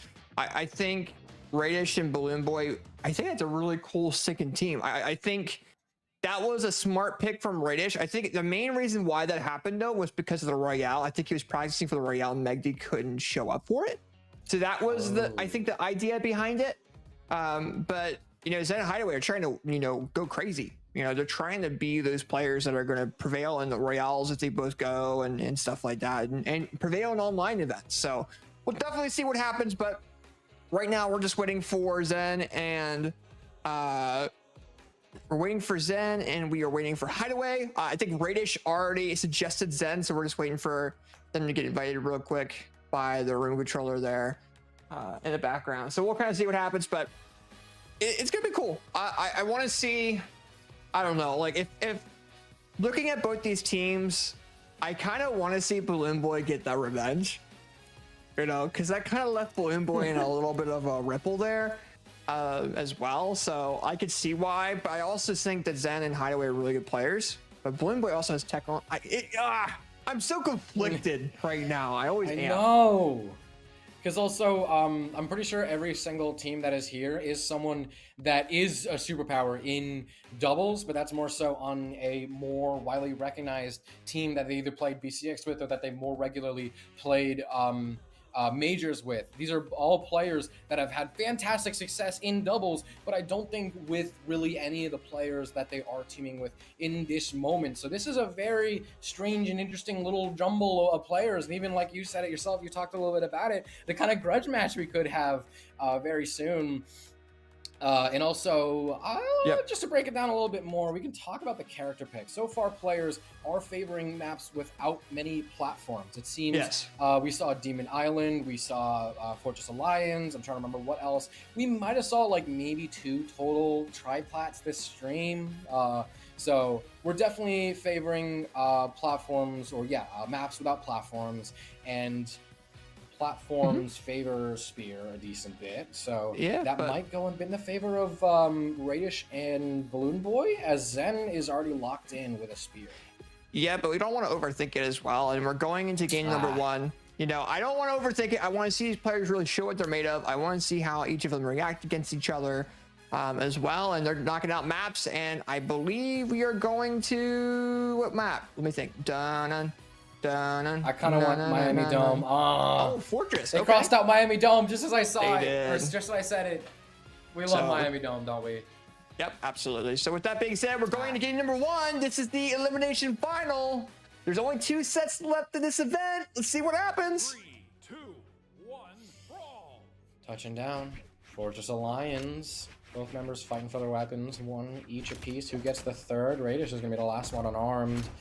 And we're gonna see if players are trying to start this slow, if they're trying to get just a read, trying to not commit to anything too harsh. But no, it looks like we're starting this at a pretty solid 0 to 60 right off the bat. It doesn't look like we're taking things too slow. Blue team already actually with a pretty decent lead. We don't see any huge commits, but still, it doesn't look like anybody's nervous to really throw themselves into the fray. Radish could be looking a bit worse for wear. Are we seeing a 45-second stock onto this Red Raptor?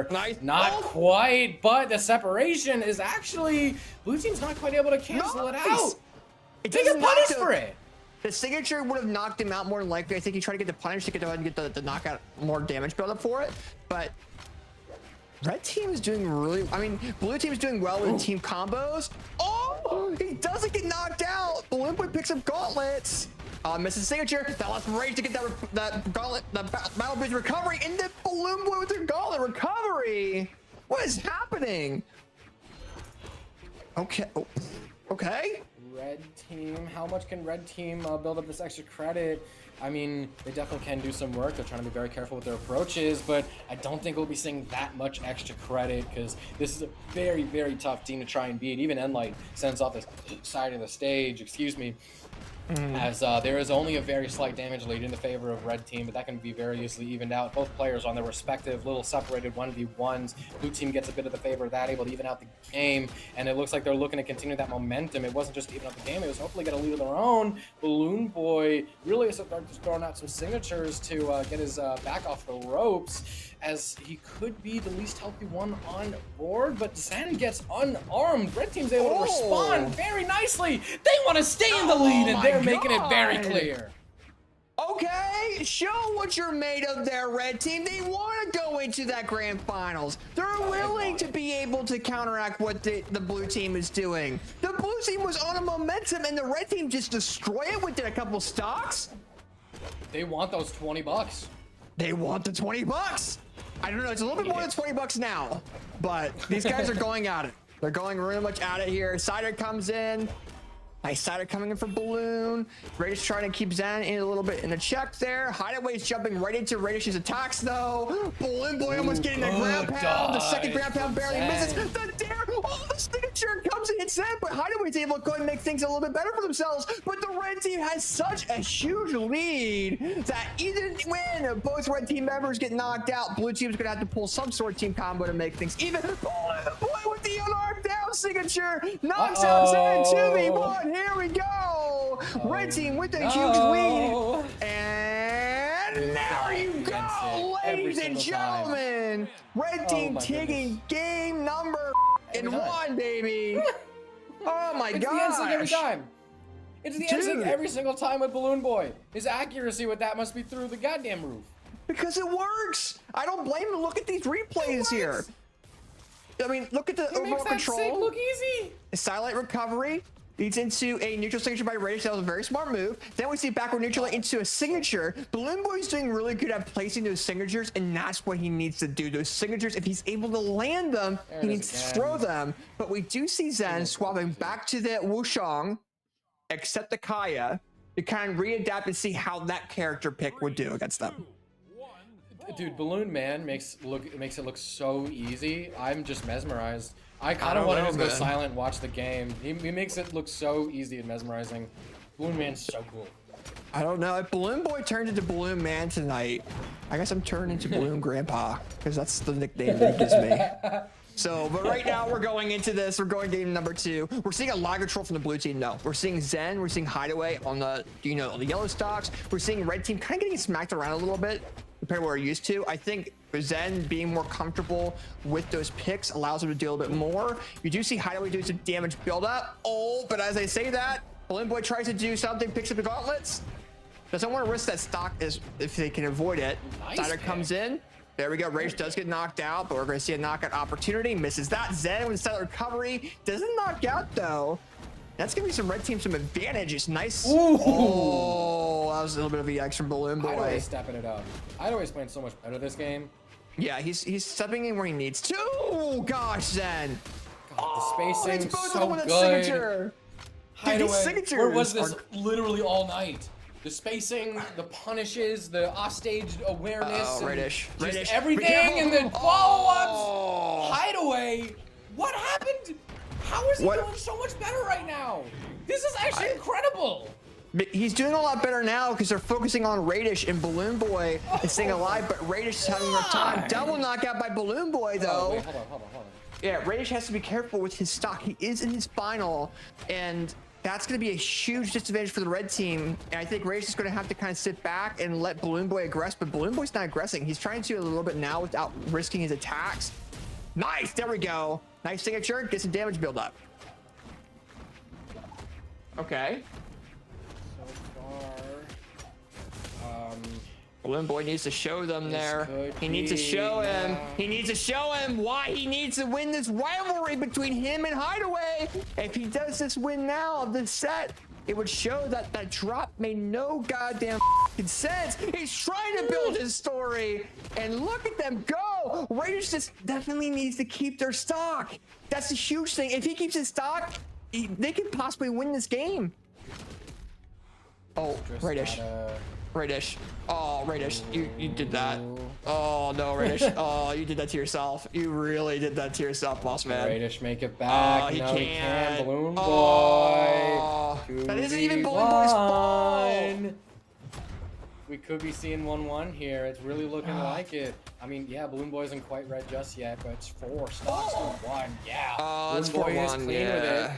Yeah, he's able to. I mean, it's 2.5. He could get a stock off a Hideaway, send a message. No, I'm not going down that easy, but still, it looks like this message is more so just how do you want to go down, not if you can survive. Balloon Boy, this chip damage is not looking good for this Zariel. I think we got to start talking about game 3 here, AJ. Yeah, I mean, we'll definitely have to see. I think Balloon Boy is definitely trying his best off this ledge. He's trying to trick both players, and he's trying to expect Hideaway to run into different things.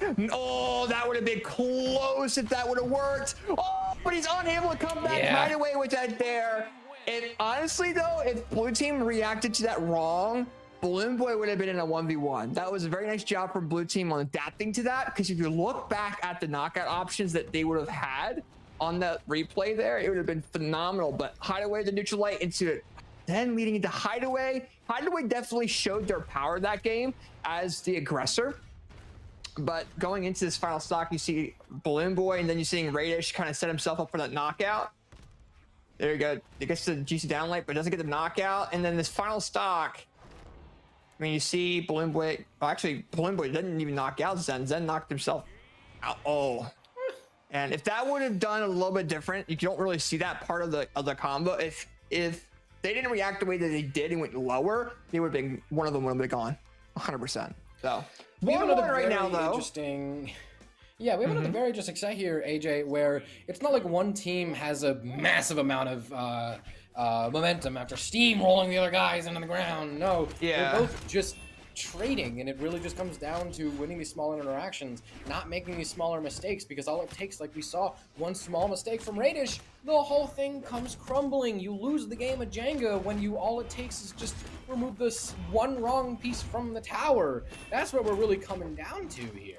And it doesn't really look like we're seeing any massive leads, any huge, like, soul-crushing off-stage plays, no stock stolen or robbed. You really just have to not mess up. Way easier said than done, but Hideaway could be winning that don't mess up game right here. Least damage 1 on the field, and is able to help Zen get that first strike. Yeah. Okay, nice job by Balloonboy, able to come back, but does run into that signature from Zen. Again. We're seeing Radish getting focused by the blue team, and I think that's what I think the blue team kind of realized when they were on winner's side, that they were getting taken advantage of. You're seeing the focus. Oh, Radish knocks Balloonboy out of that knockout opportunity, and leaves for both blue team members to still be alive. Nice side air coming in from Radish, though. Nice side air, there we go. Oh my gosh, side air comes in, there we go. Ooh, there we go, even out stocks. Hideaway, Hideaway. trying to make sure, Hideaway literally hiding away, trying to make sure that they don't get any more extra credit, and that hopefully when Zen's able to come back, they're able to finish out this 2v2 right here, making it that Balloonboy and Radish fall down to last stocks, while Zen is barely even touched on second. Radish can't get anything of this offstage interaction, and Zen might have to stay off stage. While Hideaway is making it back to stage, the NSIG is able to snipe away Zen's second stock. I think I spoke too soon. We've had some quite big plays right here. We've had big plays, but now we see blue team still with this one stock lead. Definitely really showing that they're worth. I mean, red team's coming back. I mean, they're showing that worth on Hideaway. Hideaway's already in the orange in that second stock, but the fact that he's only on his second still is mind-boggling. But they're definitely doing pretty well, but staying consistent, they have to find something against Zen. They're gonna have to knock out Hideaway and have that 2v1 situation. If Zen allows them, Zen's starting to allow them a little bit. Oh, that was close. Blue team, stock lead, but if they get Zen out, Ray's gonna have to push now. Story. Zen is not the deciding factor in this game. It's actually gonna be Hideaway sniping Radish off the floor, just like that. Balloonboy. I mean, we've seen some pretty impressive 2v1s in our time here, AJ. Is this going to be one of them? Hard to say. Could he get Zen out right here? If Hideaway is able to return back to stage, it could be not looking like red team's game. A pretty slick, unarmed little bread and butter is gonna give Hideaway and Zen the chance to be just really what could be just a few minutes of gameplay away from grand finals. Yeah, this is a big deal for the red team. I think it really comes down to how Radish really approaches things. I think, well, he did pretty well. I mean, they did a lot better. He did really good in that second stock to make things a little bit more in their favor. But then we saw, I think he's falling short a little bit, but not as much as he was. He's definitely adapting, but I think blue team has such a big read right now on Balloonboy than what they've had in the previous rounds. If you're the red team, you're like, okay, what do we really do? And I think they're going to try to, they're going to go over the Fortress lines again. But I don't know. I mean, you got to really kind of change your play style a little bit to make it go into game number 4, or get these like synergetic base combos, which we've seen from them in the past. I think it just comes down to really maximizing on those team combo opportunities, while also being aware of where the other person or the other opponent is on the team to make sure that they don't interrupt it. Hopping into game 4, there's going to be a lot of eyes on Balloonboy and Radish to see if they can stop the bleeding and kind of slow blue team's roll, because they've really just kind of been outpacing them. They get a lead, it stays like that. Red team just has been suffocating against all these Analytes, against all these NSIGs. Both members of blue team are thrown away against them. Zen and Hideaway making a really tough case as to why they deserve their spot in Grands, but I mean, could maybe be speaking too early. The game is still mostly close, only a slight lead in favor of blue team, but it's not as dramatic as we've seen before. Red team could very easily make it back from that, especially considering the GC side sig, never mind, actually gets punished by Zen, and Hideaway's taking Radish off the side. They're having a lead again. Stop me if this sounds familiar, but this lead could easily be expanded to be much bigger here. It could for sure, and I think this is a big deal for the red team. They need to go and get these knockouts out now. Zen gets saved by Hideaway. Hideaway is just trying to find a way to really push away the other red team member while we're seeing Zen really aggressive. Zen's being the aggressor now. He's changing into that. He gets punished for it, and the red team does get that knockout, which makes things 2-stock all. But look at the stocks on the red team right now. They're in the yellowish orange. This is a big deal for the blue team. If they can keep that, they win this set. And I think a red team's just going to really try to change that for them. But team combos are going to have to happen, and they're going to have to really try to find ways to get them. They're willing to be risky enough to even do off the ledge, and knowing their situation. Oh, a spear side air. Oh, nice. You could start to see red team really trying to adapt, really trying to not quite, really trying to get us to not count them out too early. They really, really want this game 5 badly. You call an air? I mean, I'm waiting to see it. Balloonboy running out of options. No, it's actually recovery. Nair was a good call, though. Hideaway's been really good with those nairs. Yeah, Hideaway had an opportunity for a dare off that ledge. He tried doing it, tried raising it a little bit. Yeah, I thought you said Nair. No. But as we say this, though, Radish is not going in for that knockout opportunity on Hideaway, which was really, really open. And now Balloonboy's got to kind of deal with Hideaway more in a 1v1 scenario, which he could do. But, I think red team just really needs to separate both blue team members as far away as possible, because both those red team members are fantastic in ones, and that would be huge. Nice side air. Radish needs to uphold the matchup against Hideaway, because Hideaway's starting to outplay him a little bit. Nice job by Balloonboy. There we go. Sent down the last. But they're both so last a little bit longer.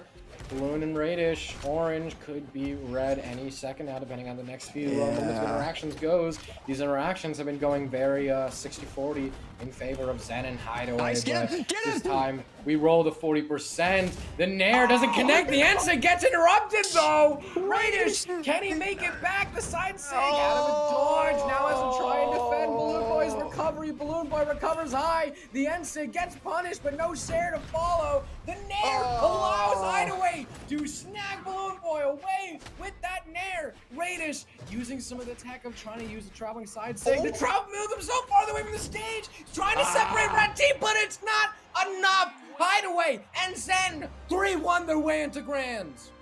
Very nice job coming out of Zen and Hideaway, really going back to that Wushang and showing the work that they have with that. I think when it comes down to, their synergy, they were fantastic. They were staying consistent. They weren't really spreading out as much as they could have been. And I think, Radish and Balloonboy, they could have came back from that if that neutral sig would have landed off that ledge. But either way, though, I think both these players are really, really good. I think, Balloonboy and Radish definitely have the ability of going somewhere with it. But it just comes down to those in-pressure moments together and building that team, composition together. That's going to really build that. But Zen, Hideaway, they played together for a while before the teams, on and off streams and stuff like that in ranked. So they have a little bit more synergy than Balloonboy and Radish. So with that being said, though, that was huge. Very nice job coming out of Zen and Hideaway. They deserve to go up the grands, and that shows their worth, man. It really does. We now have our competitor to figure out who Experience and Fakey are going to be fighting for our last set of the evening here. It's going to be the rematch of winners finals. Zen and Hideaway were only able to grab a single game off of Experience and Fakey last time, but considering how well they're doing right here and how much they really, really need to, if they want to be in the better side of the money, could this be looking like a different story? I don't know, but it's all going to come down to this. We're going into the grand finals of this event. We have Fakey, and Experience on the winner's side, and we have Zen and Hideaway on the elimination side. So for those that don't know how Grands works, Zen and Hideaway need to beat Experience and Fakey in 2 sets to win. If not, then Experience and Fakey win the entire event. So with that being said, though, we do have that coming up for our final set on stream, or sets on stream. We also are going to go ahead and pop up a Moose Wars avatar on the screen. You guys waited for Grand. You guys are here. You deserve one. So we're going to give you one. So there's another one up on the screen. That's the 3rd one of the night. We might do a 4th for people that stick around. We'll see. But as we say that, let's go ahead and get a grand between Fakey Experience against Zen and Hideaway in the grand finals of Moose Wars Mystical Era. Let's go ahead and see how this goes here. Touching down, Lion Fortress. I'm actually, like I said, I really like to see how the first few interactions of the game goes, to try and see how fast players are wanting to start it up, and it looks like looks like Hideaway and Zen are fully warmed up, and they're not waiting for their food to get cold. They're looking to dig right in, and red team, they know what's at stake. Experience and Fakey, they're willing to play this game right next to him. I don't think we're having a slow start. I don't think we're having a little dance. I think we're getting right into this set. No introductions. We're steamrolling in. It's funny because when we first got into this, right before we got into this set, Experience messaged me. He's like, "Are we going straight in?" I'm like, "Do you need a break?" "No, let's do it." He's ready to go against the blue team while they're warmed up. He's that confident. We do see him get knocked out his first stock, but we also have Fakey here coming in, trying to do something. Zen does get a really nice combo on them, but if Experience is that comfortable, by all means, I mean, I definitely think it would be a crazy grands. But as we say that right now, I mean, nice neutral air. Experience and Sire, that's what I'm talking about. The double knockout coming in from Experience and showing what he's ready for. He's pulling out that Cure Seeker. He's showing how it works to the community there. And at the moment, we're seeing some team combos come in. Experience is having a rough time really getting in the middle of those team combos against Fakey. You're definitely going to see blue team do a lot more team combos against them. Fakey doing really well against those in the past, is doing okay against them, but I think Experience really needs to get in those moments to kind of save them if they can. But it also might be a bait by the blue team. We do see a knockout by Hideaway on to Fakey. Experience trying to, oh, he's a nice weapon throw, knocks out Hideaway. Oh my god, dominating. He's just dominating the way he is, and there's a reason why he wanted to go straight into it. 4 knockouts already. He's not. He was ready. 4 knockouts on the blue team while they're warmed up. He's trying to bait. He was born ready. Hideaway was trying to bait Experience off the ledge. Experience respected the range and the gameplay of Hideaway, didn't want to do the risks. And now he's on his final stock, or going into his final stock now, he's going to see a lot more gameplay, but this is where Fakey needs to stay alive. Experience really needs to save his teammate. If Fakey could just walk around and do team support like what? that. How did that drop? How did that drop? Oh, that picked no. up. That dropped halfway through. But either way, Experience with the neutral air, it's going to lead to a 2v1. Neutral signature, it's neutral signature. Oh, neutral air. Doesn't knock. Doesn't knock. Missed the signature. Oh, Stomp. A lot. If Hideaway's able to get the knockout on Fakey, which he's not able to do. First game in the set goes in the favor of Fakey and Experience, defending their title. All of the warm-up and practice Hideaway and Zen have had in this moment, all of the clips and the blood, sweat, and tears they have poured into lower finals. Is it even going to be enough? I don't know, because right now you have Experience with 6 exact KOs. That was all the KOs that they needed to win. That's all of them. That's every single knockout that the red team got on the blue team. He got all the knockouts. He got those confirmed. Fakey stayed alive enough to allow Experience to do that. And Experience, I'm very happy to see him not approach Hideaway off that ledge like he usually does, because that would have knocked him out and given blue team that win. That was a very smart bait coming out of the blue team, but it wasn't working. So as we go into game number 2, what's the blue team going to really pull out? Are they going to really try to focus on Fakey again, or focus on Experience and try to bait him into doing different attacks that he shouldn't be doing? mean, one thing that we saw from their games in the lower bracket is that they're just good at playing solid. They just play a good game with fundamentals. They don't need these like huge, super flashy clips. I mean, yeah, they get them sometimes, but they get a lead early on and they stick with it. They win the first few interactions, and then they say, okay, it's your move now. And then the enemy team very rarely actually wins that move. And so blue team just plays a solid game. They're just looking for their first opportunity to get a lead and then hold on to it for dear life. And that has been working beautifully for them so far in this bracket, but that's only so far. This grand finals could be saying a different story as we have a completely even game here. We do, and Hideaway and Fakey were starting to do some team combos. But Red team can play, Red team definitely, we did see Experience come into the middle of that team combo, and to allow for the red team to do what they're doing now. Look at this. So they're leading Zen doing team combos on his own teammate. You know Red Experience team is can happy play right now. lead or not. Oh yeah, red team can play lead or not. Disadvantage or enough.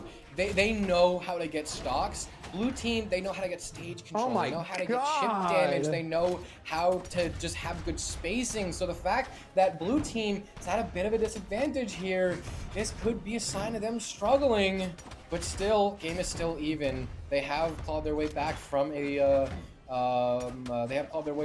red team lead, and Experience could be falling down out of this match too as they get Fakey down a last stock. Now they're in a lead actually. Hideaway is slightly damaged, but not as damaged as Experience is. Running out of recovery options. Chooses to recover low. Can Hideaway make the best of this?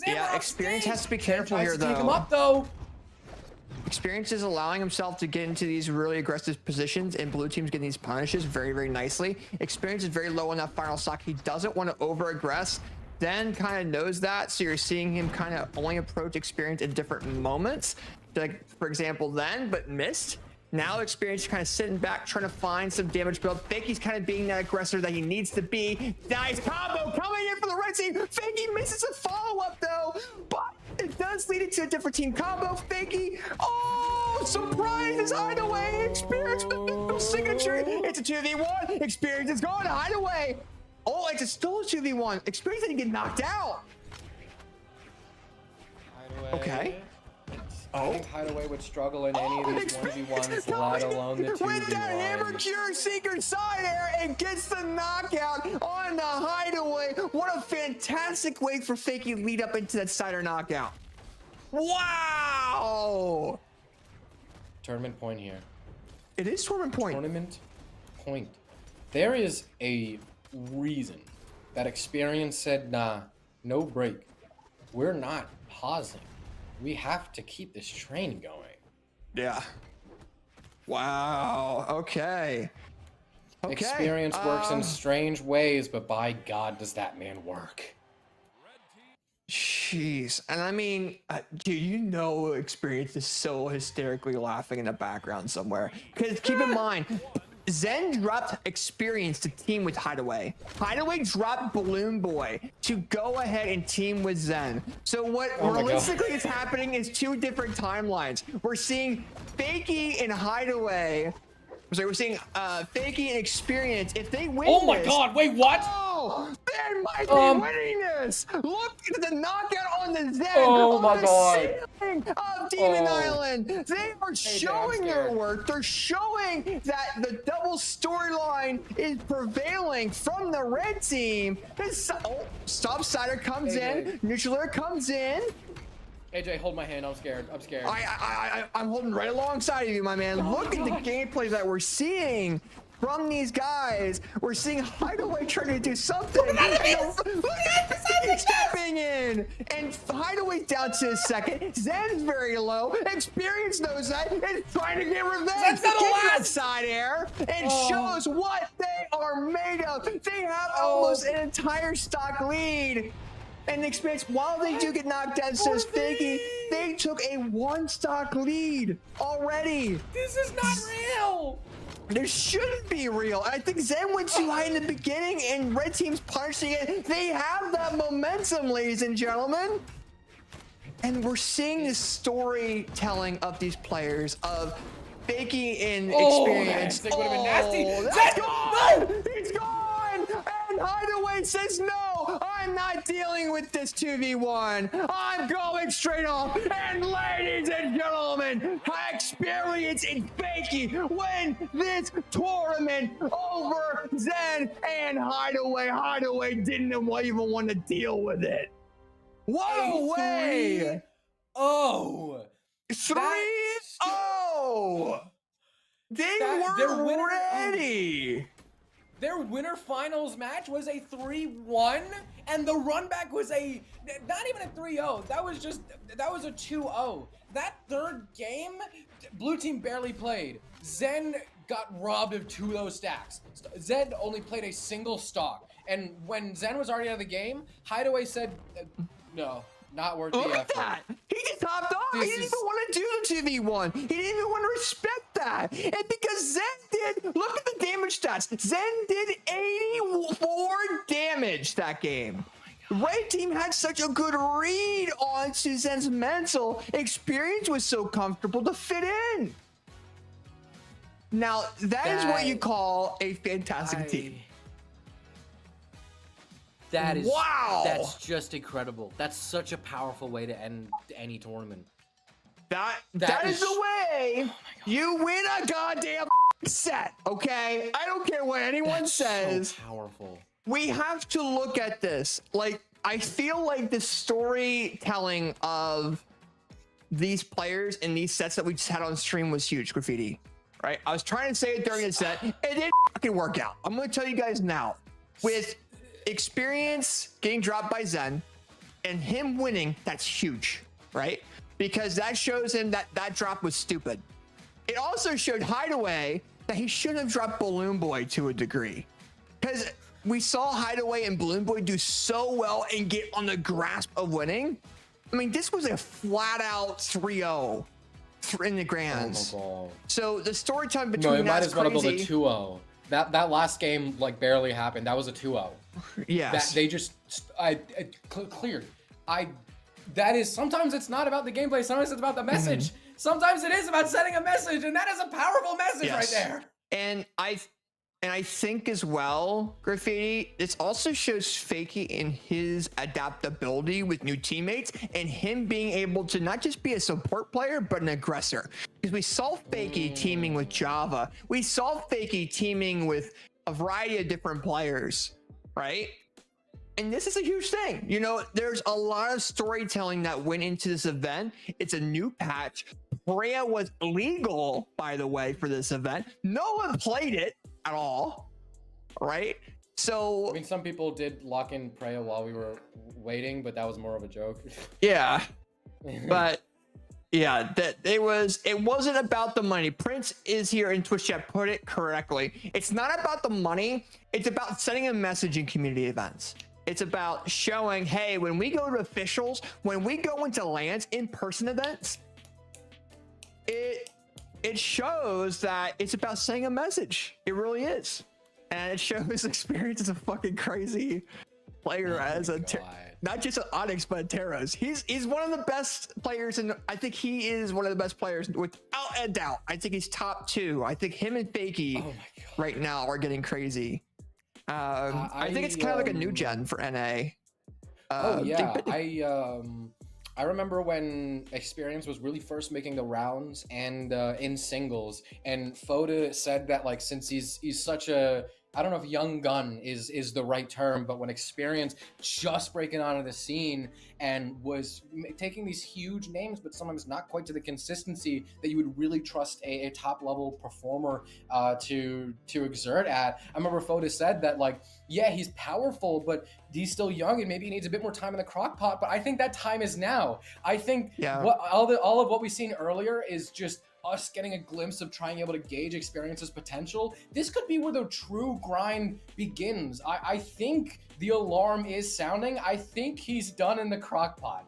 I think 2025 Experience has a very real chance to show live up to the potential that we really loved and wanted to see from him way earlier back, even in like 2022. Foda really said it best. Maybe he just needed a bit more time, and maybe that time is now. Are we in the age of Experience? I think we've had Experience around for a while. I mean, he's Long been time, yeah. around for years. I think the opportunity is coming up with him and Fakey on teaming based off of tonight. I think that he, after that onslaught, I think that is a very, very big team we're going to be seeing. I hope both of them go to the Royale, you know? Oh, yes, please. Yes, please. I would love to see them in person and playing. I don't remember how the Royale fully works for doubles. I think it might be online, so I wanted them to play it in, you know, that event. I don't remember on top of my head, my apologies. But, you know, that is a team I feel can challenge other teams across the world, not just in North America. I think it would be really cool to see them against a lot of South American teams again, right? So, but yeah, they are the Moose Wars Mystic Era champions for a reason. So congrats to Experience and Fakey. We could talk about it all day. They won. They deserved that win. I'm very happy, and I love the storytelling that we saw from these players, and glad that we're able to convey that over the past few weeks. And it makes me wonder how the next couple weeks are going to go. And it was great, and I hope all of you guys enjoyed it in the Twitch chat. And we like providing these events. And keep in mind, Graffiti, this is only doubles. We haven't done ones yet. 1v1s is tomorrow, and there's more video registrations are games. still open. Oh, I was Where not are you ready for guys this at? information. There is more video games. There's Oh, more I'm video games, flustered. Graffiti. There's more video I'm games flustered. tomorrow happening for the 1v1s. Signups are still open. There's over 750 people signed up for this weekend. Oh, wait. Right? So there are so many opportunities for you guys to play. Hopefully you guys enjoy the ones event tomorrow. That starts at 2 p.m. EDT, not EST, because it's a different time zone.